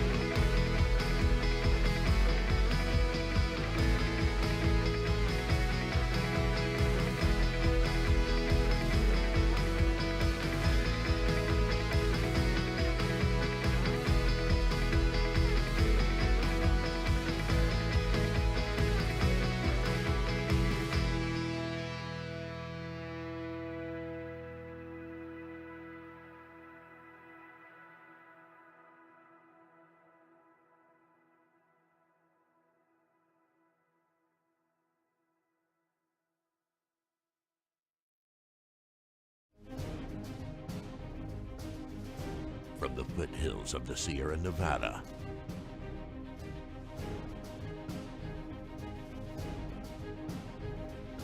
a new hero will emerge.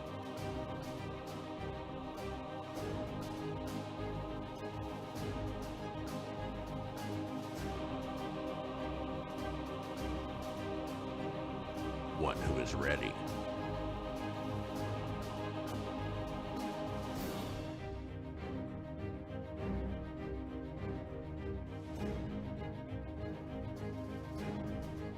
One who makes sure their friends and family are set.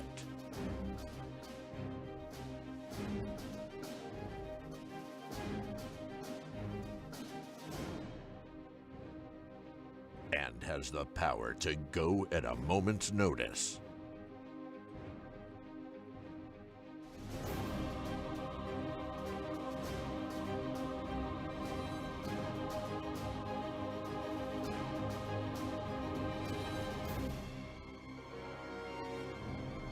This fire season, you're the hero. We are Ready Nevada County.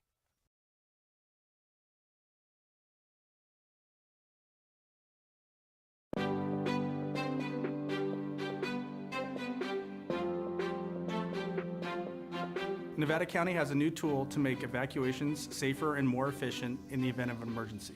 This new tool is called Zone Haven, and we need you to know your zone. In order to know your zone, you need to go to community.zonehaven.com, type in your address. Once your address populates in the pop-up window, take that information and write down the zone that is given to you where you know you'll find it in case of emergency. Zone Haven and knowing your zone does not replace Nixle and/or Code Red. It actually supplements them, and it makes those tools more powerful because you'll know what zones are being evacuated or which ones are being placed on advisory. And as a result, you won't have to do anything else other than listen to those messages and know if it's time to go. Even if you don't have internet, this could be done by word of mouth, it can be done by radio, or it could be us driving down the street, so please know your zone.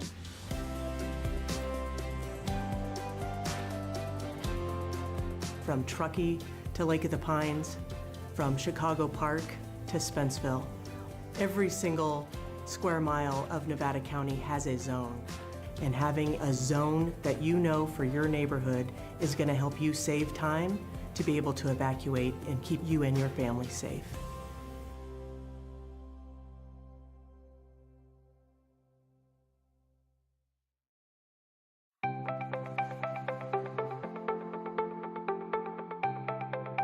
Ready Nevada County is an education campaign designed to help the public have successful outcomes during emergency events. We really focus on a whole host of disasters or emergency events. We want to have a broad spectrum. We want to be prepared for anything, but really we focus a lot on wildfire because we know that's one of the most likely events to happen in Nevada County. Ready, Set, Go is really built around the wildfire premise to prepare residents to be ready before an event, to move into the set posture when there's a red flag or a fire is near you, and then to go when it's time to go. Essentially, in its simplest form, it's a three-tiered community emergency preparedness plan.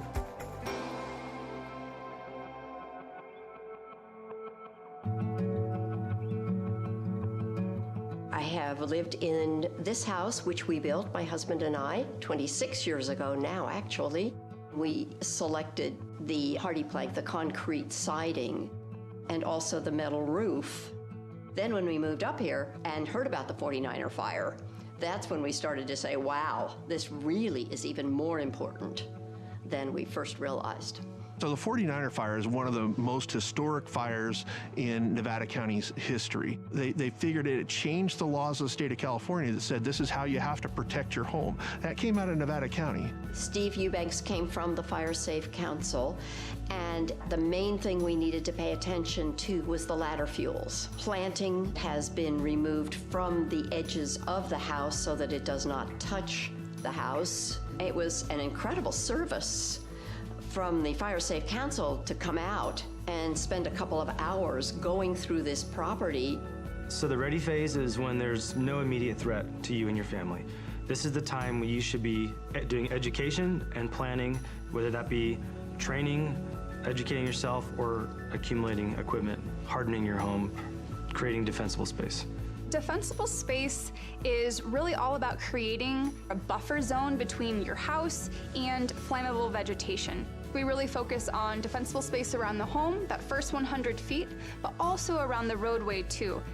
Another aspect of the ready phase is hardening the home, and really what that means is making your home more resilient to wildfire. That's going to be putting the fine-grained mesh around the vents of your home so that embers won't get under your house or into the eaves of your house. That's going to be using non-combustible materials on your deck and around your home. So when an ember storm comes through, it's not going to ignite your home itself.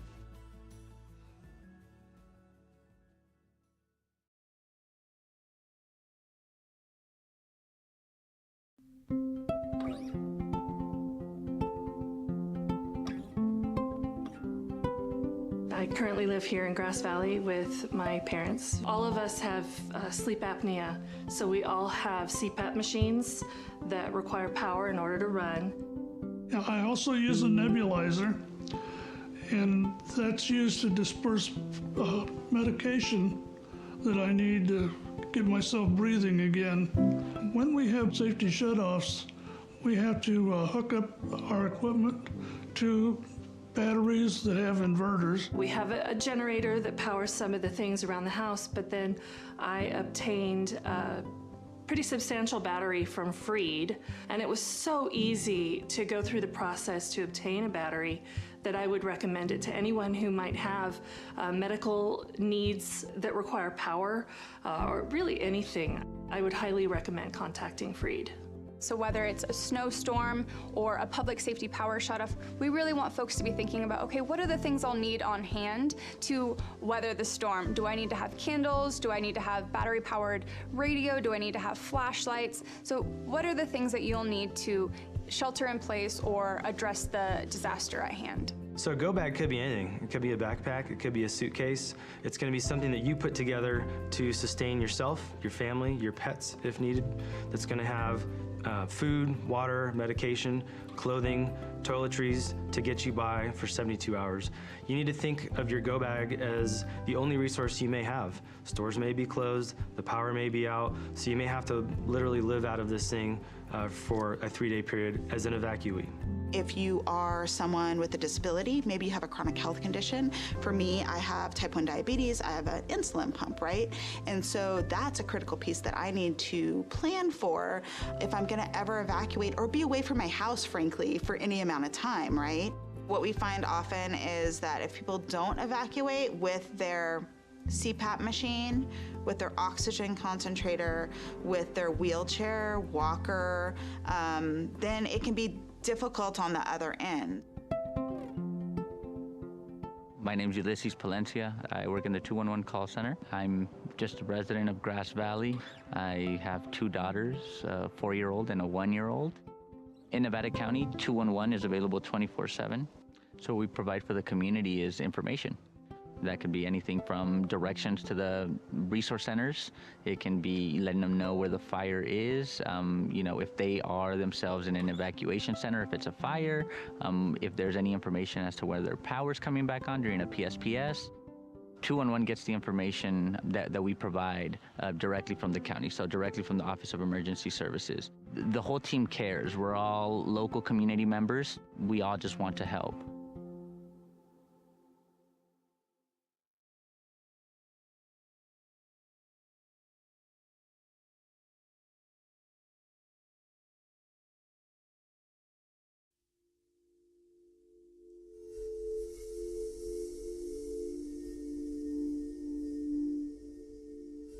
So we were all sleeping in bed on Thursday, November 8th in Paradise. And first the house phone rang. Picked up my phone. It was my sister who lived a block or so away from us. We were woken by a telephone call from my daughter. She said that we were being evacuated. I left sooner than them. I had everything ready. They were on the way out the door. There was not time to think about what you're going to take, what you're not going to take. The night before the fire, I knew it was a red flag warning, and I knew that it was a high risk. So on my way home, I filled up the tank.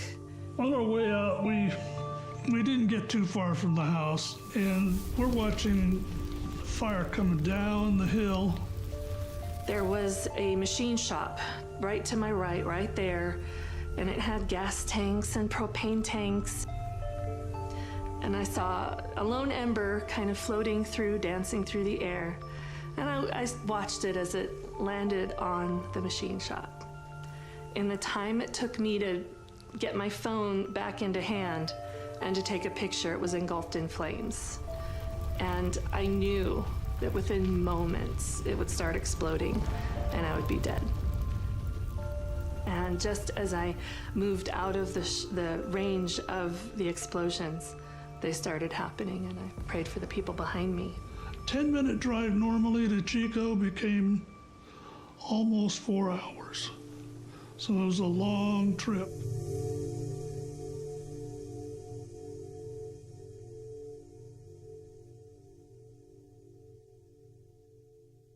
We started to hear a pattern. People kept telling us their story of how they escaped the campfire, and they talked about how if it wasn't for my neighbor who came and knocked on my door to tell me there was a fire, I don't know that I would have gotten out alive. If it wasn't for my son who lives next door picking me up and putting me in their car and driving me out of there, I don't know how I would have survived. And so I started really thinking about this connection between isolation and how connected you are to your community, to your neighbors, to your friends, to your family, and how that can be really helpful in a time of a disaster. So we were actually the beneficiaries of someone making that plan in advance to have that group of people that they were going to call. And that she saved my life that day. So absolutely having that network really saved lives. Find your five. The idea is that, find trusted allies that can be there and can be responsive and will check in with you if a disaster were to happen. So we recommend that you put people in your network that are down the street, that are maybe the next town over, that are outside the county, and maybe even outside the state.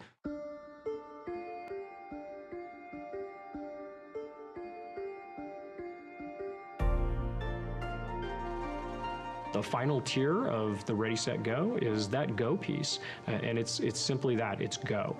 Evacuation information comes in two types. The first type could be an evacuation warning.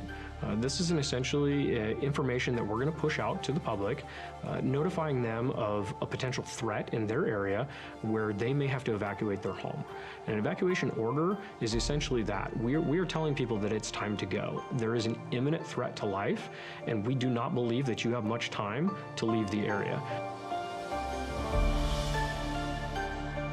Code Red is a opt-in alerting system that will dial your number. It'll send you a phone call, a text message, and an email notifying you of an emergency.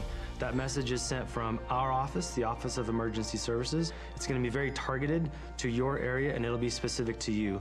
At 5:13, the phone rang with the Code Red call. And so as I was going up 49, I could look over to the left and see the flames in the canyon. The next layer is for staff to actually be out driving in the areas with a high-low siren. There's no other reason you'll hear that in an area unless we're putting out that evacuation order, not a warning, but an order. My day started routine patrol. Came in and I was notified by dispatch to respond out to the Jones fire. Houses that had evacuation tags made it so we could just pass by. We knew that the residents had already been evacuated. Residences that did not have the tags, we would have to physically go in, knock on the door, look in the windows, make sure there were no occupants inside. Once you've been evacuated, as you're leaving, put this tag somewhere very, clearly identifiable, whether it's a mailbox, a gate, your address marker, so that deputies and officers can quickly identify if your residence has already been evacuated.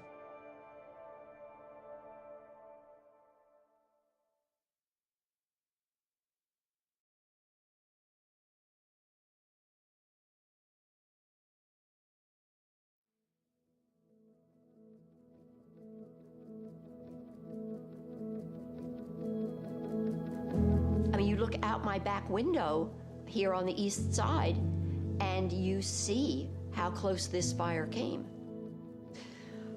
It was certainly a shock, and at the same time, it was such an incredible relief to have the house as safe as it was. I mean, I think with personal preparedness and being ready, it can feel overwhelming. It can feel like a lot to do, and the most important piece is to just start with one little bite at a time. Just start the conversation. Have some sort of plan. It can be as small as a meetup place, a destination that everybody will get to, everybody in the household will get to if there's a disaster. Recognize you live in a community, in a county, that really does take the emergency response as a priority. We have worked diligently throughout the last few years on ensuring that not only our staff are trained and prepared, but we're also putting that out for our community. The more prepared you are in your own community, the better the outcome is going to be. The level of community awareness, they have to be part of the solution. They have to communicate with their neighbors. They have to be part of the discussion in communities. They have to support the response, the prevention, the education, and ultimately the collaboration and the engagement. People have to be engaged at all levels. The more you think about it now, the easier it will be when the time comes that you need to evacuate. We've created this network, and we want you to make sure that you know that you can tap into that. So if you are feeling a little bit overwhelmed, not sure where to start, reach out to one of our offices, reach out to the Fire Safe Council or 211. We're here to support you.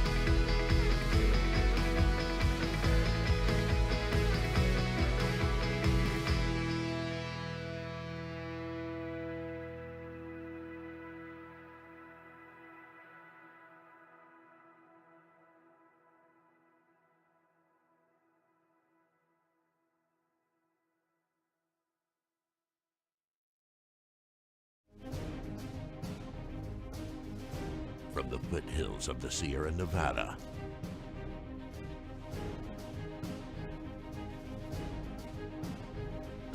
A new hero will emerge.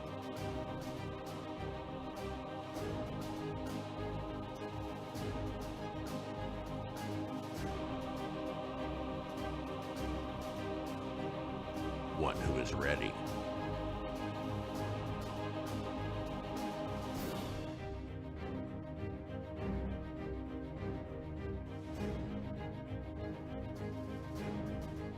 One who makes sure their friends and family are set.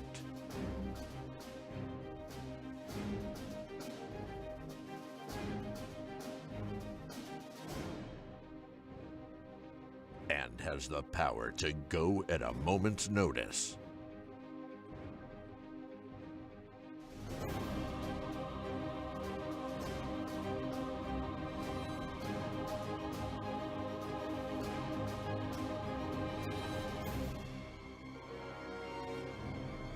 This fire season, you're the hero. We are Ready Nevada County.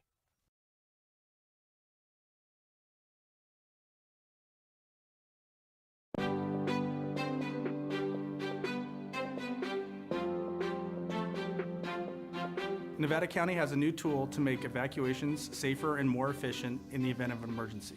This new tool is called Zone Haven, and we need you to know your zone. In order to know your zone, you need to go to community.zonehaven.com, type in your address. Once your address populates in the pop-up window, take that information and write down the zone that is given to you where you know you'll find it in case of emergency. Zone Haven and knowing your zone does not replace Nixle and/or Code Red. It actually supplements them, and it makes those tools more powerful because you'll know what zones are being evacuated or which ones are being placed on advisory. And as a result, you won't have to do anything else other than listen to those messages and know if it's time to go.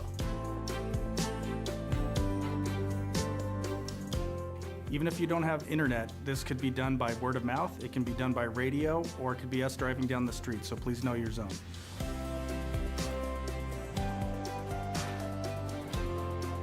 From Truckee to Lake of the Pines, from Chicago Park to Spenceville, every single square mile of Nevada County has a zone.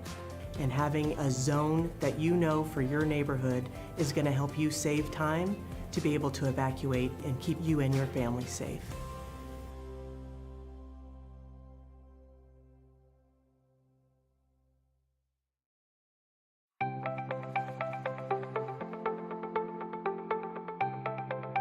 Ready Nevada County is an education campaign designed to help the public have successful outcomes during emergency events. We really focus on a whole host of disasters or emergency events. We want to have a broad spectrum. We want to be prepared for anything, but really we focus a lot on wildfire because we know that's one of the most likely events to happen in Nevada County.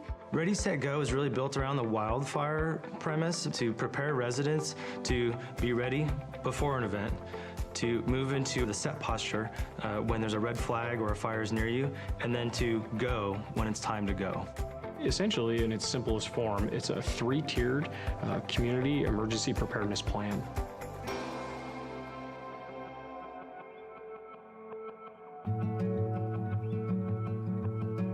I have lived in this house, which we built, my husband and I, 26 years ago now, actually.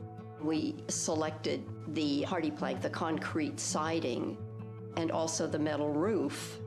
Then when we moved up here and heard about the 49er fire, that's when we started to say, wow, this really is even more important than we first realized. So the 49er fire is one of the most historic fires in Nevada County's history. They figured it changed the laws of the state of California that said this is how you have to protect your home. That came out of Nevada County. Steve Eubanks came from the Fire Safe Council, and the main thing we needed to pay attention to was the ladder fuels. Planting has been removed from the edges of the house so that it does not touch the house. It was an incredible service from the Fire Safe Council to come out and spend a couple of hours going through this property. So the ready phase is when there's no immediate threat to you and your family. This is the time when you should be doing education and planning, whether that be training, educating yourself, or accumulating equipment, hardening your home, creating defensible space. Defensible space is really all about creating a buffer zone between your house and flammable vegetation. We really focus on defensible space around the home, that first 100 feet, but also around the roadway too. Another aspect of the ready phase is hardening the home, and really what that means is making your home more resilient to wildfire. That's going to be putting the fine-grained mesh around the vents of your home so that embers won't get under your house or into the eaves of your house. That's going to be using non-combustible materials on your deck and around your home. So when an ember storm comes through, it's not going to ignite your home itself.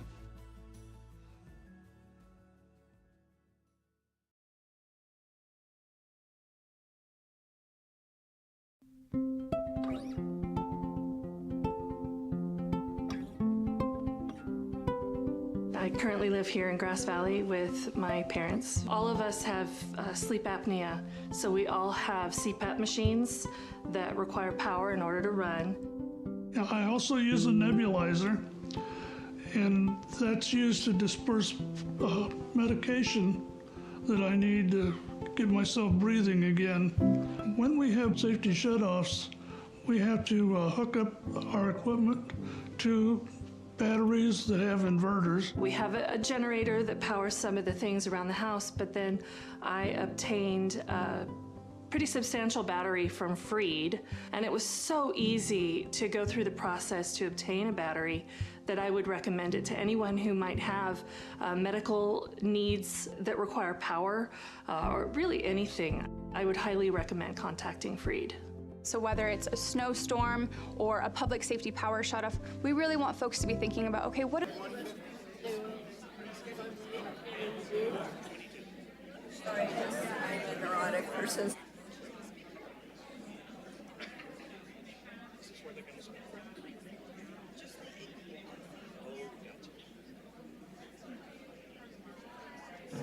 Okay, we're going to call the hearing back to order here.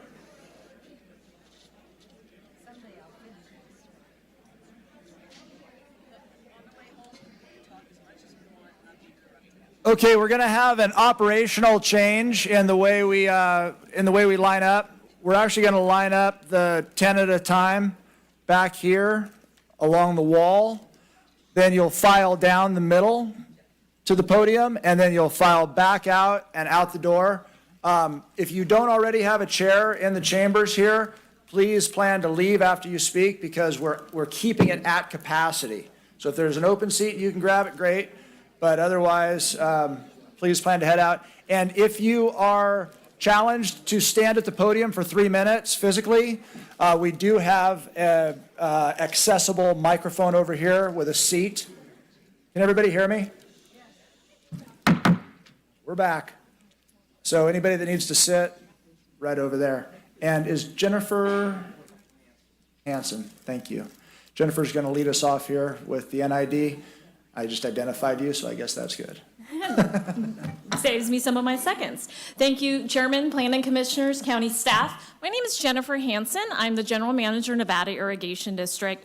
The district has asked, the district board has asked that I am present today to provide some additional comments that are in addition to the comments we already provided on the draft DIR. Those are probably better articulated in the letter that we had submitted to the county dated May 8th, and I will touch on 3 very quick topics. We have 2 basically concerns and 1 request. Our first concern is related to the groundwater monitoring that will be completed to establish the baseline that will be utilized to determine whether or not any well is significantly impacted during the mine dewatering process. And it currently states in the mitigation that it is only going to be monitored for 12 months, and we do not believe that is an adequate monitoring period to have a sufficient baseline established. And the reason being is that groundwater greatly fluctuates based off of seasonal conditions, rain and snow melt, and as such, we do recommend a full 3 years of baseline monitoring. Secondly, we would like the county to reconsider the 10% reduction in well column threshold to determine whether or not a well is impacted. And this is simply because of climate change. One of our large concerns that we're hearing from our own constituency and also requests for connection to our potable water system is related to the fact that climate change has been causing a decrease in groundwater levels. And we are concerned that although the wells may still be operational or may just require a simple fix if they're impacted within that 0 to 10% level, that paired with climate change may in fact make those wells inoperable. And then lastly, I'll get to the request and make it quick. In our original comments on the draft EIR, Nevada Irrigation District did request that the county require through mitigation a payment of a security bond or some other type of financial assurance in the event that more groundwater wells are impacted due to dewatering activities. This mitigation request was not included in the mitigation in the final EIR, and as such, I'm here today to request that you put that condition into either the conditional use permit or the project's development agreement. The great thing about development agreements, the state legislature did contemplate that they are a useful tool to provide certainty to developers, but they're also a useful tool to provide certainty to the county as well as to our mutual constituents, in that we would have some type of financial assurance if those wells are impacted, that we would be able to connect them to potable water in a timely manner. And with that, I'll thank you. Thanks, Jennifer. Hi, my name's Denny, and I live in District 3, and I'm speaking on behalf of CEA, and I'll kind of summarize what CEA has said so far today. In addition to concerns about the market for selling mine waste as aggregate, the mine project does not provide a credible plan to protect people and the environment from exposure to mine waste hazards. For instance, due to inadequate testing, the mine waste has not been classified as Group C by the Water Board. Yet, only Group C mine waste is safe enough to be sold or stored without restrictions. So it is not even known whether the waste can be stored at the Brunswick and maybe the Centennial sites, let alone whether or not it can be sold off-site. In addition, the final EIR does not include the adequate asbestos testing needed to determine the potential cancer-causing hazard of airborne asbestos. The asbestos management plan sets a limit on asbestos levels, but it is unknown how much of the mine waste will be under that limit. And even if most of the mine waste is under the limit, it must be sold as restricted material, which requires strict oversight and scares away buyers. Also, the mine will be exporting 1,000 tons of mine waste per day, yet, except in the structures which only hold about 1 day's worth of mine waste, there are no provisions for temporary storage of the waste during those days on which off-site exports are slow or lacking, either due to weather, irregular sales, delayed testing results, etc. In summary, this EIR is a recipe for disaster, because the Water Board may not classify much of the mine waste as Group C. The aggregate market is already saturated. Mine waste is generally not saleable without further processing. Mine waste is generally not saleable because it's a restricted material and there is no on-site storage for excess mine waste. This EIR does not admit to any of these potential problems, nor does it provide solutions for these problems should they occur. As a result, this mine project fails to comply with CEQA in providing the mine's likely near-term and long-term impacts. In no way is this mine ready to be permitted or this substandard EIR ready to be certified. Thank you very much for your time. Thanks, Jenny.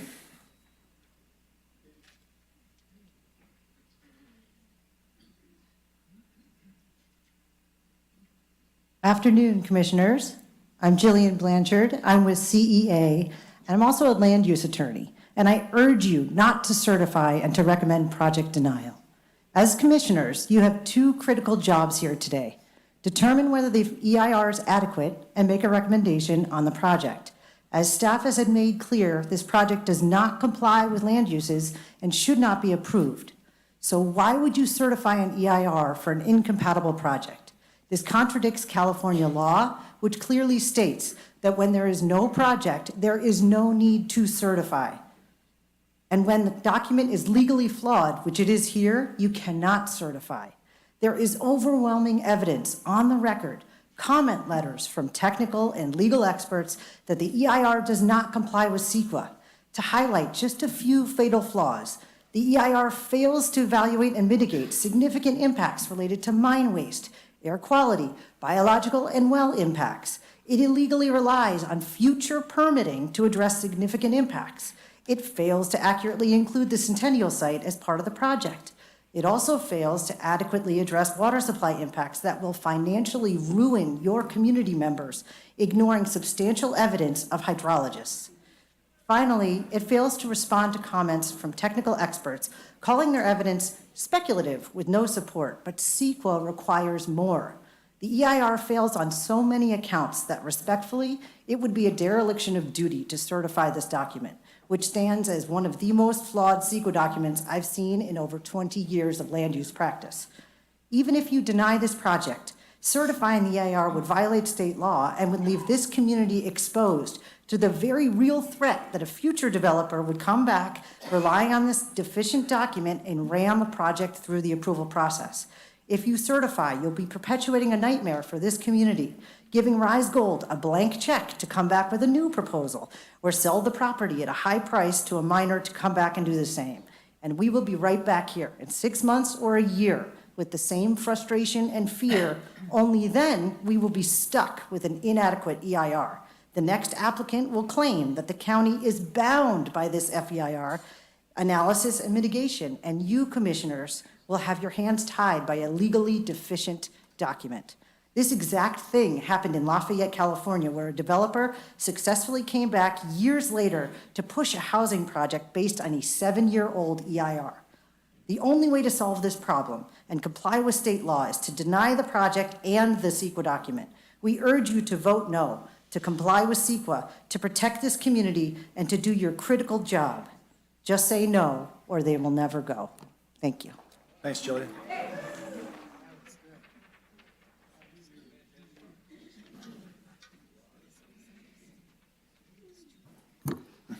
My name is Sid Brown, and I've been a resident and homeowner in District 1 since 1983.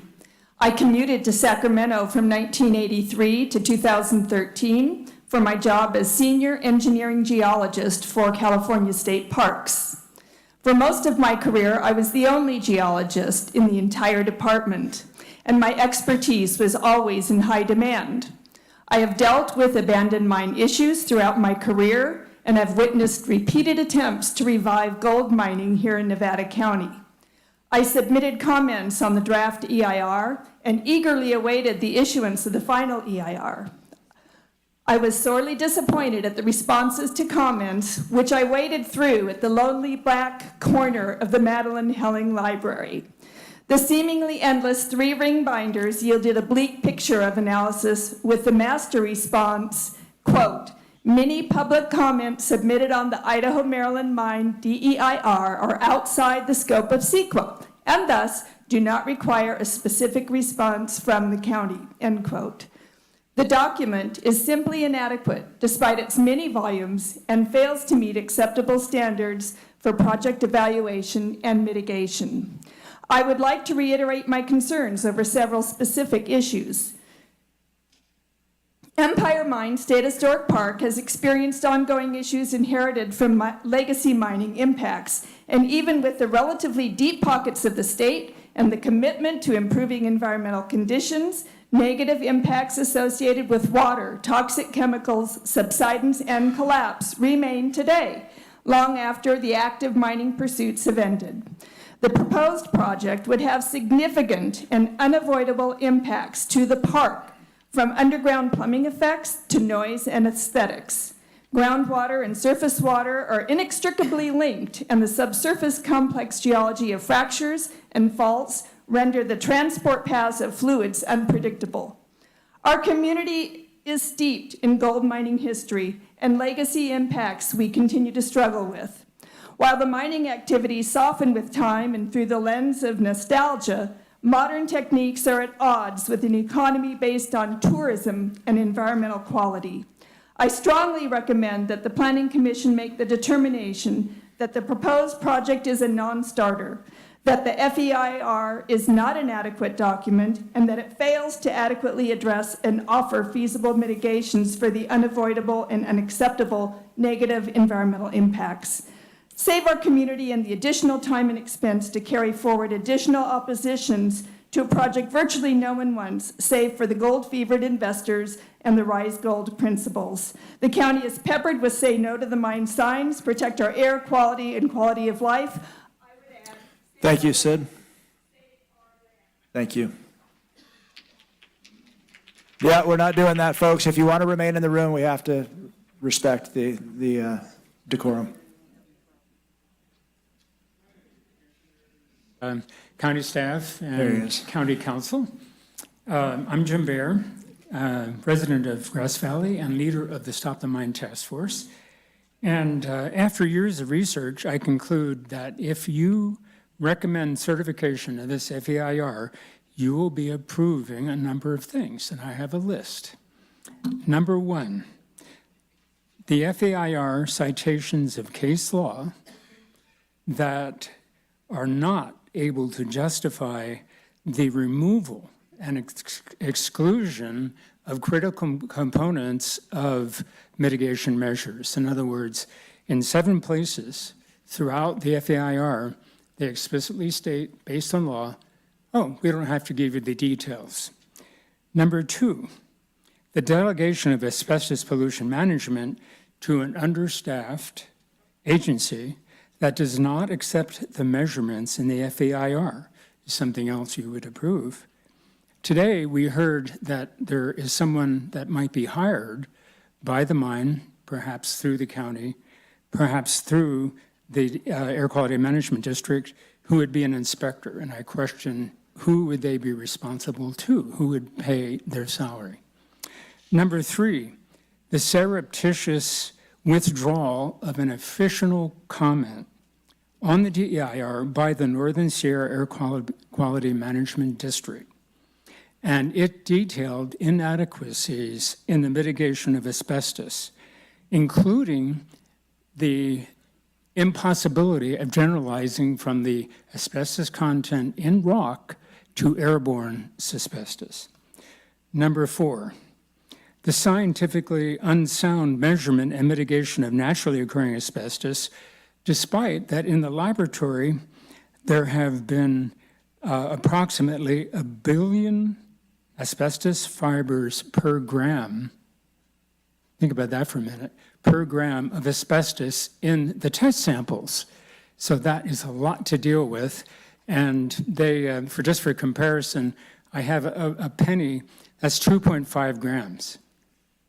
So imagine the density of asbestos that is going to be in the rock coming out of the mine.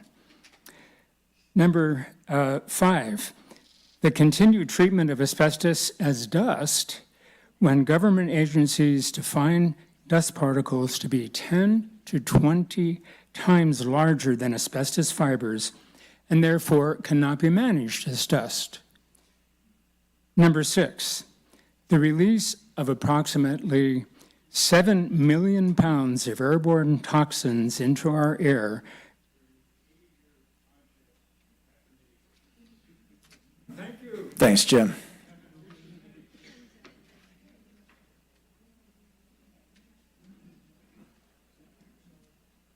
Good afternoon. My name is Ray Bryars. I've been a resident of Nevada City since 1984 with a 20-plus year career at Grass Valley Group.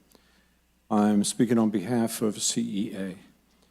The California Environmental Quality Act, CEQA, does not allow the deferral of important studies necessary to characterize a project's impacts. According to CEQA guidelines, an environmental impact report, EIR, must include an accurate description of a project's environmental setting. This provides the baseline physical conditions by which a lead agency determines whether an impact is significant. This baseline should describe physical environmental conditions as they exist at the time the notice of preparation is published. This means before the draft EIR is prepared. Per CEQA guidelines, the purpose is to give the public and decision makers the most accurate and understandable picture practically possible for the project's likely near-term and long-term impacts. Court case of Savar Peninsula Committee versus Monterey County Board of Supervisors affirmed the point. Without a determination and description of the existing physical conditions on the property at the start of the environmental review process, the EIR cannot provide a meaningful assessment of the environmental impacts of the proposed project. The final EIR specifies that this baseline is needed for wells.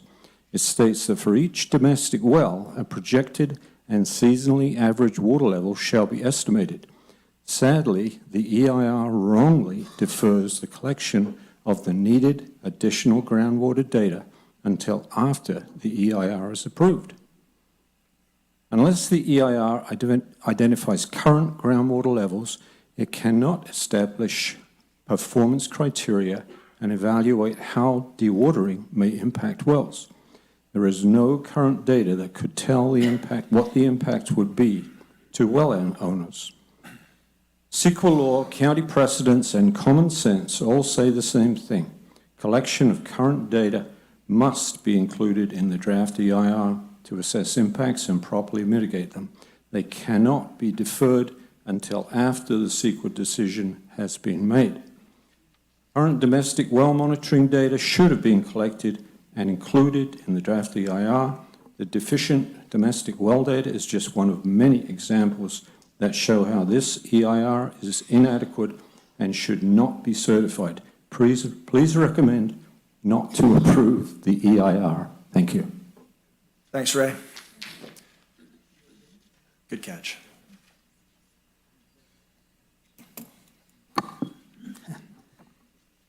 My name is Steve Temple, and I live near the intersection of Highway 174 and Brunswick, and on the edge of the proposed mine. I retired to live in Nevada County after a 40-year career at UC Davis in research and extension education, focused on grain legume breeding and sustainable agriculture. My career focused on developing healthier bean varieties that require fewer chemical pesticides and on agricultural production methods that reduce water needs and dependence on fossil fuels and regenerative soil qualities. I chose to retire to Nevada County because this county has achieved progressive approaches to water and energy management. The demands placed on these two key public resources by the proposed mine are a step backward from the noteworthy efforts of past and current planners and supervisors. Deep rock mining is both extractive and exploitive, and as such, unsustainable. The enormous demands of the proposed mine on finite resources of quality water and energy are staggering, and in themselves reason to reject the EIR and mine outright. Our recent cycles of drought, followed by numerous atmospheric rivers this winter, should serve as a warning. Furthermore, the EIR does not address in detail the impacts the mine would have on what we in sustainability research call ecosystems or environmental services. These services include air quality, water quality and quantity, regenerative soil properties, and plantscapes that benefit current and future ecosystems and generations. Several articles to the Union have described excellent alternative uses for the land where the proposed mine would operate. All of those suggestions offer ecosystem services that the proposed mine would never hope to produce and in fact will degrade or seriously imperil. I urge you to not certify the shallow, short-sighted EIR based on inadequate mitigation measures and missing information, and the proposal to reopen the mine. Thank you very much. Thank you, Steve.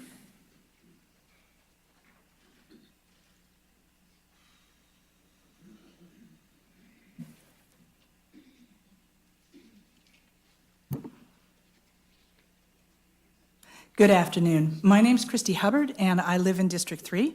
I'm one of the organizers of the Wells Coalition, a group of well owners and residents near the mine. Our purpose is to protect our only source of water, our wells. Today, I'm here to present a group letter signed by the very people who have the most to lose if this project is approved. It's signed by over 200 well owners and represents 125 properties. The vast majority of which live within roughly a half-mile of the mine's mineral rights, I should say. This letter asks the county to reject the FEIR and vote no on the project. Huge risks are not being addressed, making this project completely unacceptable for well owners in the area.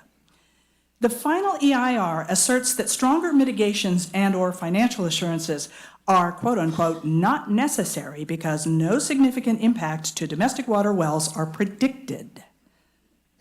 But a prediction is only an educated guess, not a certainty. And in this case, it's based on an analysis that has serious flaws. You heard a little bit about that from CEA today. The stakes are just too high to get this wrong. A review of the county's economic impact report revealed this project is unprecedented in its proximity to so many homes.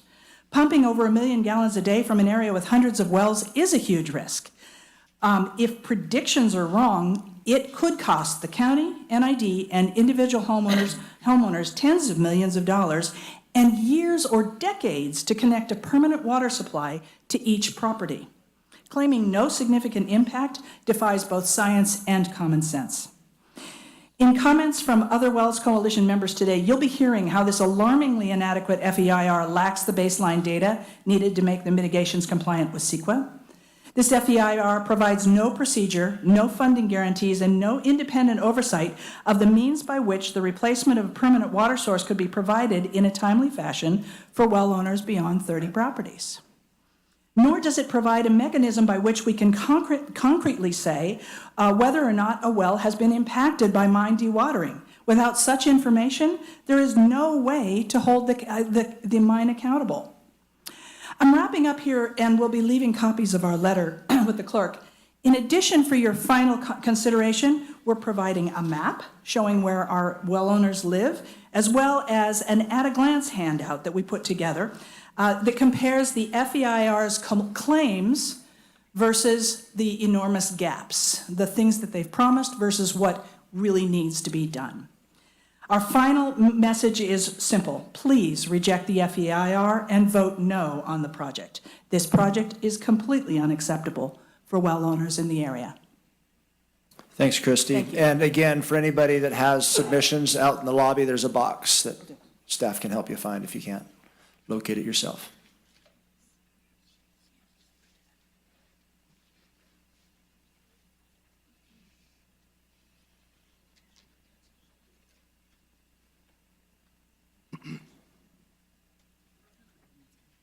Hello, my name is Bob Hubbard. I live in District 3 and I am a member of the Wells Coalition. Regarding the final EIR and protections for wells, Nevada County's General Plan Policy 17.12 states that the county shall require the operator to guarantee a comparable supply of water. The only comparable supply of water if we lose our wells is NID service. Any other option, such as the trucked-in water or storage tanks the FEIR describes, would be a burden on property owners and severely devalue their properties. One of the mitigations in the well mitigation plan states that it could include an extension of NID potable water to any wells that could be impacted. That's a big promise with no evidence to study that it is even feasible. Therefore, the FEIR fails to meet both CEQA and general plan policy in that it does not demonstrate how or if the applicant could feasibly supply NID service.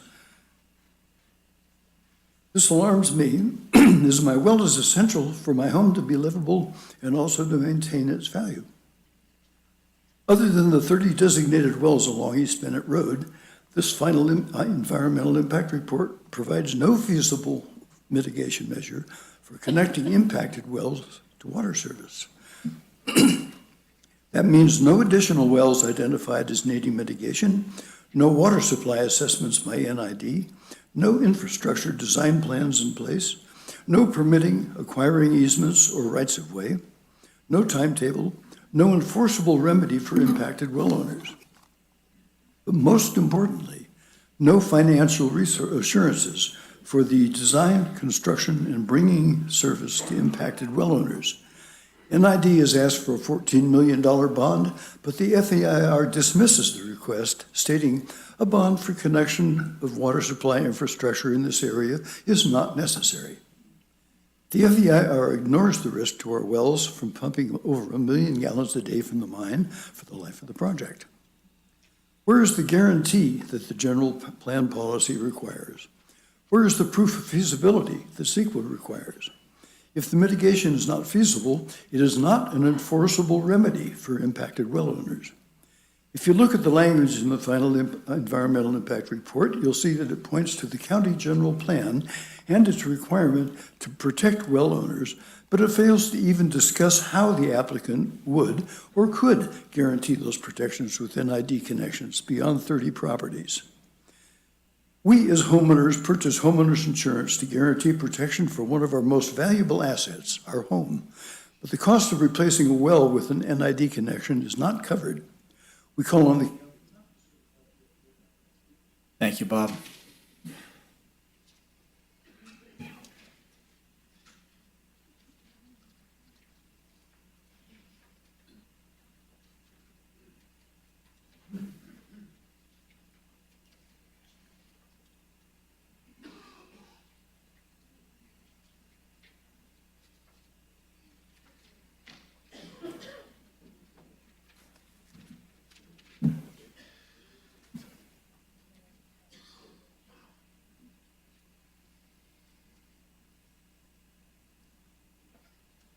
Good afternoon. I'm Mike Pasner. I'm a farmer from Penn Valley.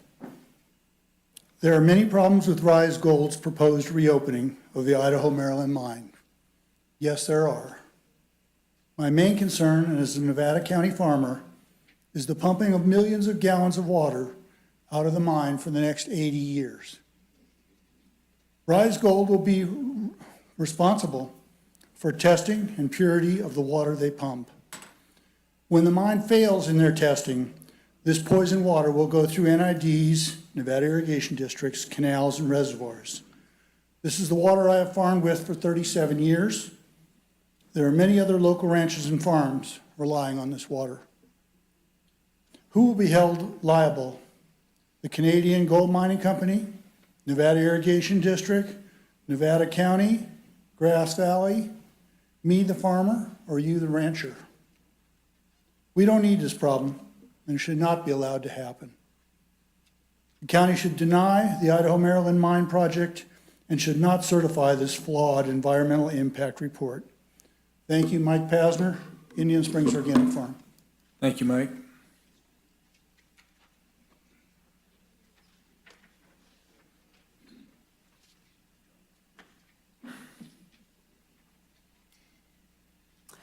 Good afternoon. My name is Linda Lanzoni. I live in District 3, and I am speaking on behalf of the Wells Coalition. My home of almost 29 years is among the 378 properties that qualify for the domestic well monitoring program described in the final EIR. I am here today to ask you to deny this project and not certify an FEIR that throws well owners like me under the bus. In draft EIR comments, expert reviewers identified numerous defects in the groundwater model. For example, the FEIR relies on sparse patches of well monitoring data from over 15 years ago. This is inadequate under CEQA because current baseline data is needed to assess potential impacts to groundwater prior to determining mitigations. The final EIR dismissed these concerns but agreed that more data is needed for validating the model. Current well performance data is key to establishing water quality and determining when a well has gone down or doesn't recharge quickly enough. It is also the linchpin in determining what threshold should be used to determine whether an impact is significant. Legal and hydrology experts call the final EIR's choice of a 10% drawdown in water level arbitrary and invalid. The final EIR's addition of a domestic well monitoring program is a feeble attempt to address the missing baseline data, but it does little to ease my concerns or those of well owners who were excluded from the program because they live in NID-served areas. Instead of following CEQA and collecting data before evaluating the project, this program promises data after the project is approved and won't collect the well performance data the county needs. Monitoring is scheduled for only 12 months and takes just one water quality sample, which does not account for seasonal or year-over-year variations. Experts who commented on the draft EIR tell us a minimum of 3 years are needed to collect valid water quantity data, and water quality should be tested at least twice a year. This program expires 5 years after dewatering and provides no protection for accidents that could occur in future years as the mine operation expands. The bottom line is that well owners are being told to trust that nothing will go wrong with their water supply for 80 years based on assumptions and speculation. This final EIR compounds this uncertainty. I respectfully request you just say no to the final EIR. It completely fails to protect well owners like me. Thank you. Linda, thank you. And Linda, are you number 20? 20. Okay. Yes. And do we have 21 through 30 lined up?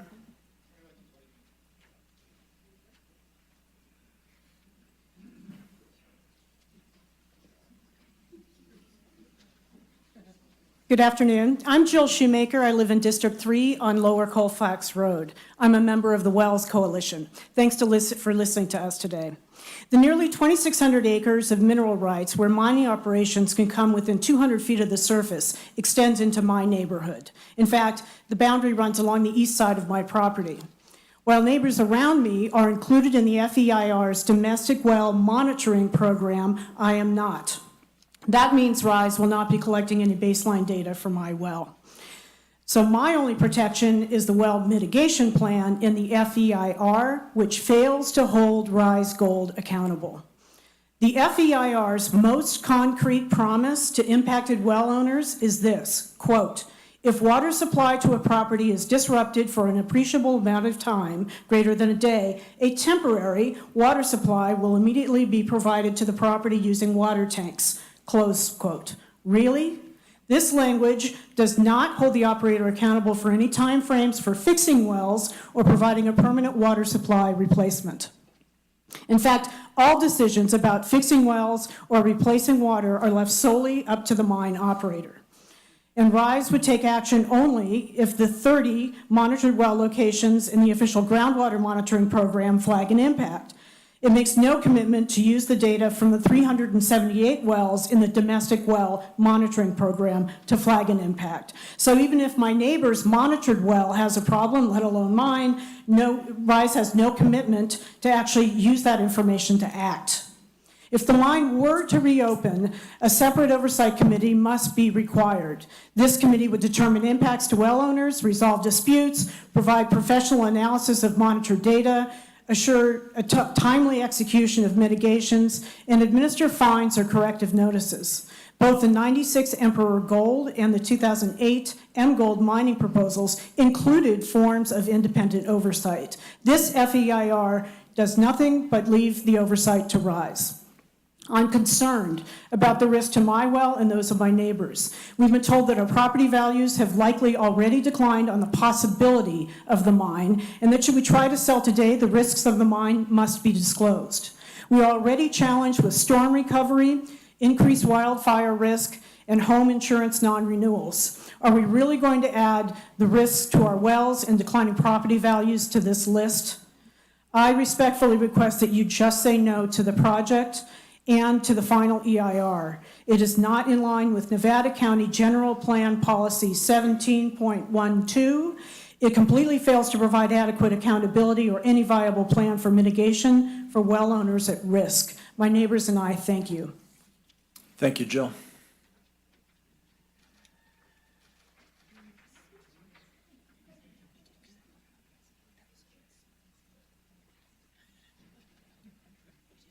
Good afternoon. My name is Eric Gibbons, and I live in District 3. I've lived and worked and raised family here in Nevada County since 1991. In other words, I'm still a newbie here. I'm speaking on behalf of Daniel Ketchum of Grass Valley, who could not be here today. Mr. Ketchum is a senior right-of-way professional, senior residential appraiser, and a designated member of the Appraisal Institute and International Right-of-Way Association, who has done extensive consulting regarding easements and right-of-way for NID.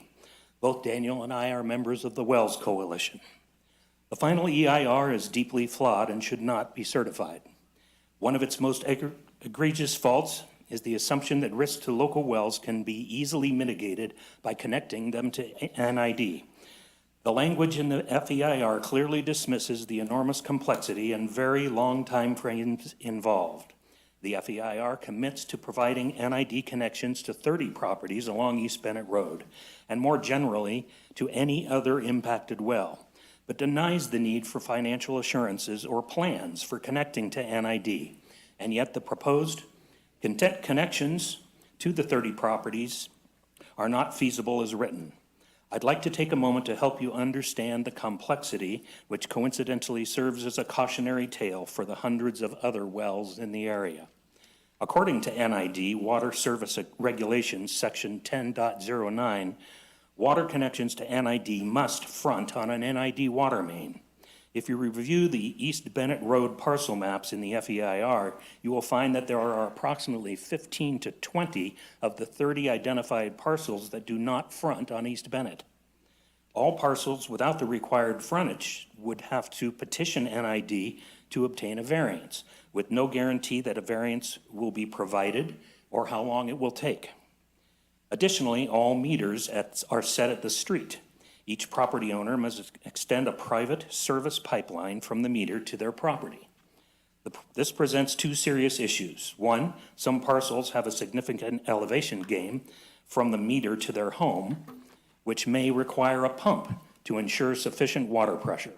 A pipeline and pump require installation, and the pump consumes electricity. None of these issues and associated costs are considered in the FEIR. And two, these private service pipelines may require easements along roads or across neighboring properties, many of which may not exist at this time. NID requires legal access to be demonstrated, and there is no guarantee the required easements will be granted by other parcel owners. Think about how these issues would play out for the other 378 property owners identified in. Yeah, thank you, Eric.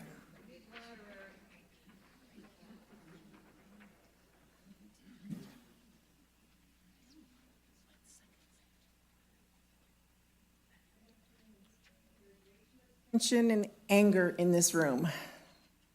My name is Teresa Youngman. I live in District 4.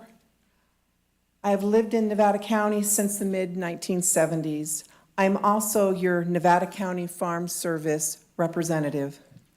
I am 100% behind the reopening of the Idaho-Maryland Mine Project. My husband, Ron Youngman, is a native, born and raised in Nevada County. Ron worked for the Manzanita Mine for his cousin, Sonny McLeod, and his father, William Youngman, worked for most of the mines in Nevada County. Reopening the Idaho-Maryland Mine will be the best sustainable and green mine in the USA. The Idaho-Maryland Mine will be the, and of course bring millions of tax revenue and many good paying jobs to the Nevada County. People are scared of the water from the mine. When they get finished with the water, it will be better water than which flows in our NID ditches at this time. There is no fish, frogs, or anything living in the NID ditch in my area anymore. When the Idaho-Maryland mine reopens, I will be the first one in line to drink the water out of the mine. I would not have a problem going to the Idaho-Maryland mine or working for the company. We need to think of our future and our grandchildren and our great-grandchildren's futures. It's like right up there, there's a gold miner. I urge the Nevada County Planning Commission to please support the Idaho-Maryland project for now and for our future. Let's get back to our roots in Nevada County. Mining is Nevada County roots. Thank you for your time and your consideration. Thank you, Teresa.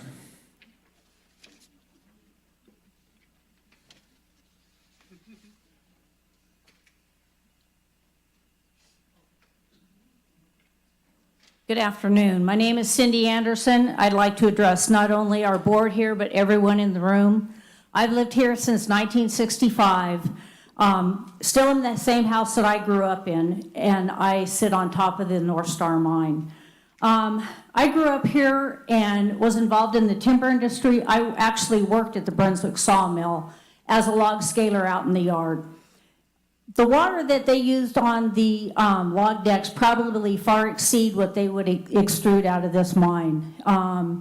You know, to work in the timber industry was something that brought this community together, taught you values and ethics and what was right and wrong. Everybody stuck together. I think that there is a lot of tension in this room just due to the fact of personal opinions. We need to be open-minded and look at the facts of everything that is here.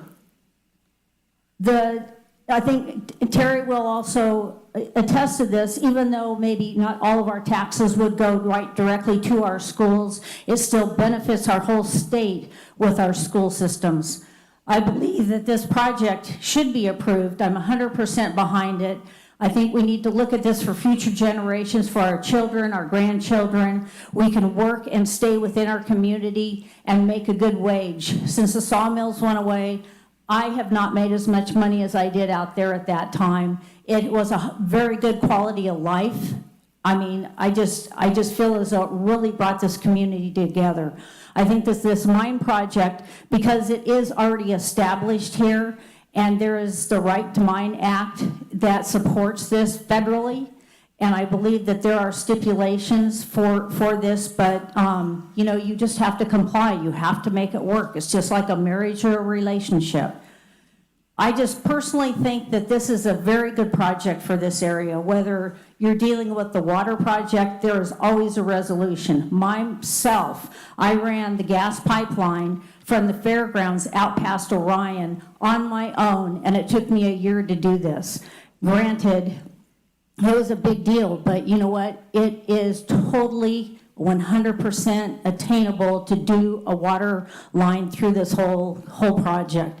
I don't think people need to be worried about, you know, the amount of water that's here. There is such an abundant amount of water in this community. 500 miles of tunnels, which means you can drive from here to Los Angeles with tunnels full of water. It's just incredible. There's a reason they call where the hospital sits Spring Hill. So I am in 100% absolute, totally, I would go to work for this company and work in this mine. Thank you very much for listening, and you all have a good day. Thank you, Cindy.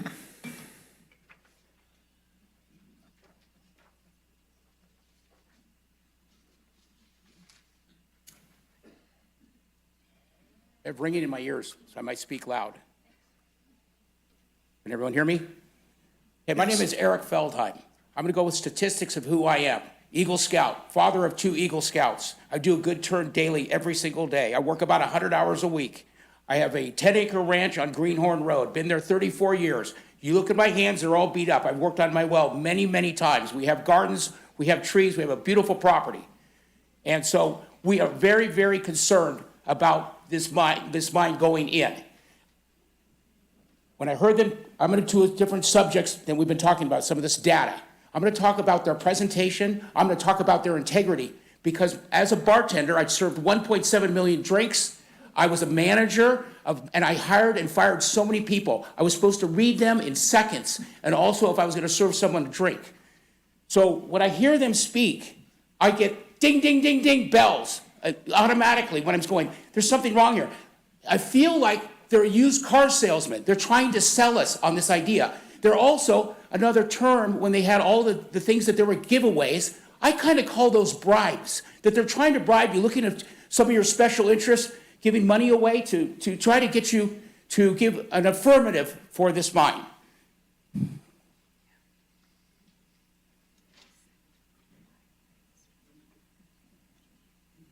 I could see that they gave the best scenario for doing the mine. But let's look at like Lake Wildwood. They also wanted to have a great project there with Lake Wildwood, but look at what's happened. You smell. What do you smell? All sorts of things, and it doesn't work so well, does it?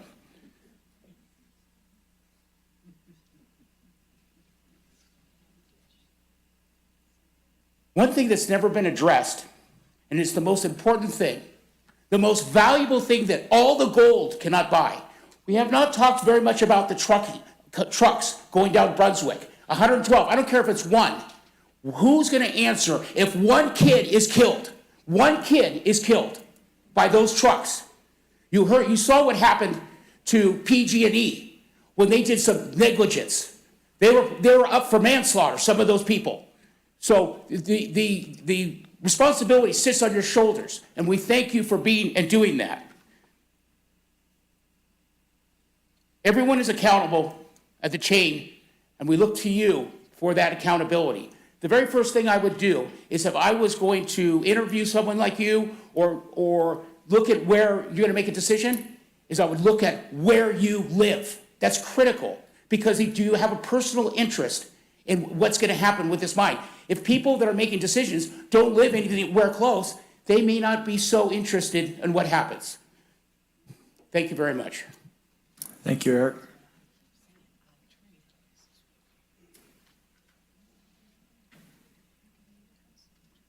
Good afternoon, Planning Commission. My name is Chris Snyder, and I'm with the Operating Engineers Local 3. A lot of people think I'm with the company.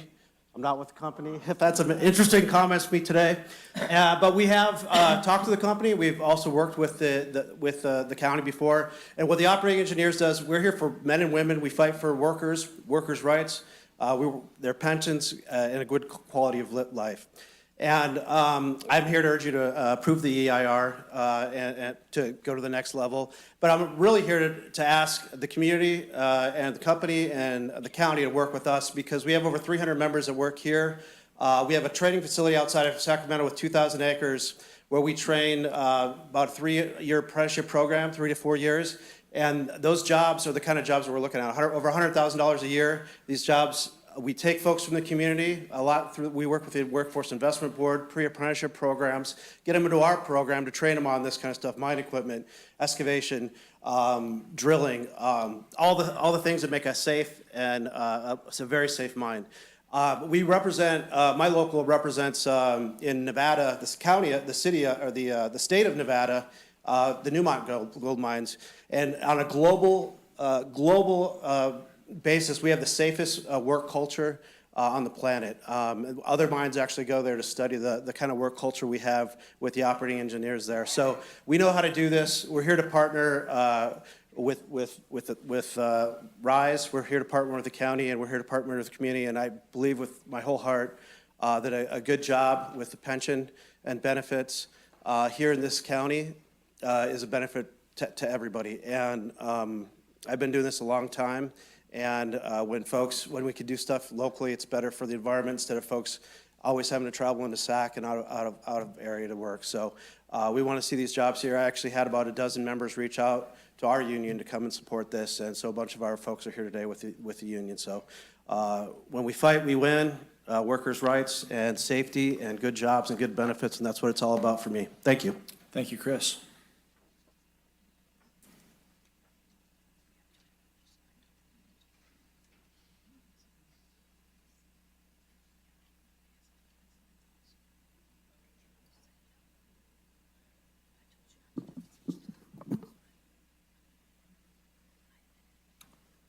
My name is Christy Barden. I live in District 1 on land that has a well that I bought about 1980. I'm here to talk about the potential release of mercury toxins.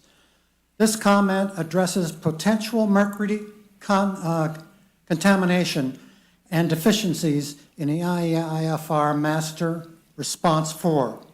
Department of Toxic Substance Control, the DDSC, is planning a toxic waste cleanup at the Idaho, Maryland Centennial site now owned by Rise Gold. The former Hap Warnke lumber mill location on this site. The land in which this mill sits is identified as a potential ecology concern because it contains discernible amounts of mercury taxon, which exceeds the DTSC standards for safety. The DTCSD is not planning to clean up this Hap Warnke area. However, because the area is currently sealed by a permanently layer of concrete and asphalt, this prevents the deteriorating mercury from being released into the environment. According to the DTSC, as long as the protective layer is not disturbed but remains in place, that's all that needs to be done is a periodic soil sampling to assure that the mercury contains remain low. However, unknown to the DTSC, Rise Gold does plan on developing a portion of the Hap Warnke area and dumping its mine waste rock. Included in Rise's plan to develop the area is digging up substantial drainage ditches along the waste's perimeter. But in order to dig this ditch, Rise will have to ignore the DTSC's condition for the mill site cleanup. Instead, Rise will demolish the existing Hap Warnke Lumber Company structure, evacuate a portion, create a drainage ditch, and this may significantly disturb the mercury containment in the soil. Not only does it disturb and ignore the DTSD's conditions, but it also is a potential release of mercury toxins into the environment. The EFI fails to identify the DTSD's condition for cleanup and fails to address the potential mercury contamination of the Wolf Creek and ground water. Here is a pictorial presentation which I'll put in the box. Thank you. Thank you, Christy.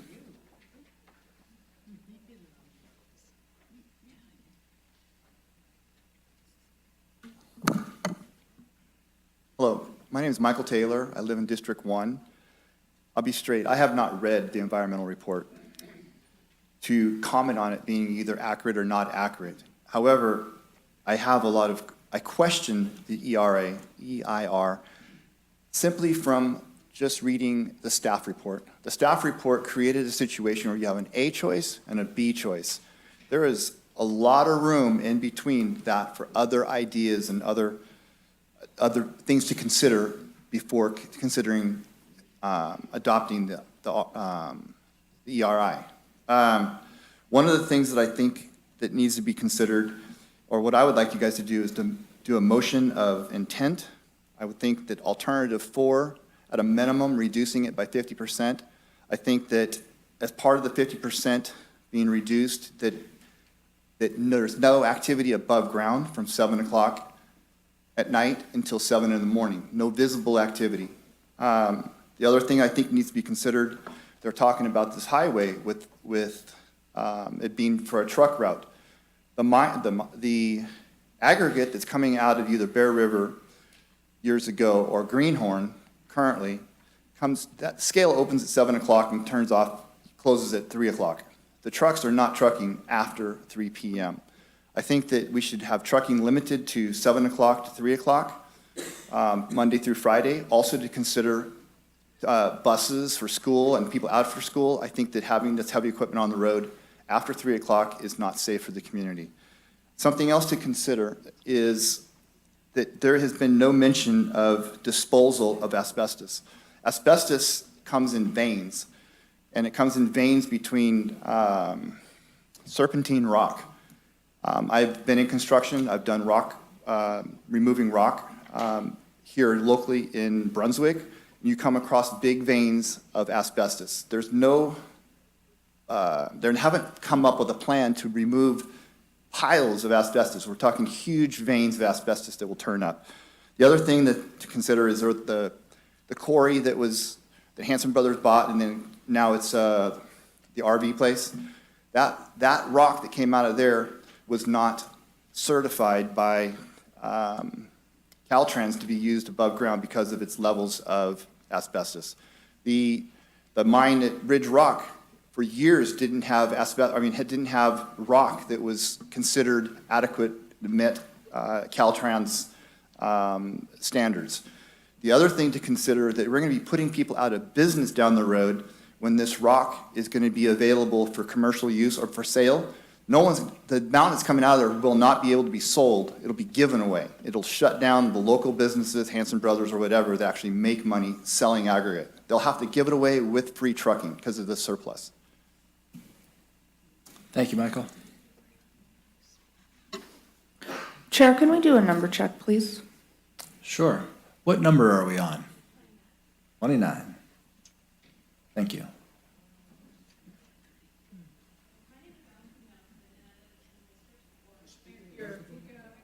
My name is Allison Nelson. I live in District 4. I'm a biologist and the director of Gold Country Avian Studies. I run a bird monitoring program at the Bennett Street grasslands within Empire Mine State Historic Park. The meadow where we band birds is bisected by South Fork Wolf Creek, and our bird trapping locations are spread along the creek approximately 1.5 miles downstream from the Brunswick site. Wastewater treated at the mine will ultimately flow through our research station. I strongly advocate against certifying the final EIR and recommend project rejection for a number of reasons. One, the final EIR did not adequately propose alternatives to discharging wastewater into South Fork Wolf Creek. Continually fluctuating water levels and temperature can adversely affect bird life and the invertebrates they feed upon.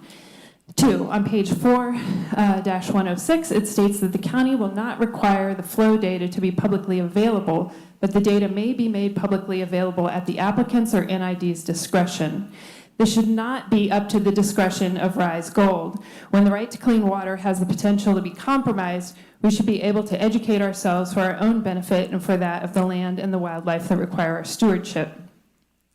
3, the EIR, including Table 4.4-6, was revised to indicate that protected status bird species have a low potential for occurrence on the Brunswick sites. This is incorrect.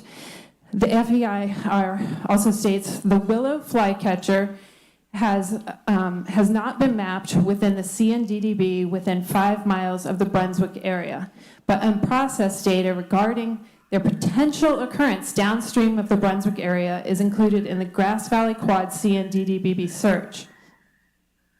To clarify, several listed species, special status species were detected or captured by our program 1.5 miles from the Brunswick site. The CNDDB has this detection data but simply hasn't processed it yet. The FEIR states that these species have a low probability of occurrence on the site and that no potential impact is expected because of the lower quality of the habitat. However, no quantitative habitat studies have been performed or required.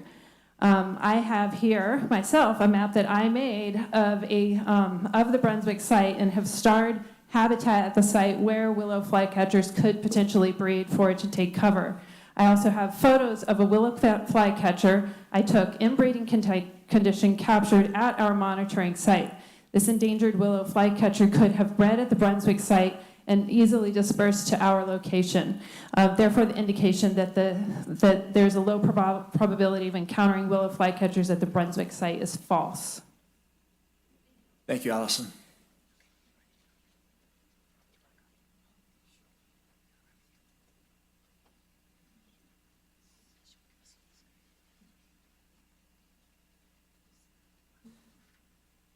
Hello, and thank you, commissioners, for giving me the opportunity to speak. My name is Christopher Ring. I live in District 2. I'm a local realtor, and I'm here on behalf of the Nevada County Association of Realtors. I have a letter to read on our behalf. I also want to show, this is our shirt showing the support for the letter we're about to read, and there's a significant number of other realtors representing us outside on the steps. You'll see our photo in the paper tomorrow morning. To the Honorable Planning Commissioners, on behalf of the Nevada County Association of Realtors, we respectfully submit our comments relating to the final economic impact report for the Idaho-Maryland Mine Project. Upon reviewing the final report, we see multiple deficiencies and unmitigated impacts on the surrounding residential properties, overall community, and market values of properties in Nevada County. While we recognize deficiencies in the environmental impact report, as experts in our field, we wish to specifically address the results of the economic impact report. A survey was previously completed by the Rise Gold consultant RDN and included in the economic impact report. It had a total of 65 completed surveys, of which 79% believed that property values would be negatively impacted. However, the findings of this economic impact report dismisses the real estate industry survey completed, stating results were not robust enough to be considered. The Nevada County Association of Realtors resent that same survey with all the questions to our association memberships and are now presenting the results of that survey. 162 of our active membership participated and completed the survey, representing a 27% sample size of the total group. The results are overwhelming. 87% of the survey participants believe that property values will be negatively impacted. And now I quote from the EIR itself, Economic Impact Report itself. Of the 3 types of research RDN performed for this analysis, a literature review, a real estate industry survey, and a case study analysis, the case study was selected only, and it totally dismisses the survey of the real estate experts.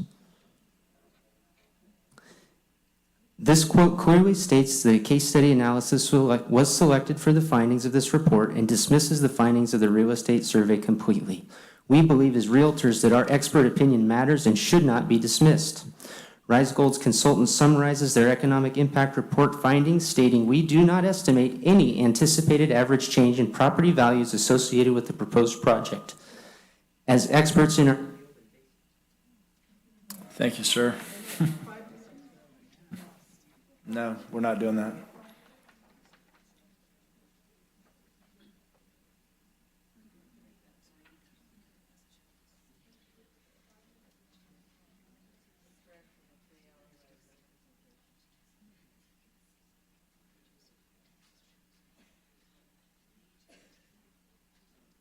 Commissioners and audience. My name is Kurt Lorenz.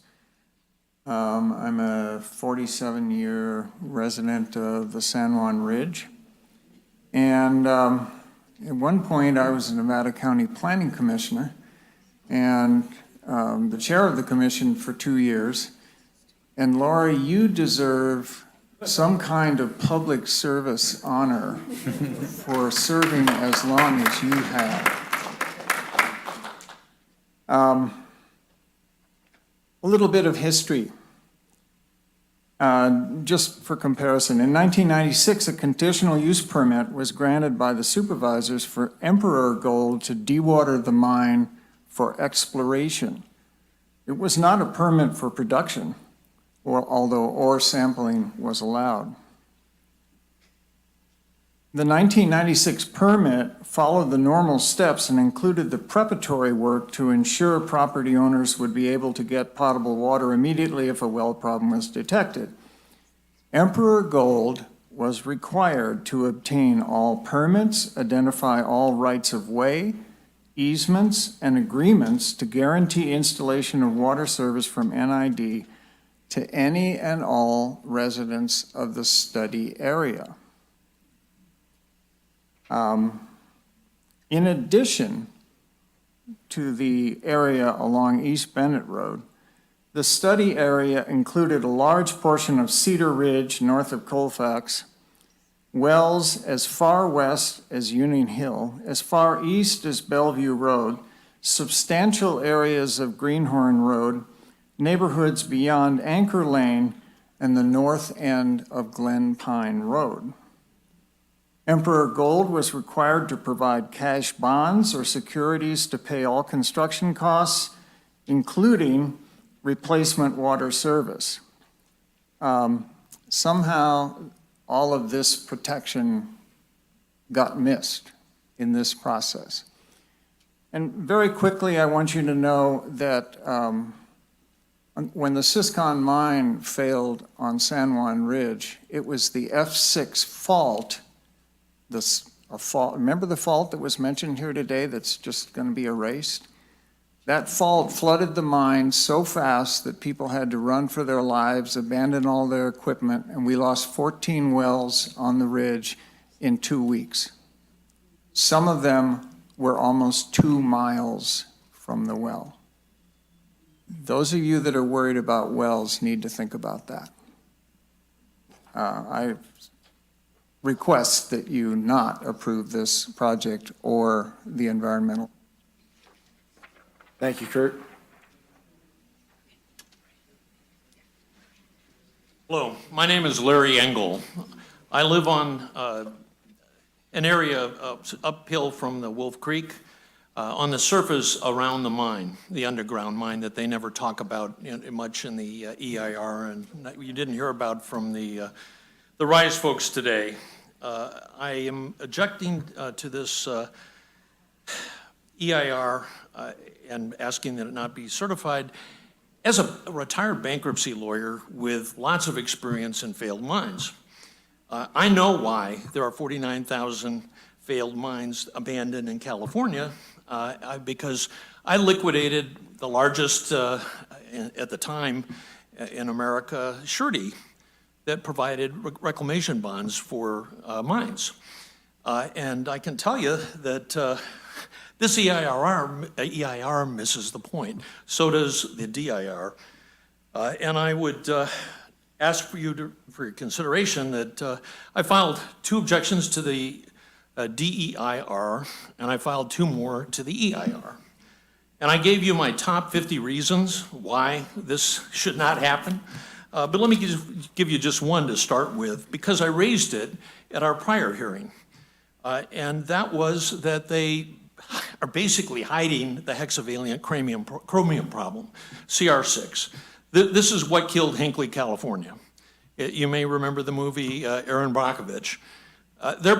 They call it now, they've rebranded it, they call it now cement mine paste. But it contains hexavalent chromium. You're putting into, they would put into the mine this toxin.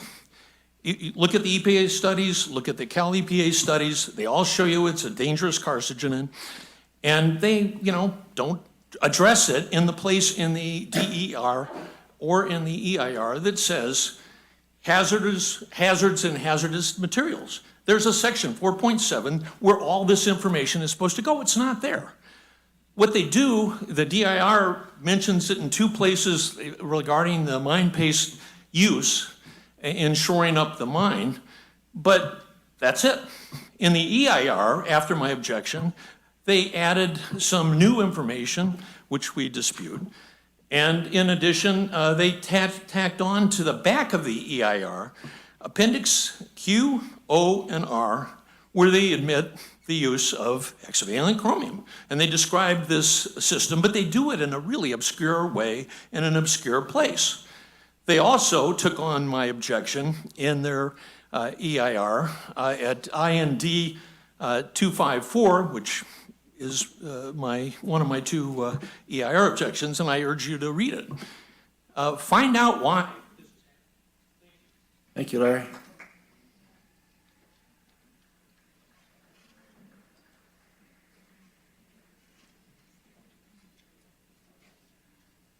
Paul Schwartz, 13812 Meadow Drive, District 1. I am in agreement with the Nevada County Planning staff and ask you to adopt recommendation A and reject the Idaho, Maryland mine reopening proposal. The proposal, as our planning director has said, is not consistent with the county general plan, state and Nevada County policy, and the 2023 Board of Supervisors objectives. I disagree with the recommendation to certify the final EIR. Third-party experts have submitted to the Planning Commission and the Planning Department and the Board of Supervisors extensive analysis, detailed references to the errors, omissions, and the faulty analysis conclusions in the document. As a capital planner at University of California, Davis, I reviewed draft environmental impact reports connected to over $1.5 billion in projects. So I wanted to give you my impressions of this EIR. Preparation and presentation of the material, analysis, and the findings are poorly organized, and the document is difficult to navigate. In many cases, the data was old, incomplete, inadequate, and not benchmarked against industry or other measurable standards. Consultants involved spoke to budget constraints, and that confined their efforts. Some reports start with a vague disclaimer that the depth of the study was limited by defined scope and limited resources. The draft EIR fails to integrate the implications of an 80-year approval. Important outcomes incumbent to the Idaho Maryland Mine project with regard to airborne pollution, dust, water quality, noise, traffic, energy use, greenhouse gas emissions, carbon footprint analysis, community health, worker safety, were not adequately addressed in the draft EIR. In the future, we can expect energy efficiency, carbon footprints, and community health impacts to be more thoroughly scrutinized, and consider how the draft EIR completely ignores our current energy action plan. There have been substantial third-party expert scrutiny on the draft EIR chapters, data analysis, and conclusions that contradict and challenge the findings in the document. The experts found faulty science, misguided assumptions, and juvenile computer modeling.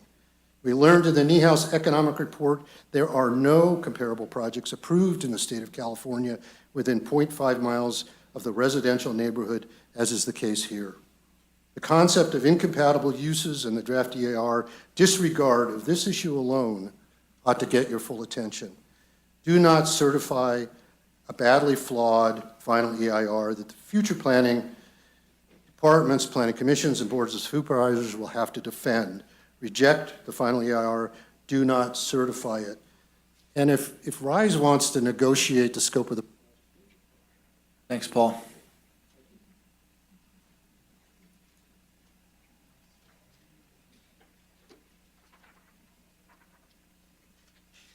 Good afternoon, Mark Johnson, District 4. Before you I stand, experienced hazmat supervisor, competent person.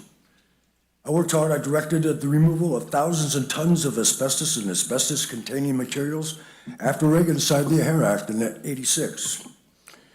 The FEIR stipulates RISE will submit an abatement plan after approval. A mitigation plan must be approved before any approval is granted, and I would be honored to be on the committee that approves or denies this stipulation. Will all employees be required to wear full Tyvek suits and type A, B, and C respirators? Will each employee be required to shower each time he comes up from below ground? The absolute necessity of asbestos is containment. To think you can truck it down the road with a tarp on it, you're breaking the law. All the things in the FEIR, you're gonna have to vacuum those streets to get the asbestos off the street. It just doesn't wash away. The stipulations, all the stuff that is taken out of, all the asbestos that comes out of the mine will have to be shipped down to Kesterson. You can't throw it back in the mine. It's all contaminated. Removal, disturbances, transportation of asbestos on a large scale is completely unacceptable in areas surrounded by hundreds of homes valued in the hundreds of millions of dollars. Compaction and storage of asbestos-laden serpentine is sheer lunacy. The task is an impossibility to perform without releasing fibers that induce pulmonary diseases upon an unknown amount of land every day, every time the wind blows. If even one person, a citizen, a tourist, or even a worker in the mine contracts a fatal lung disorder after a 20 or 30-year latency period, such as asbestosis, mesothelioma, scoliosis, et cetera, due to your approval of Mr. Mossman's gamble with our lives, our wells, our property values, could you personally be held responsible for that death if you were to approve this health-destroying, killing ecological disaster? Wouldn't you, in a very direct sense, have blood on your hands? Would you be able to face the fact that your decision cost somebody their life, maybe 2, 5, 20, 30, 100 lives? Could you look in the mirror? I couldn't. Mr. Mossman's proposed venture would have to be monitored around the clock 24/7 each and every day by a trained hazmat supervisor with complete control and the ability to shut down any or all operations at any time for any violation that endangers any person anywhere. Mr. Mossman must not be allowed to self-monitor any single aspect of this greed-fueled venture, including the water. Mr. Mossman's proven total disdain for regulations at his last failed mining disaster has caused irreparable damage to not only salmonoid-bearing streams and lakes in his native land, but Mr. Mossman's crimes also encompass Englishman's Slough and the Pacific Ocean. Mark, we need to keep it on this project, not the applicant. It's a good thing that Banks Island does not exhibit any asbestos-laden. Thank you. Thank you. Thank you, Mark.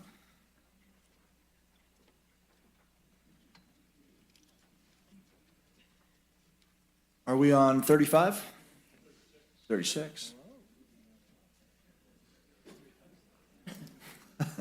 My name is David Watkinson. I represent the Sierras for Responsible Resource Development. We're a nonprofit that was formed in 2015 exclusively for educating residents, businesses, and government agents in the community about the benefits of responsible and sustainable resource industries in the Sierra Nevada mountains, including mining. Many of our members are mining engineers, geologists, environmental professionals that work in the mining industry. Some of them are here today, and others are at work and couldn't attend the meeting. I'm a professional mining engineer by background with over 40 years of worldwide experience in exploration, mine development, construction, and operation in Canada, the United States, and overseas. I've worked in Nevada County since 2006, and I'm president and CEO of 2 public exploration companies, one of which was M Gold Mining Corporation that was taking the project through the permitting process in 2008 and 2009, and before the city of Grass Valley. We got to the Planning Commission there, and I've worked in underground mines exactly like the Idaho, Maryland project, 5,000 feet deep. I worked as a miner, a supervisor, a general foreman, a mine superintendent, and a mine manager. So the mines do hire and try to develop local workforces. I will guarantee that that will happen here with a mining project. People want to hire locally. They don't want to have to pay to relocate people to a site when they can develop a local workforce that's going to be there for the long term. We were advancing the Idaho, Maryland project through the city of Grass Valley in 2008, 2009, when the Great Recession hit, and we couldn't raise additional money to advance the project. So the city eventually deemed the project applications as withdrawn, but the company still survives, and we still live and work here in Grass Valley. We need to learn the lessons of the Great Recession, COVID-19, and things that can happen looking forward, like we're going to run into a significant period of high inflation and potentially another recession occurring. So your job and the Board of Supervisors' job is to look at the future. I looked at the county's 2022 adopted budget and compared it with 2008 and 2009 when we were permitting the Idaho, Maryland project.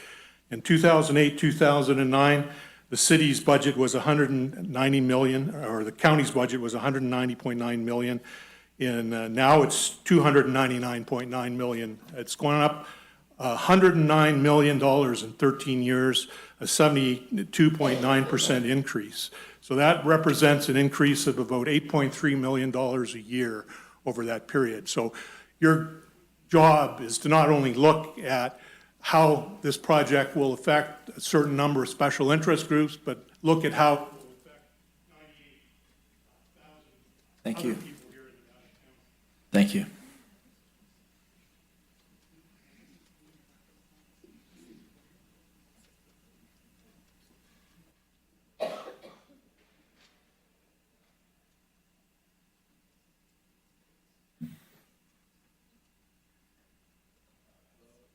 My name is P. Perez. I live in District 3 here in Nevada County. I've lived here for over 22 years. Married a fourth-generation local girl. Both of my kids were born here at Sierra Nevada Memorial Hospital. My wife's great-grandpa George was on the last crew to enter the Empire Mine. I support reopening the Idaho Maryland mine because of the good paying jobs that Nevada County needs. I hope to be able to work there one day. I also hope it would be an option for both of my kids once they graduate Nevada Union, if they wanted to decide to stay in Nevada County and have a good paying career. I also believe that this state-of-the-art mine would be a way of little old Nevada County giving a world-class example on how to mine cleanly, ethically, and responsibly. Gold's the best conductor of electricity, and with the world's push for electric products like cell phones, laptops, TVs, electric cars, there needs to be competition from our country against other countries who are mining raw materials and don't do it cleanly, ethically, or responsibly. Mining is not only our past, but the future. So I ask you to please approve this project. Thank you. Thank you, Pete.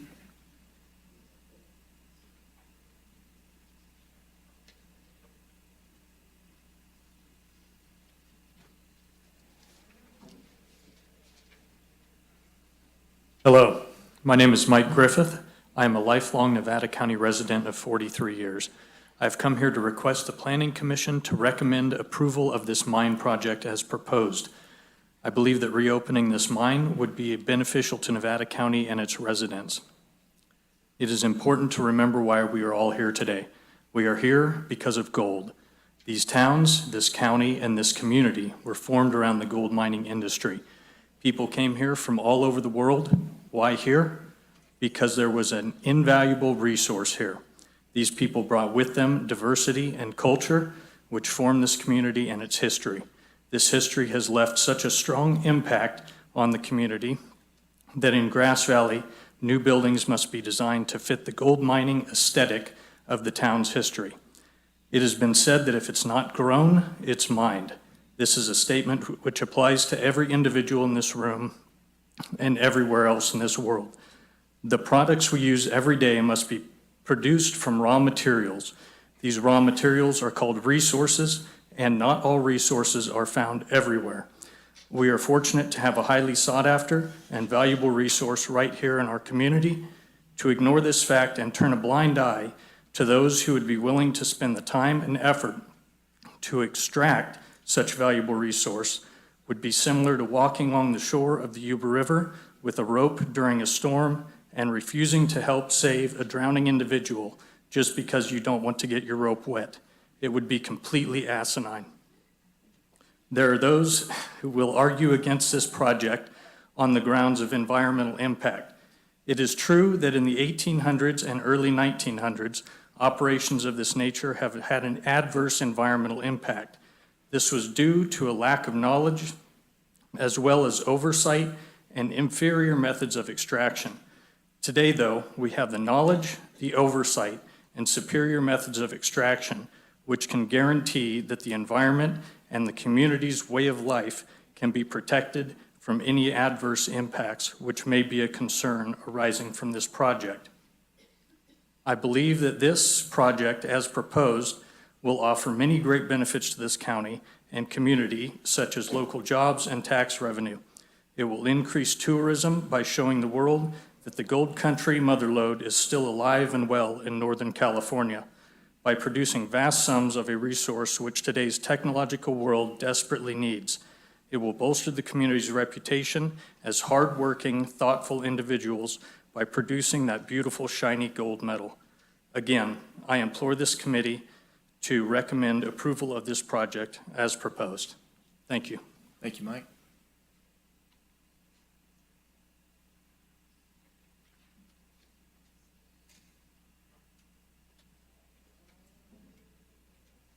Justin Sanders, 30 years here in Nevada County. I'd like to say thank you guys for taking the time to listen to everybody, some louder than others, but thank you either way. I am in support of the mine, and I'm asking you guys take everybody's word, but go with the side that makes the most sense, is open the mine.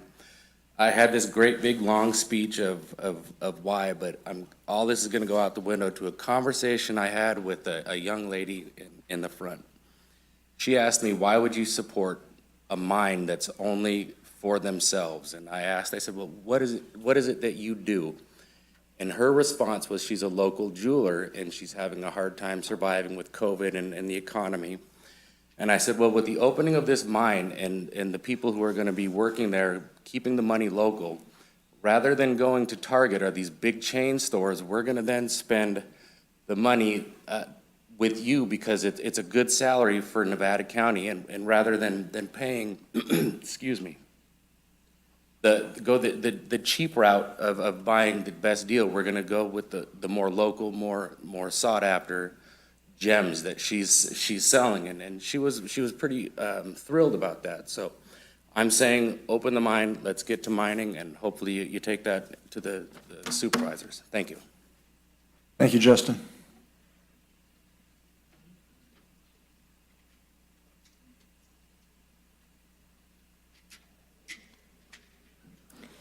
Thank you, County Planning Commission and County Planning Department staff for the opportunity to provide comments today.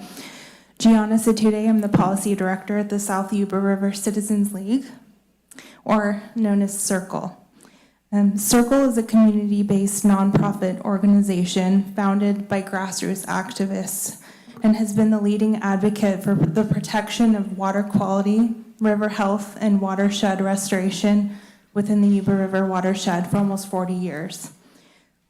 Our work and mission is supported by 3,500 members and 1,300 active volunteers. Keeping our grassroots legacy alive, this year at our Wild and Scenic Film Festival, we brought a petition with a simple ask that the Nevada County Board of Supervisors reject the proposed Idaho-Maryland mine. An astounding 1,167 individuals from the community and beyond signed our letter.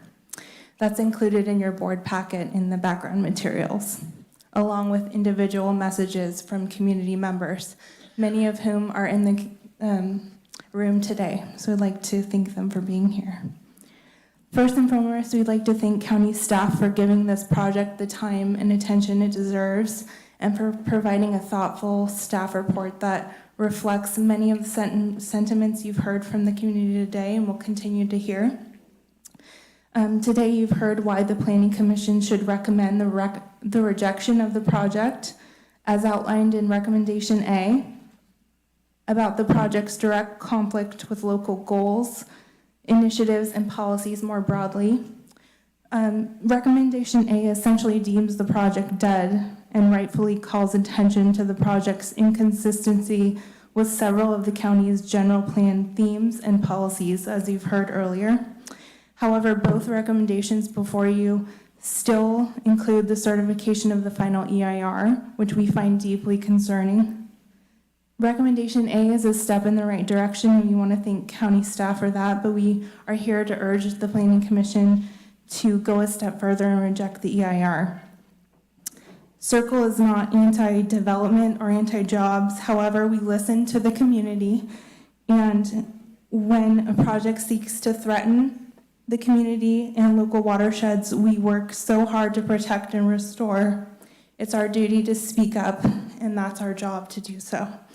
So as you consider the recommendations before you, we must underscore that in addition to outright rejecting the project, you must recommend to the Board of Supervisors that they reject the final EIR.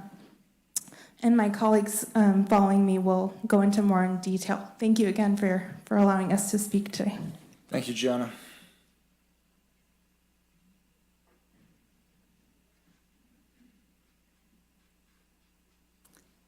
Good afternoon. My name is Alicia Wiseman. I'm the Headwater Science Program Director at the South Yuba River Citizens League. I have a background in water quality and aquatic ecology. I hold a master's in hydrology from the University of Nevada, Reno, and I worked at a local water quality lab, Cranmer Engineering. The Rise Gold project and the EIR as presented pose significant water quality risks and will put significant pressure on our already fragile groundwater resources. Legacy mining impacts still persist in our area and continue to cause health advisories throughout the Sierra Nevada. Many parts of the Yuba and Bear River watersheds are currently listed as impaired due to mercury contamination under the Clean Water Act. During existing rain events, these areas contribute to elevated levels of metals and sediments in our local streams and rivers. This project will increase sedimentation and erosion and has the potential to disturb contaminated land, which would further contribute to this issue. Also, the storage of mine waste that we heard about earlier, a 100-foot pile, will certainly leach hazardous chemicals into our local waterways. Rise Gold plans to pump out 3.6 million gallons of water every day for 6 months and another 1.2 million for up to 80 years, which will be released every day into the South Fork of the Wolf Creek. The potential water quality and environmental impacts associated with daily release of this water that doesn't really happen seasonally like it naturally would have not been fully evaluated by the limited surveys conducted. Also, the associated groundwater impacts with this pumping plan are concerning. Here in the Sierra Nevada, we have seen early impacts of global warming, including prolonged periods of drought. These periods are expected to increase, and the droughts alone are stressing our groundwater resources. If NID and its plan for water identifies water security as a top concern for our region, then how can we simultaneously allow a Canadian company to pump 1.2 million gallons a day for 80 years? Further, the EIR sets the significance level for their impacts to groundwater levels at 10%, without acknowledging that local groundwater levels will go dry even at reductions of less than 10%. It's been set arbitrarily, as others have commented on. I'll leave it there. There's been a lot of good information given thus far. I just want to reiterate that for these reasons, the FEIR and the Rise Gold project should be rejected. Thank you. Thank you, Alicia.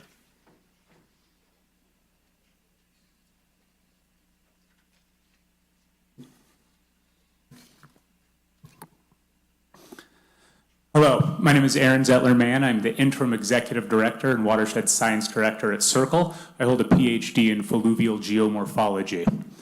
As part of the proposed Idaho-Maryland mine project, Rise Gold suggests that their potentially toxic mine sand tailings and barren rock will be sold as engineered fill in the Sacramento region at the rate of excavation, about 1,000 or maybe it's 1,500 tons per day. This market does not exist, as they suggest, and therefore this material will need to be stored, likely on site. As the Water Resources Control Board points out, inadequate sampling means this material could leach toxins at unknown quantities into surface and groundwater. The source they rely on for aggregate demand over the next 50 years focuses on currently permitted aggregate. I know from Circle's restoration work in the Lower Yuba that holding permits for aggregate mining is time-consuming and expensive. A reclamation plan must be created and approved, bonds must be obtained to guarantee post-mine restoration, and there's State Mines and Geology Board oversight. This means that an aggregate mine will not permit aggregate until it needs to. Just because it's not permitted today doesn't mean a ready supply doesn't exist. In fact, Tykert Aggregate has mineral rights to most of the 685 million cubic yards of gravel in the Lower Yuba goldfields. Their 100-year business plan is aggregate mining of the goldfields to supply the Sacramento region with engineered fill.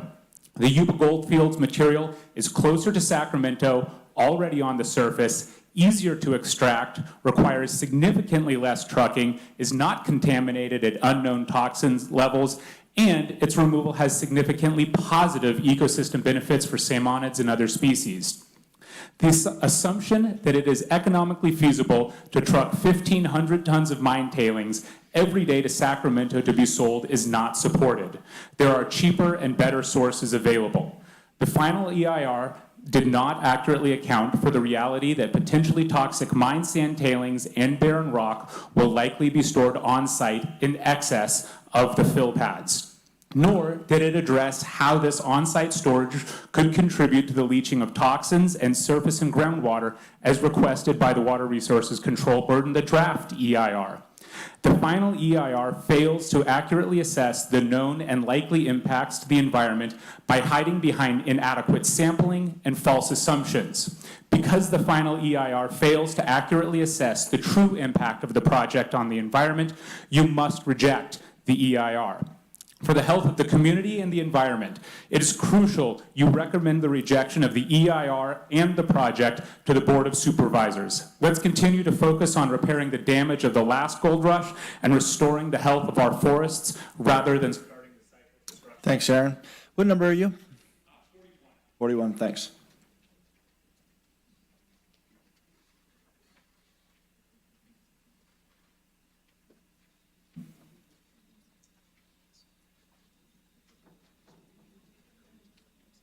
I'm Gail Johnson Vaughn, District 3. I've been a 40-year resident of Nevada County. I hold a doctoral degree in organizational psychology with a special interest in behavioral science. Thank you for your time, your thoroughness, and your attention today. Amazing. All that you're putting into this critically important process. You have been given the trust of your supervisor, who has been given our trust to put aside the special interests and self-interests so that you can make a decision that is in the best interest, not just of those of us who live here today, but our children, our grandchildren, our great-grandchildren, and their children. Your decision bears even more weight given the countless decisions that have been previously made by others from all parts of the globe that have put our planet and all inhabitants at risk. No matter what alternative is chosen, the negative environmental impacts remain.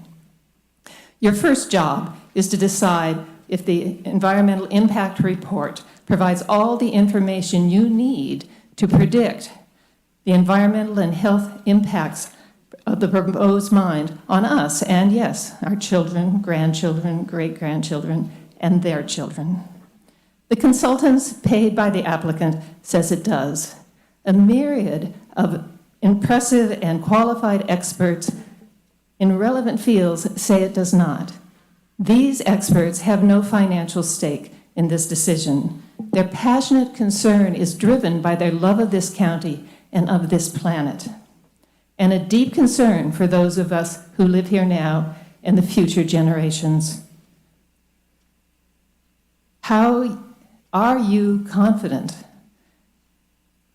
without a doubt, that the environmental impact report provides the thorough and accurate information that you need? And are you confident that the other experts who have highly educated and brought their expertise to the table are wrong? All of them are wrong. If not, it is your responsibility to reject this environmental impact report as inadequate. Thank you. Thank you, Gail.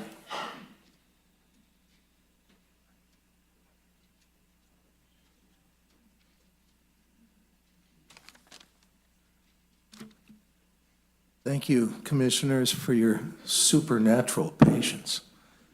My name is Jeff Kane. I've lived in Nevada County most of my life now. I'm in District 1. As a medical doctor, especially concerned with air quality, I ask you not to certify the mine's EIR.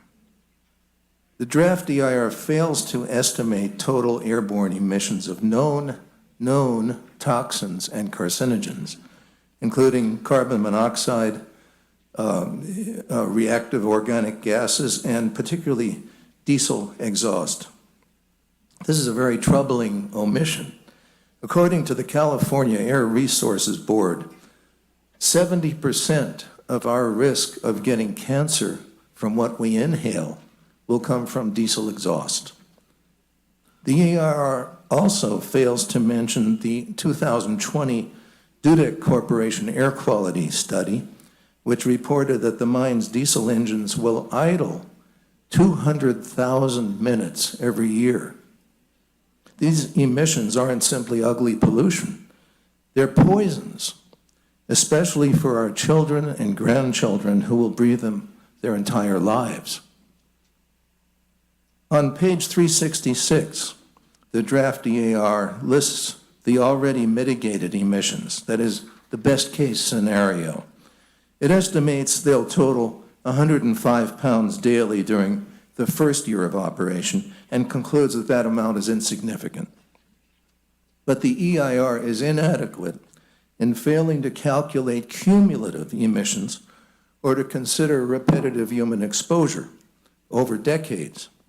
If it had done the math, it would have found that during the mine's lifespan, it would emit at least 3,600 tons of known airborne poisons.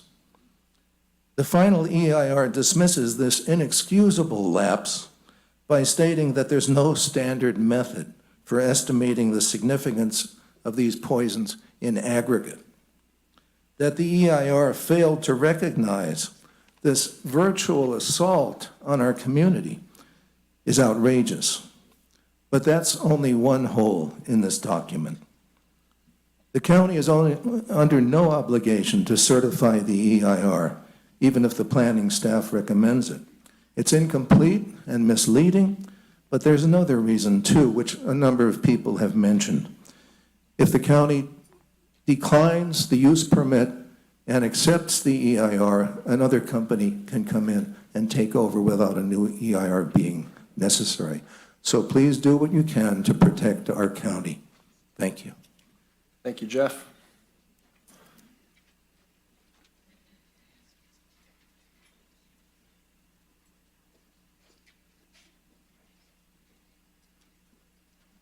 Good afternoon. My name is Susan McKinney. I live in District 1. I am a 40-year resident.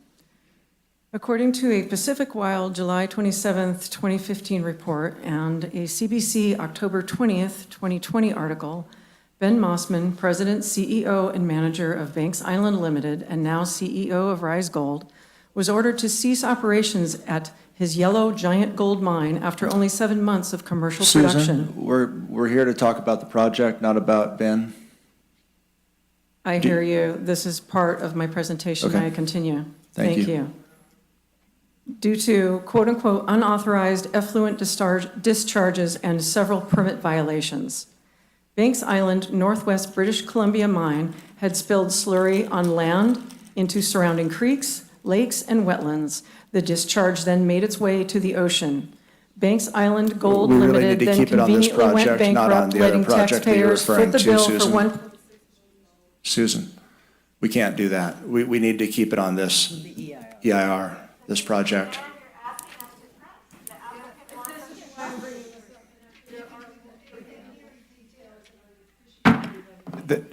If you'll keep your comments to, I'll give you your time over.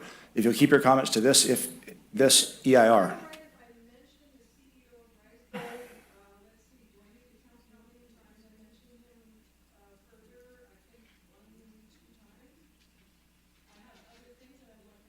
I'd love to hear the other things.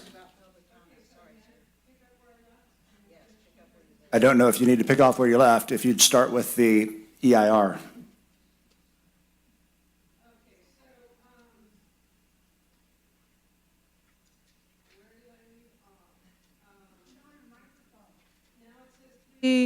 Minutes. I'm starting you over. Thank you. Yep.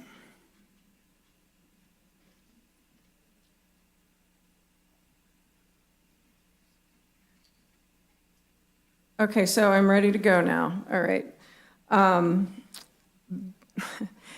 Banks Island Gold Limited then conveniently went bankrupt, letting taxpayers foot the bill for the $1.6 million cleanup.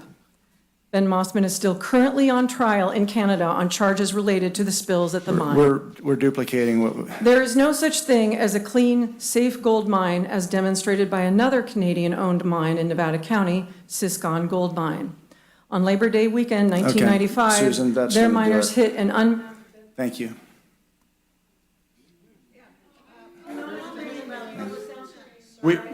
I'm not censoring. I'm asking you to address, this is not the supervisors meeting where you can talk about other things. This is specifically for the EIR today and in the project. I don't know when I'm gonna get a chance to voice these things. I have recently relocated here. I have waited a long time to voice these things, and You're continuing to address a resume of somebody else. Thank you. If you would allow me to finish, may I please? If the rest of what you're saying is slandering and This is and not covering- slander, these are covering a resume of facts. someone else, that's Thank you not very much. that is not what we're doing here today. Efficiency of the EIR, It- It's the, okay. We're done. Thank you. We tried. We tried. Will we have the next person, please? We won't have any outbursts either, okay? Thank you. We can get through 2 more minutes. We tried. You continued with All I was doing was listing what has happened in the past, what I think is really important that everyone hear to base their decisions on. that's not what we're basing our decisions on. The environmental impact, I'm telling people exactly what happened, what the environmental That's impact not what we're was talking about of here a today. prior mine. If that's what your presentation is, that is more appropriately done with supervisors, not at this time. Thank you. We'll take the next speaker, please. Wow. Thank you.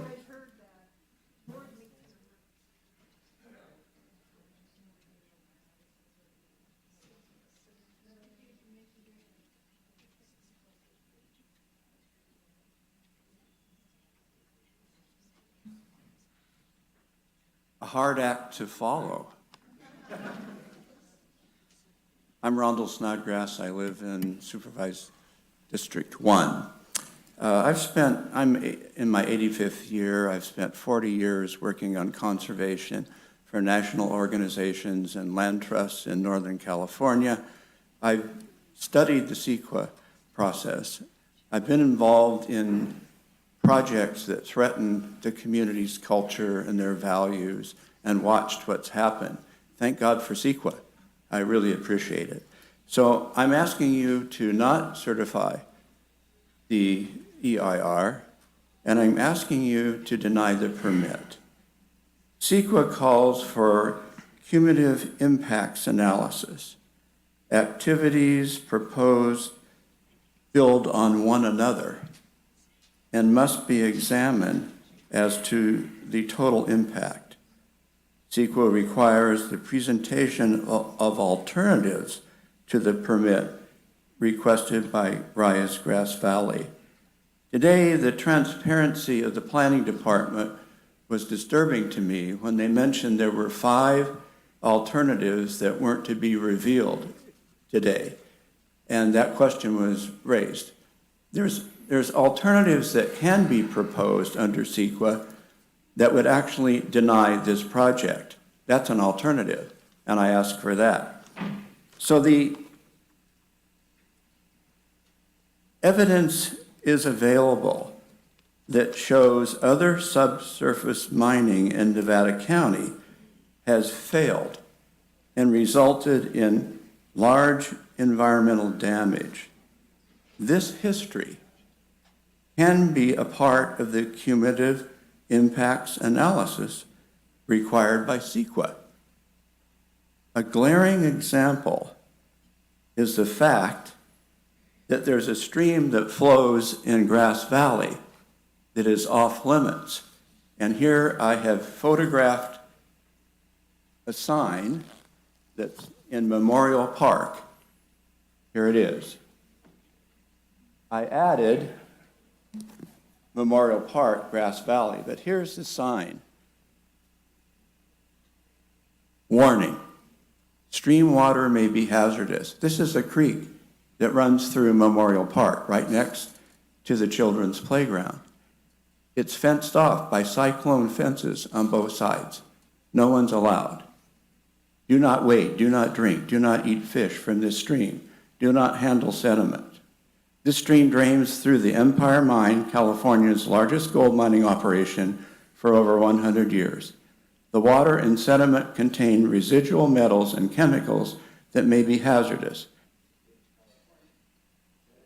Thank you, Ronald. You can. There's a box right outside.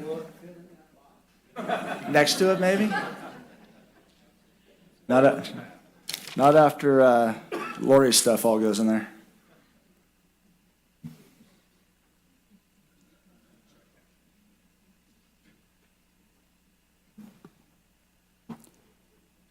Good afternoon. My name is Beverly Blake. I've been a local realtor here for over 20 years. I wanted to share with you the personal impact that the Idaho-Maryland mine has already had on my husband and myself. I'm 76. My husband, a retired professional firefighter, is almost 80. We purchased a home in District 3 off Greenhorn Road with one goal in mind. We plan to live in it for a number of years, improve the property with our own labor, and use the profit to fund our retirement. We have invested hundreds of hours of labor ourselves, invested thousands of dollars, making the property attractive and fire safe. My husband has become disabled and is no longer able to help me maintain our 3 acres. We wanted to put our home on the market last summer, but we soon discovered that with the mine issue hanging over us, no one would even look at it. I have 2 neighbors who had their properties for sale all summer. As soon as potential buyers heard about the mine, they were no longer interested. I know there are many other residents in our situation, and we have all been put in limbo by the mine. I personally have 3 clients who currently are waiting for your decision. If the mine is approved, they will no longer be looking to buy in Grass Valley or Nevada City. They have no interest in moving to a mining community. The county's economic report did not include local realtors' opinions, even though they surveyed us. The Nevada County Association of Realtors recently did their own survey. Over 90% of 150 realtors believe that local property values will drop, and the drop will be permanent. I believe that the probability of diminished property values and therefore reduced property tax income would impact the county revenues far more than Rise Gold's inflated promises. Grass Valley and Nevada City are unique in the Sierra foothills. No other towns have the vast extent of culture, art, music, and natural beauty. If you certify the flawed environmental impact report, another mining group will step in and we'll have to go through all of this again. Our future and many others entirely depend on the decision about the mine. Please do the right thing. Just say no to the mine and do not certify the EIR. Thank you. Thanks, Beverly. And are you number 46? Yes.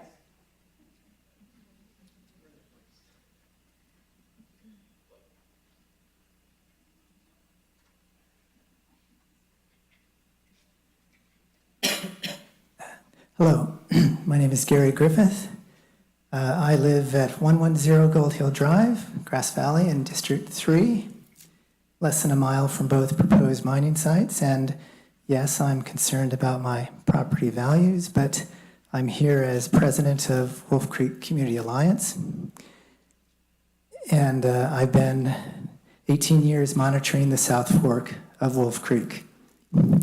Commissioners, at Wolf Creek Community Alliance, we speak for the watershed. We have a longer, more intimate knowledge of its hydrology and biological resources than the paid consultants who've made their limited walkthroughs and argued always for impacts being minimal or easily mitigated. Our view, unlike theirs, is that this watershed is a unique, irreplaceable resource for the county. Its area's open space, free-flowing water, and unique habitats holding a great diversity of creatures, a resource that a densely populated area next to a city truly needs for its public health and well-being. To the EIR. We have read and commented on the NOP and the draft EIR, spending countless hours doing so. We've also closely considered the new appendices, the master responses, the individual responses to our comments, and those from other agencies or groups who have raised similar concerns. We find that the final EIR has changed little and still ignores, discounts, or inadequately addresses impacts to the biological resources in the watershed. It offers little new data and answers concerns not by seriously considering them, as many people have pointed out, but by dismissing them, often by resorting to its own speculative conclusions, and appeals to technical justifications that dismiss or lead away from actually considering the potential impacts being raised. We find all this very disturbing. We find this is the case with our own comments and the comments of many others. Our concerns about impacts remain largely unanswered.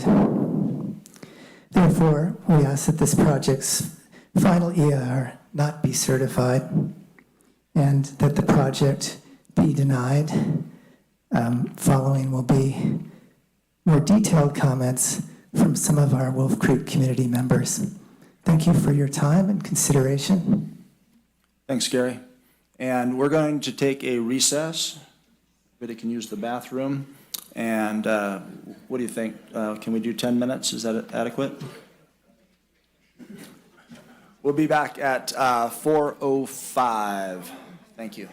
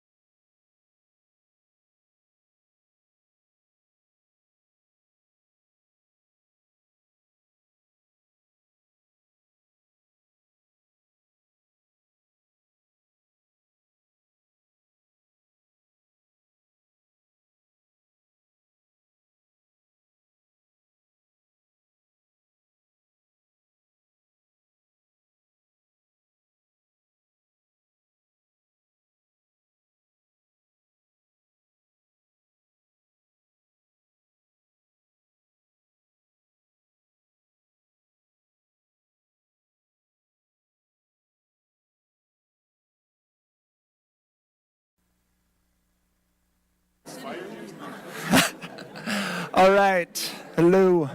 We're going to bring it back. Is my mic on? Shelley? I don't have a mic. Test, test. All right, we're going to bring it back. And we'll hear from our next speaker. Please take your seats.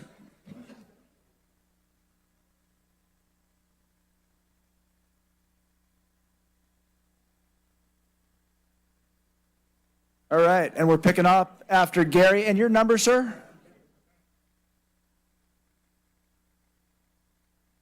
We'll get that mic on. Here we go. I'm ready. Feels like morning or evening, but I'm Jonathan Keene. I live in Grass Valley, District 3. I've been a resident of Nevada County for 53 years. I'm a general contractor, and I'm also part of the Wolf Creek Community Alliance. And I've been monitoring almost monthly for the last 18 years, monitoring in our streams in our watershed. And I'm speaking for the creeks and the trout. And I wanted to, the EIR you have before you does not adequately address the impacts to South Fork Wolf Creek. South Fork is one of many tributaries in Wolf Creek itself. It runs directly through the heart of the proposed Brunswick site. It is a federally protected perennial stream, and the upper half of South Fork Wolf Creek, as it goes through the Brunswick site, was ignored in the EIR. One stretch of this part of South Fork is currently encased in a culvert, but the stream is nonetheless healthy and vibrant, upstream, downstream, and through the culvert itself. The term biological resource sounds kind of dry and scientific, but please remember what we're talking about here. Fish, the bugs that they eat, dragonfly larvae, damselflies, worms, beetles, an interconnected web of aquatic life. And so yes, this culvert is an important biological resource, but please remember it allows for the passage of trout and other aquatic species from the headwaters above Brunswick Road to the downstream reaches and back again. However, both the draft and the final EIRs disregarded this healthy stream along with its fish and aquatic food web. Despite concerns raised by our alliance and others, both EIRs refused to discuss any impacts of the creek upstream of the spot where it leaves the culvert. Where do they suppose the water, the fish, and the bugs come from? Impacts to biological resources that would occur during the replacement of the culvert should have been considered, but they were not. Alternatives, including the daylighting of the culvert, should have been considered, but they were not. The California Department of Fish and Wildlife also responded to this EIR. On page 2-202 of your FEIR, you'll find the comment, the EIR did not analyze all potential temporary, permanent, direct, indirect, and/or cumulative impacts to aquatic features and associated biological resources that may occur. So, Commissioners, we agree with the CDF. Thank you, Jonathan.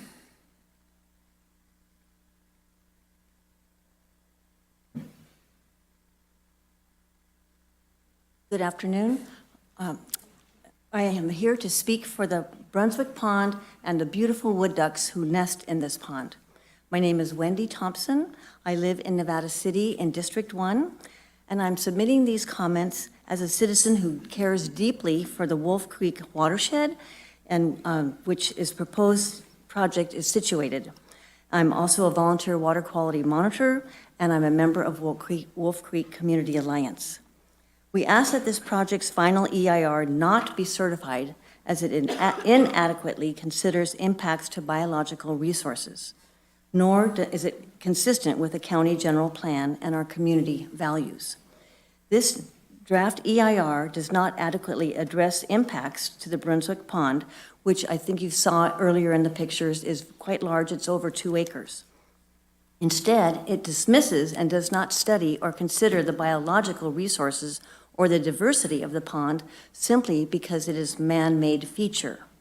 State and federal law, however, requires that any body of water connected in any way to the overall hydrology of a watershed be protected for its biological resources and diversity. This pond historically was part of a larger wetlands area that exists today immediately downstream. South Fork Wolf Creek flows immediately next to this pond. Engineering studies in the EIR suggest uncertainty and possible connectivity between the ponds and the wetlands, thus the projected need to rebuild the pond berm. Study of how this pond is fed is lacking. Most importantly, the pond is rich with life, supporting a riparian zone with habitat for migrant birds, potentially including the special status black rail, pairs of beautiful wood ducks, and certainly a whole ecosystem of aquatic species. None of this is studied or considered by the EIR in spite of our previously expressed concerns. Please do not certify this flawed EIR, and I ask you please do not approve this project. Thank you very much. Thank you, Wendy.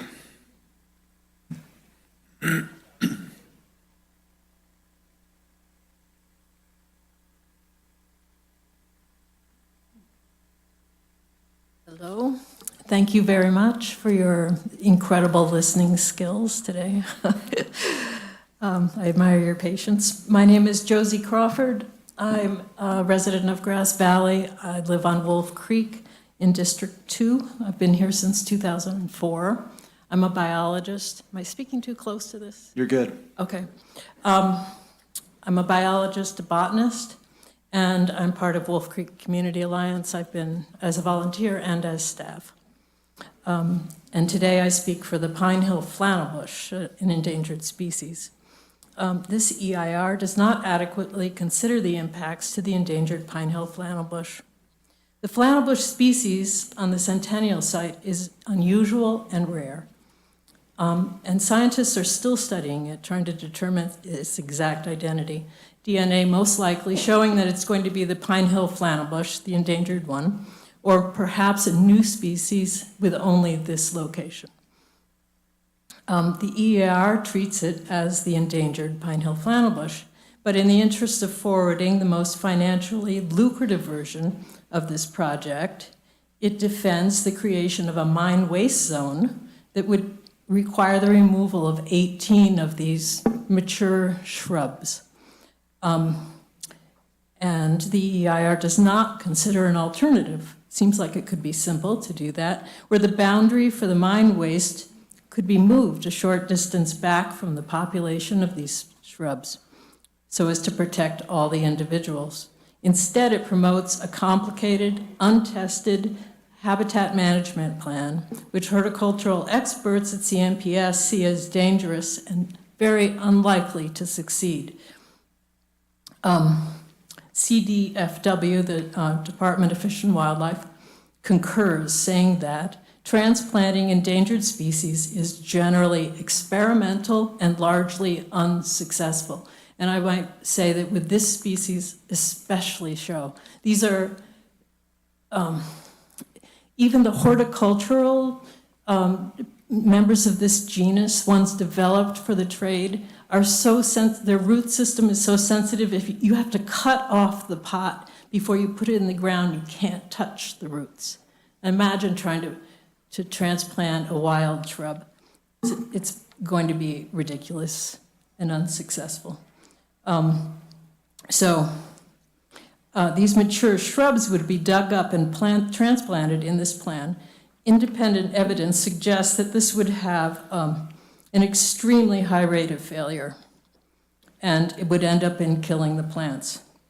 Collecting seeds and transplanting the seedlings is also unproven to work and will have a very low success rate. Thanks, Josie.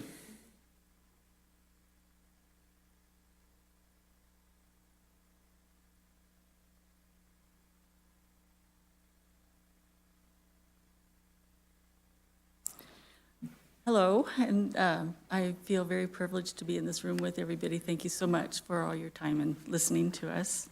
My name is Mary Ann Hart, and I live in District 2, which is downstream of Wolf Creek. I am a monitor for Wolf Creek Community Alliance, and I'm here today to speak for the stream community and also its giant stoneflies, which are a very important part. This EIR does not adequately address impacts due to dewatering. The EIR attempts to assure us that dumping mine water into the South Fork Wolf Creek will it'll be too small to have an impact or fully mitigated by the water treatment. Yet a number of agencies and groups still express their concerns, including California State Parks, California Department of Fish and Wildlife, South Yuba River Citizens League, and Sierra Streams Institute. They suggest that testing for turbidity impacts is too limited, that too little study was done downstream in the Bennett Street grasslands, that temperature regulation will be more difficult than suggested, and uncertain as it will require reducing operations underground.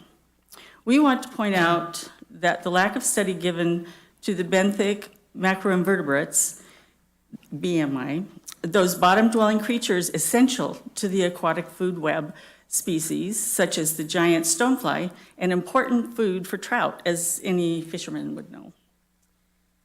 Yet, no BMI studies, a standard protocol for assessing stream health, and essential for creating a monitoring baseline were conducted for this EIR. As Dr. David Herbst, PhD of UC Santa Cruz, said in his comment, significant biological impact assessment needs to consider benthic microinvertebrates and the organic matter algae that are the foundation of the food chain in this section of the creek downstream of the project. The post-project, the National Pollution Discharge Elimination System permit would require this BMI non-monitoring, but this does not satisfy the need to assess what the effects would be before the project is implemented. So I am also asking that the final EIR does not include this kind of essential assessment. So please do not certify the EIR and do not approve this project. Thank you. Thank you, Mary Ann.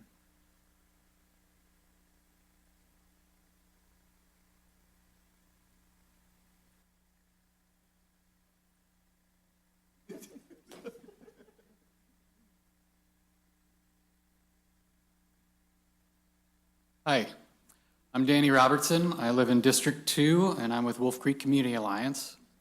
I speak for the spotted owl, the foothill yellow-legged frog, and the finger rush. This draft EIR does not adequately consider impacts to birds, amphibians, or plants. Much of the biological surveying done in the EIR centers around the presence or absence of special status species.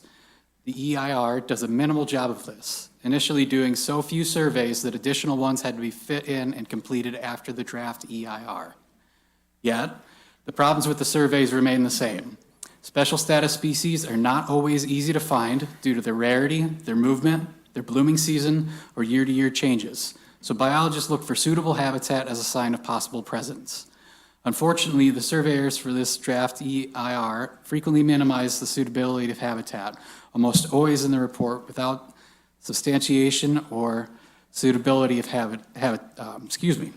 without substantiation or specific evidence.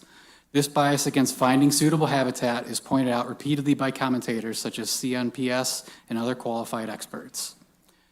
Further, CDFW protocols require that surveys should space botanical field survey visits throughout the growing season to accurately determine what plants exist in the project area. This usually involves multiple visits to the project site, for example, in early, mid, and late season, to capture the floristic diversity at a level necessary to determine if special status plants are present. Surveys were not done in this manner. The EIR instead asserts that single surveys were conducted somewhere, usually at the end, as it turns out, within a blooming or breeding season. CDFW is clear that this is not enough. Overall, whether it is in regard to the spotted owl, the monarch butterfly, which no survey at all was undertaken, willow flycatcher, yellow-breasted chat, foothill yellow-legged frog, or the rare finger rush, the EIR does its best not to find these species by minimizing the potential for their presence and not following survey protocols.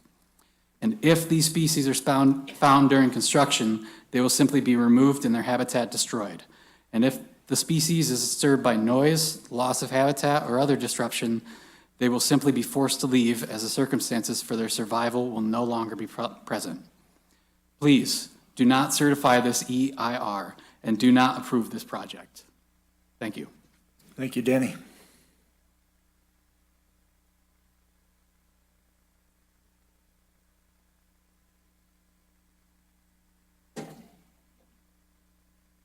Hi, thank you for listening to all our comments.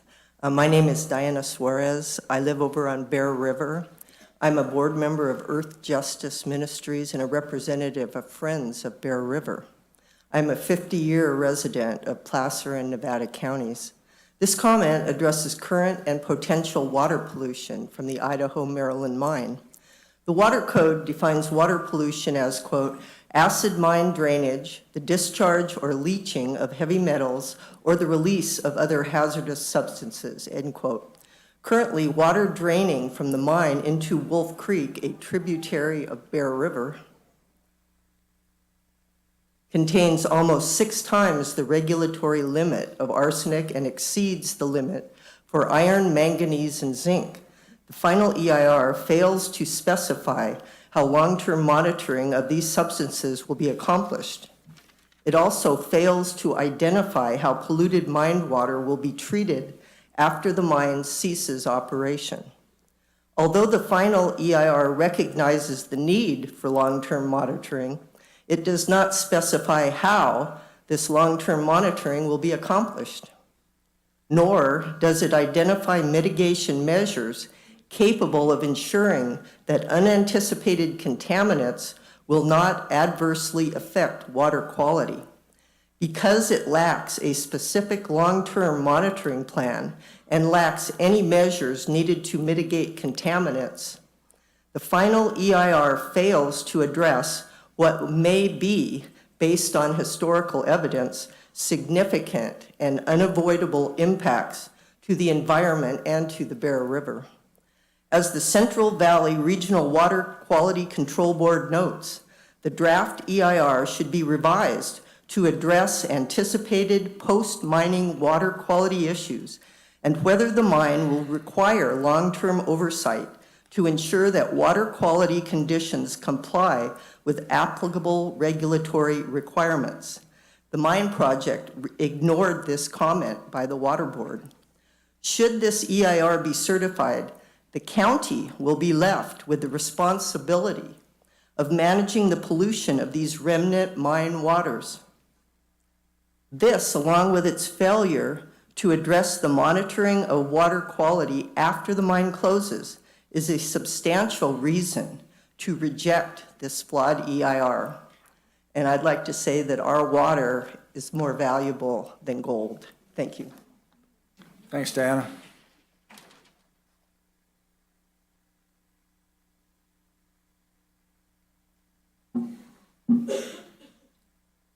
Hello, my name is Daniel Elkin, and I'm the Communication and Engagement Director at the South Yuba River Citizens League. Prior to my role here at Circle, I worked locally as a teacher for 20 years. The proposed Idaho-Maryland mine and the EIR should both be rejected based on the identified significant and unavoidable impacts to our community and its clear conflict with the county's goals. Nevada County's stated Recreation Board objective is to, quote, promote sustainable recreation in partnership with community providers and other jurisdictions to enhance recreational access, support public health and safety, realize economic opportunities, and preserve natural resource assets. The Recreation Board's website goes on to state, quote, Nevada County recognizes the connection between the health of people and ecosystems, tourism and outdoor recreation, and community resilience.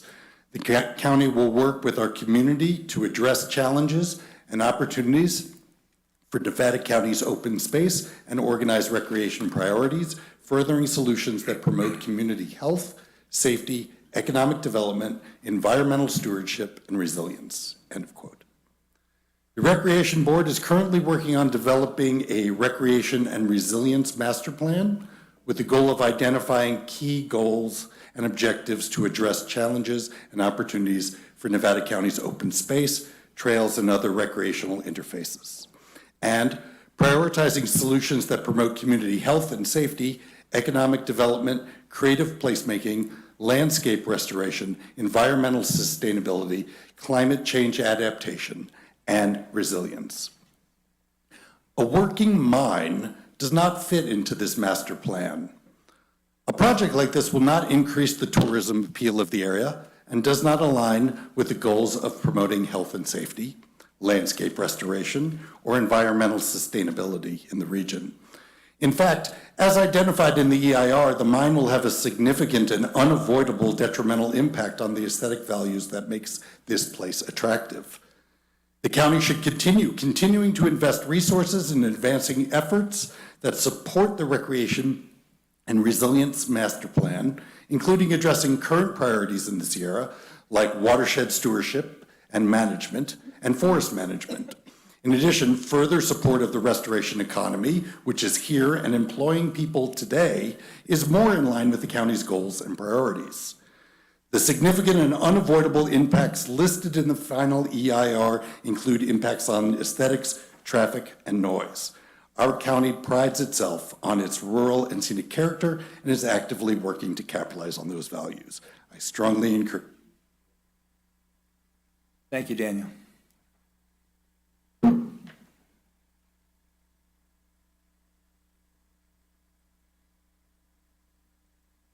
Hi, good afternoon. My name is Susie Kirsten, and I work at Remax Gold in Grass Valley and Nevada City. And Greg Ward asked me to come present this letter, which I've read 1,000 times, and I can't get it done in 3 minutes, so I'm gonna recap a little bit. But anyway, we have signatures from 250 businesses, thriving businesses within our community that are against moving forward with the mine. And at the bottom line is they're asking that you do not certify the EIR for several inconsistencies that are part of that.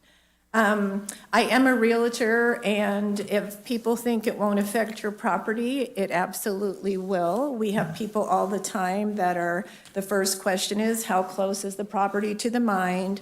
You know, how far is that circle around the mine, and what will it do to my water table? It's one thing if you're in the city and you've got treated water, but it's entirely different if you're on a well. I live on Lost Lake Road, so I'm very familiar with everybody on that lake there is a Superfund site. So for those of you that don't know, Superfund sites are the federal government saying that your water is toxic on some front. You have to disclose it for the life of the property, but doesn't mean you always maintain that water as Superfund. It needs to be checked periodically. Like that M1 site, I know that the DTSC was out there, and I don't believe they tested it again. So although they're capping it on the top, those are open mine shafts where that water is shared between Idaho, Maryland, and the M1 site. So certainly a concern that we have.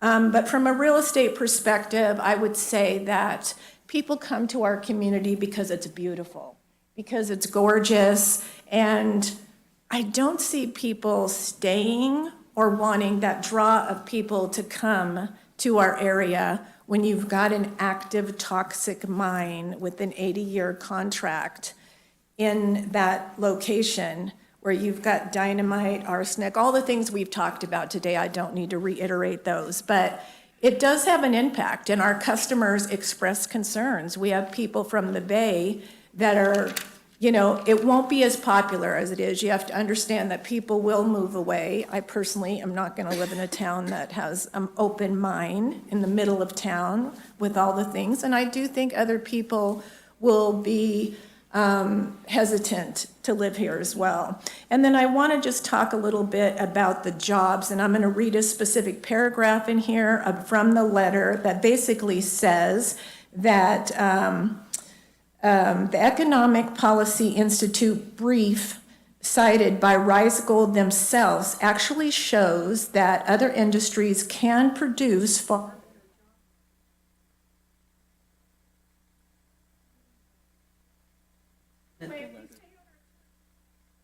Susie, can you submit that letter in the box out there? Yeah, that'd be great if it hasn't been. Thanks.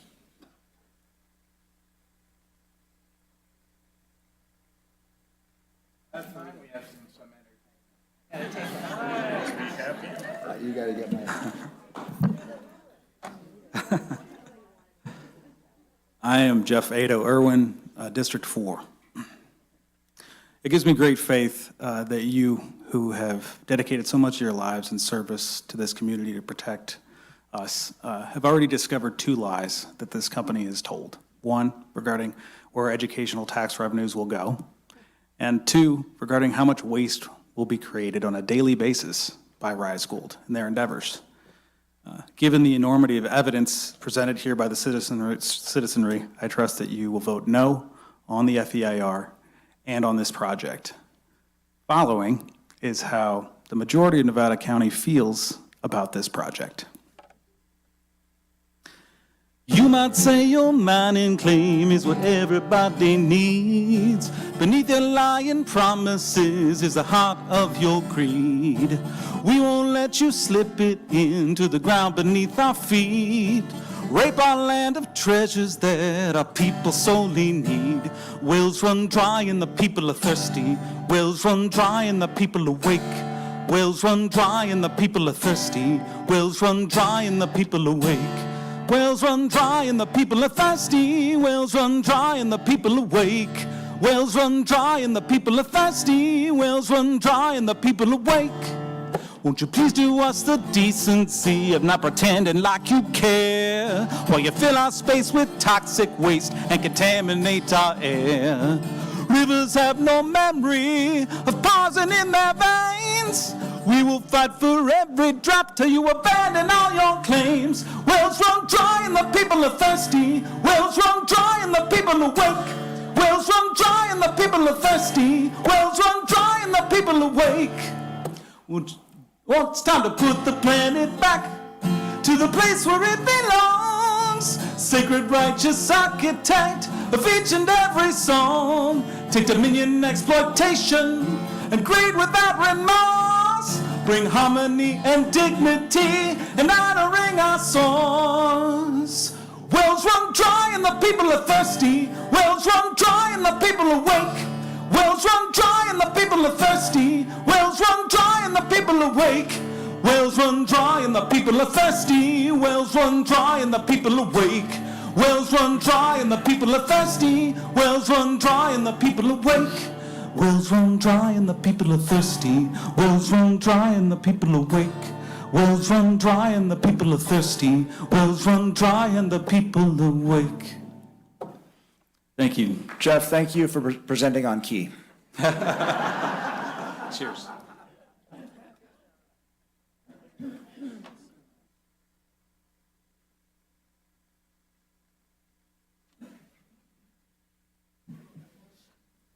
Good afternoon. My name is Itera O'Connell. I live in Grass Valley and have been since 2020, I guess it is. No, since before that. I've been here 20 years. So my math is not that good, but my speaking voice is better. You wanted entertainment, so here we are. Okay, so this is in relationship to the Wolf Creek Community Alliance. This DEIR ignores cumulative impacts as speculative when those impacts reasonably could be studied and considered. I guess the major thing that we're looking at right now is an 80-year project, which kind of blows my mind. 80 years is just beyond any possibility of us imagining during climate change how this will affect our community. We know that it will split up our community into a major industrial complex in an area that's zoned for light industry. So that's part of the EIR that I object to. As the city of Grass Valley asserts, the applicant's request for an 80-year permit is extraordinary. The EIR justifies this, saying it fits the economic model of the applicant. At the same time, it strongly objects to the need for any long-term consideration of the project's impact over that extended multi-generational period. Why 80 years? We need it for the money. Consider 80 years of impact. No thanks.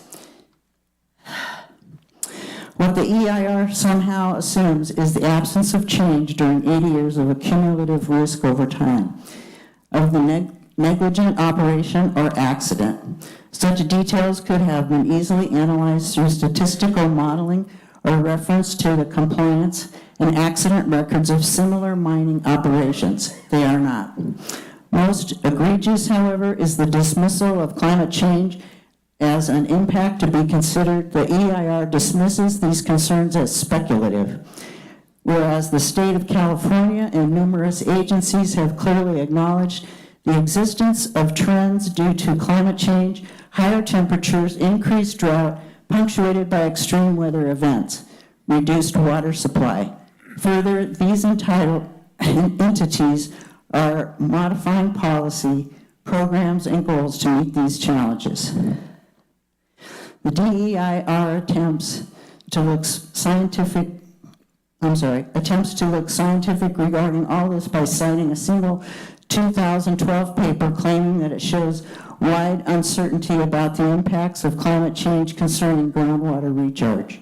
Yet the paper itself and its conclusions argues that the groundwater age in all the springs tested appears to be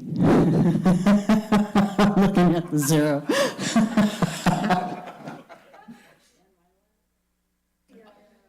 Thanks, Tara.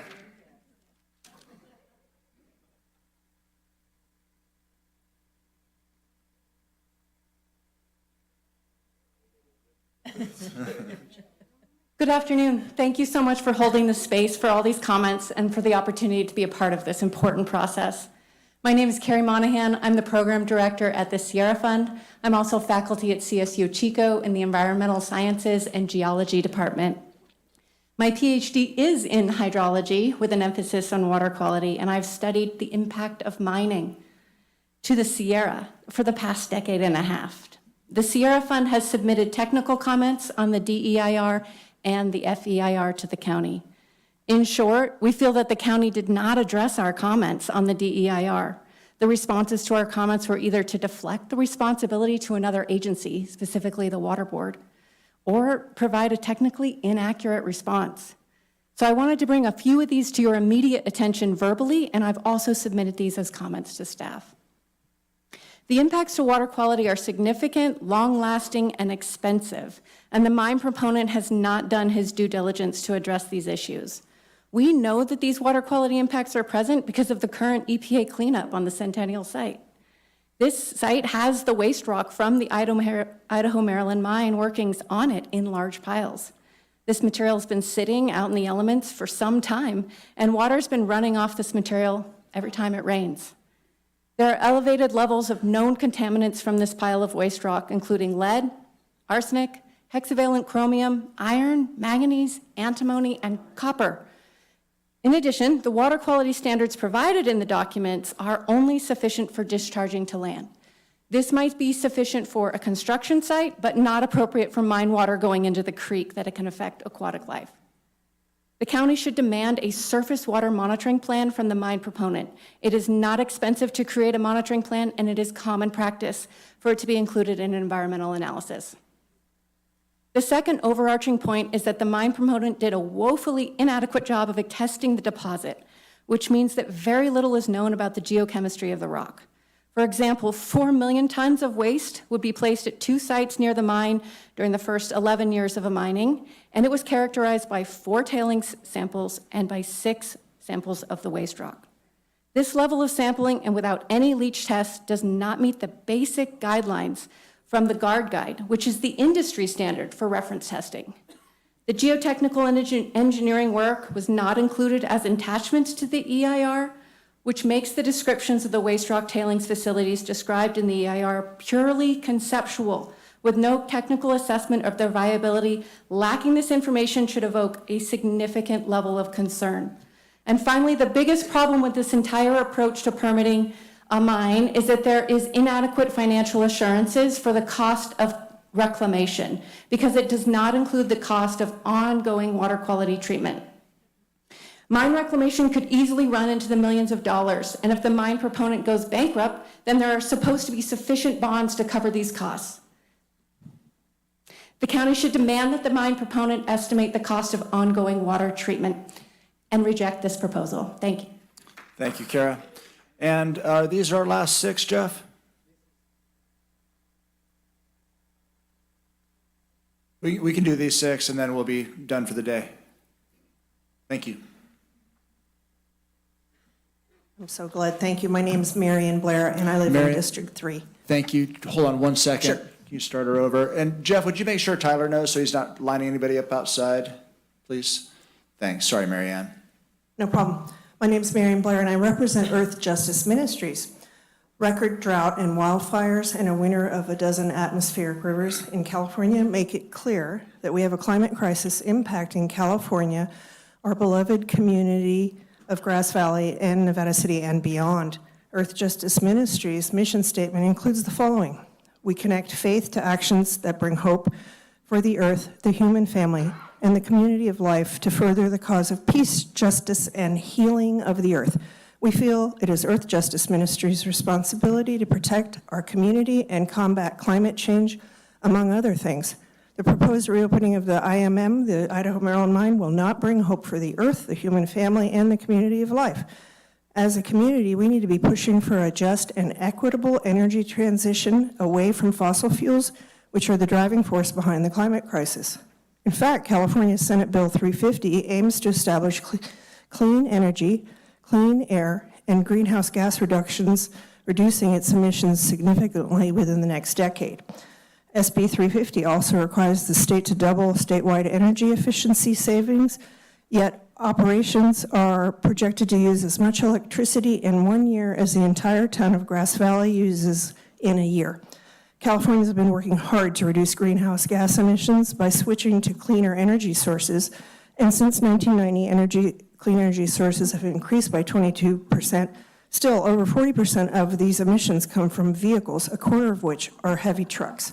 The FEIR downplays the impacts of greenhouse gas emissions this project would create, along with many other environmental impacts that our attentive community questioned in the DEIR.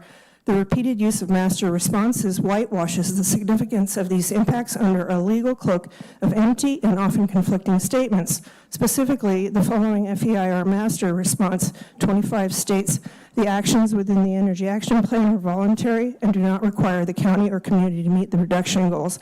Nevertheless, the project is found to be consistent with the EAP. This statement is followed by a chart of the assumptions regarding how the mine will voluntarily reduce its use of electricity. However, assumptions are not strategies. Additionally, this land is heritage Nisenan land, which was never ceded to immigrants.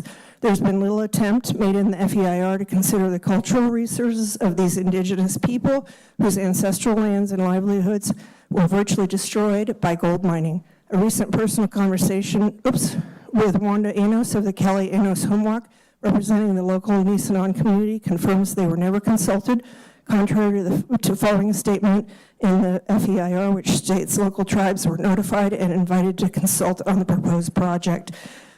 This is another example of the whitewash to make it appear they are complying with CEQA. It is our responsibility and honor to provide the ethics of care and guardianship to this land, prioritizing profit over sustainability as an equity and rights concern for Indigenous peoples and all local communities. Marianne, thanks for the fresh testimony.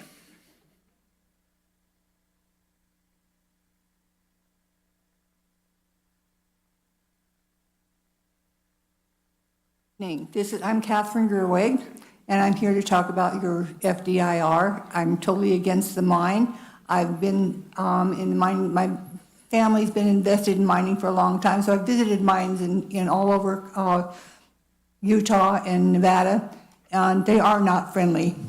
This gentleman just reminded me how unpopular they are when they brought up in other cities. Yes, they are very unpopular because they are very destructive. And here, I think that I can't repeat all the great homework all these people have done. They've made such good presentations about things that are reasons not to have this FDR accepted. And I fully agree with all of them, and I'm not going to repeat them, but listen to what they had to say. And I was under the understanding that they were cleaning up the Centennial site because of the arsenic there. Arsenic is still there, and it will continue because these drugs have to be drugs. Are they drugs?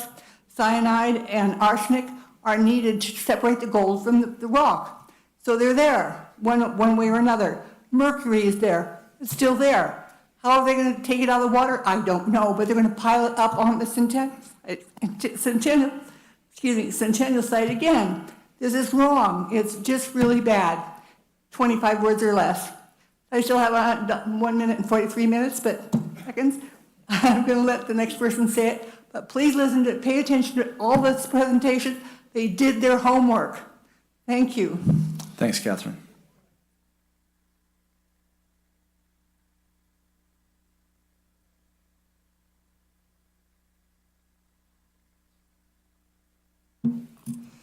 Hello, my name is Michael Lynn Logue. I live in Grass Valley, and I work for the Nevada County Arts Council. One thing that's been talked about a lot here is the vitriol and animosity, but I believe that we're all gathered, unified in purpose. We care about this community, and we want to make sure that it grows and thrives into the future.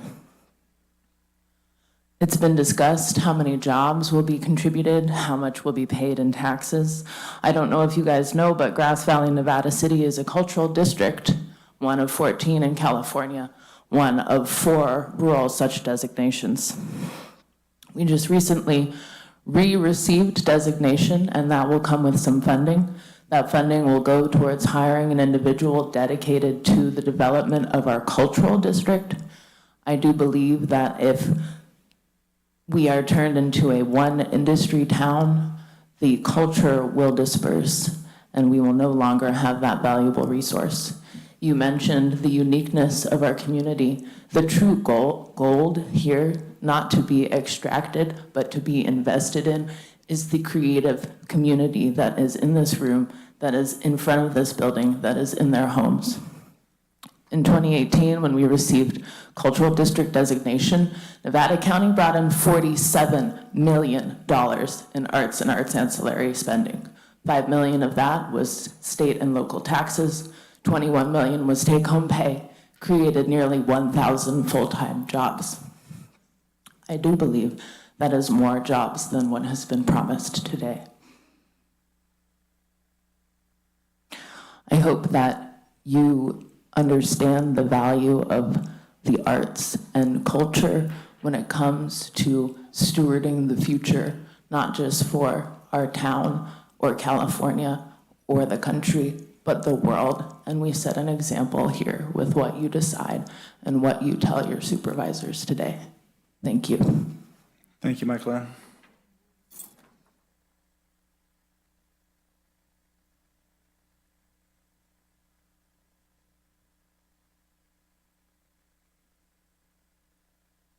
Hi, my name is George Olive. I live at 15356 Banner Lava Cap Road up on Banner Mountain. My family and I moved to Nevada County in 1980. I worked in various county school districts for 25 years and am currently the president of the governing board of the South Yuba River Citizens League, known as Circle. You've heard from us before. I address the planning commissioners this evening. I hope I'm going to offer a slightly different point of view than has been said before. Circle asked the commission to consider contrasting environmental impacts. What type of multi-year, multi-decade project is best for our county? Because Circle's vision for our local watershed is one of restoration and protection, because much of our work on the lower Yuba is cleaning up the impacts of mining, the prospect of a reactivated hard rock mine is hard to swallow. In fact, it makes me gag. Circle is a 40-year-old regionally influential and locally effective organization. We are all about planning for the future health of our water, our forests, and our communities.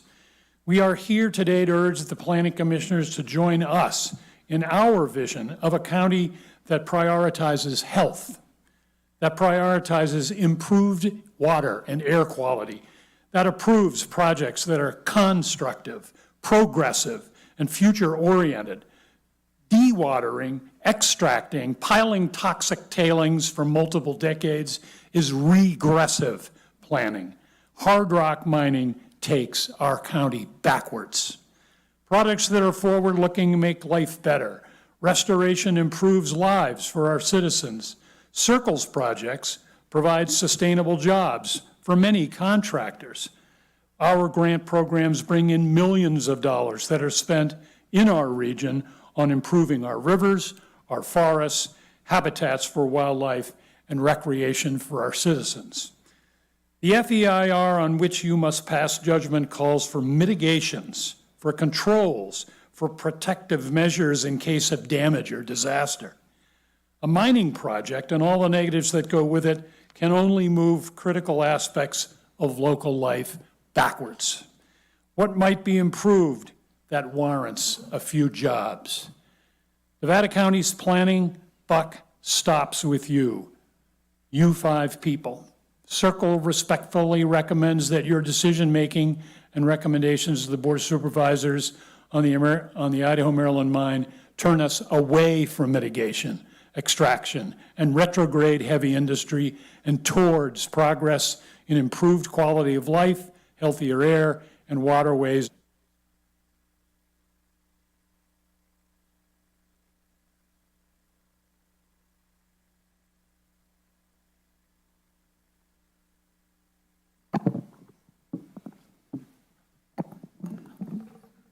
Ready to start? Hello, thank you for being here. It's been a really long day. Y'all did great. Thank you for still giving me your attention. My name is Jonah. I work with Nevada County Sunrise. We work on mobilizing young people to address the climate emergency that we all find ourselves in. And I think that that is an important aspect that needs to be brought up. You would have seen more young people from the get-go, but just getting those tickets were a hard time. Getting students to leave school or me to leave work, that's a lot of work. So it's not as accessible, but I want to let you know there are a lot of young people that care deeply about this. And it's more a broader conversation about the world that we want to live in and the world that we want passed on to us. And that we already feel that there has been a tremendous amount of environmental degradation and social injustices that also are carried with those that have, they're countless. We can't count them all. We can try, but there's just a lot. And it's really depressing and challenging to be a young person, not to mention all the other stuff we have to deal with. And I'm sure you all are already in the loop of social media and all the bombardment of media always hitting you. But the fact that we don't have a world that we can take for granted anymore is huge. And this project is another step in that same direction. And I hope you deeply feel and acknowledge that it really, to us, you're passing society and you're passing the earth over to us, as we will if we have kids and the generations that come after us. This county, it was built on the gold rush. That has, some wealth, and it also has a lot of injustice and environmental degradation that went with it. And we're looking at that same choice again. I would love to see less miners. I would see more recognition of the indigenous folks that were out here, and just more acknowledgement of what's really happening versus looking at the money, whitewashing it to the colonialism that happened here. And so, thank you for listening to me, for hearing us. I am hoping that you're going to hear more young people tomorrow. We're going to do our best to get some of us in here. And we, as an organization, are actively working to talk to you all more so you can hear student voices. Once again, thank you. Jonah, thank you for the fresh representation.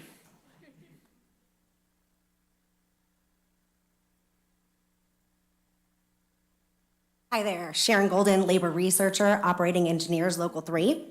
I'm sure you guys know this, but Nevada County has a median income of $62,000 a year. Average annual base wages at the mine are expected to be nearly double that, $112,000. The lowest paid positions are expected to be $76,000 a year, which is $14,000 more than the average median income in the county, which is also 17% higher. 293 of these jobs are expected to be union operating engineer jobs. Our workers are skilled and trained. Not only having an expert equipment operator create a safer work site, our training also teaches workers to identify and report potential problems. These local union workers also wouldn't want their water contaminated. Due to the day and time of this meeting, a lot of people who want these careers were unable to attend. Instead, there's an overwhelming number of people who have had successful careers and that were provided retirement that were able to be here. Nevada County working age folks deserve that same opportunity, a successful career and a chance for retirement. I'd also like to point out that gold is in everything, even this phone I'm talking on.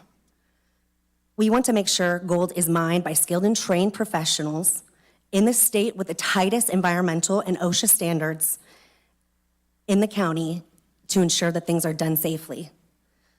Rise Gold Corp has identified dozens of entry-level training positions to give locals an opportunity to learn the field and fill these available positions. When talking to us, this has been their main priority.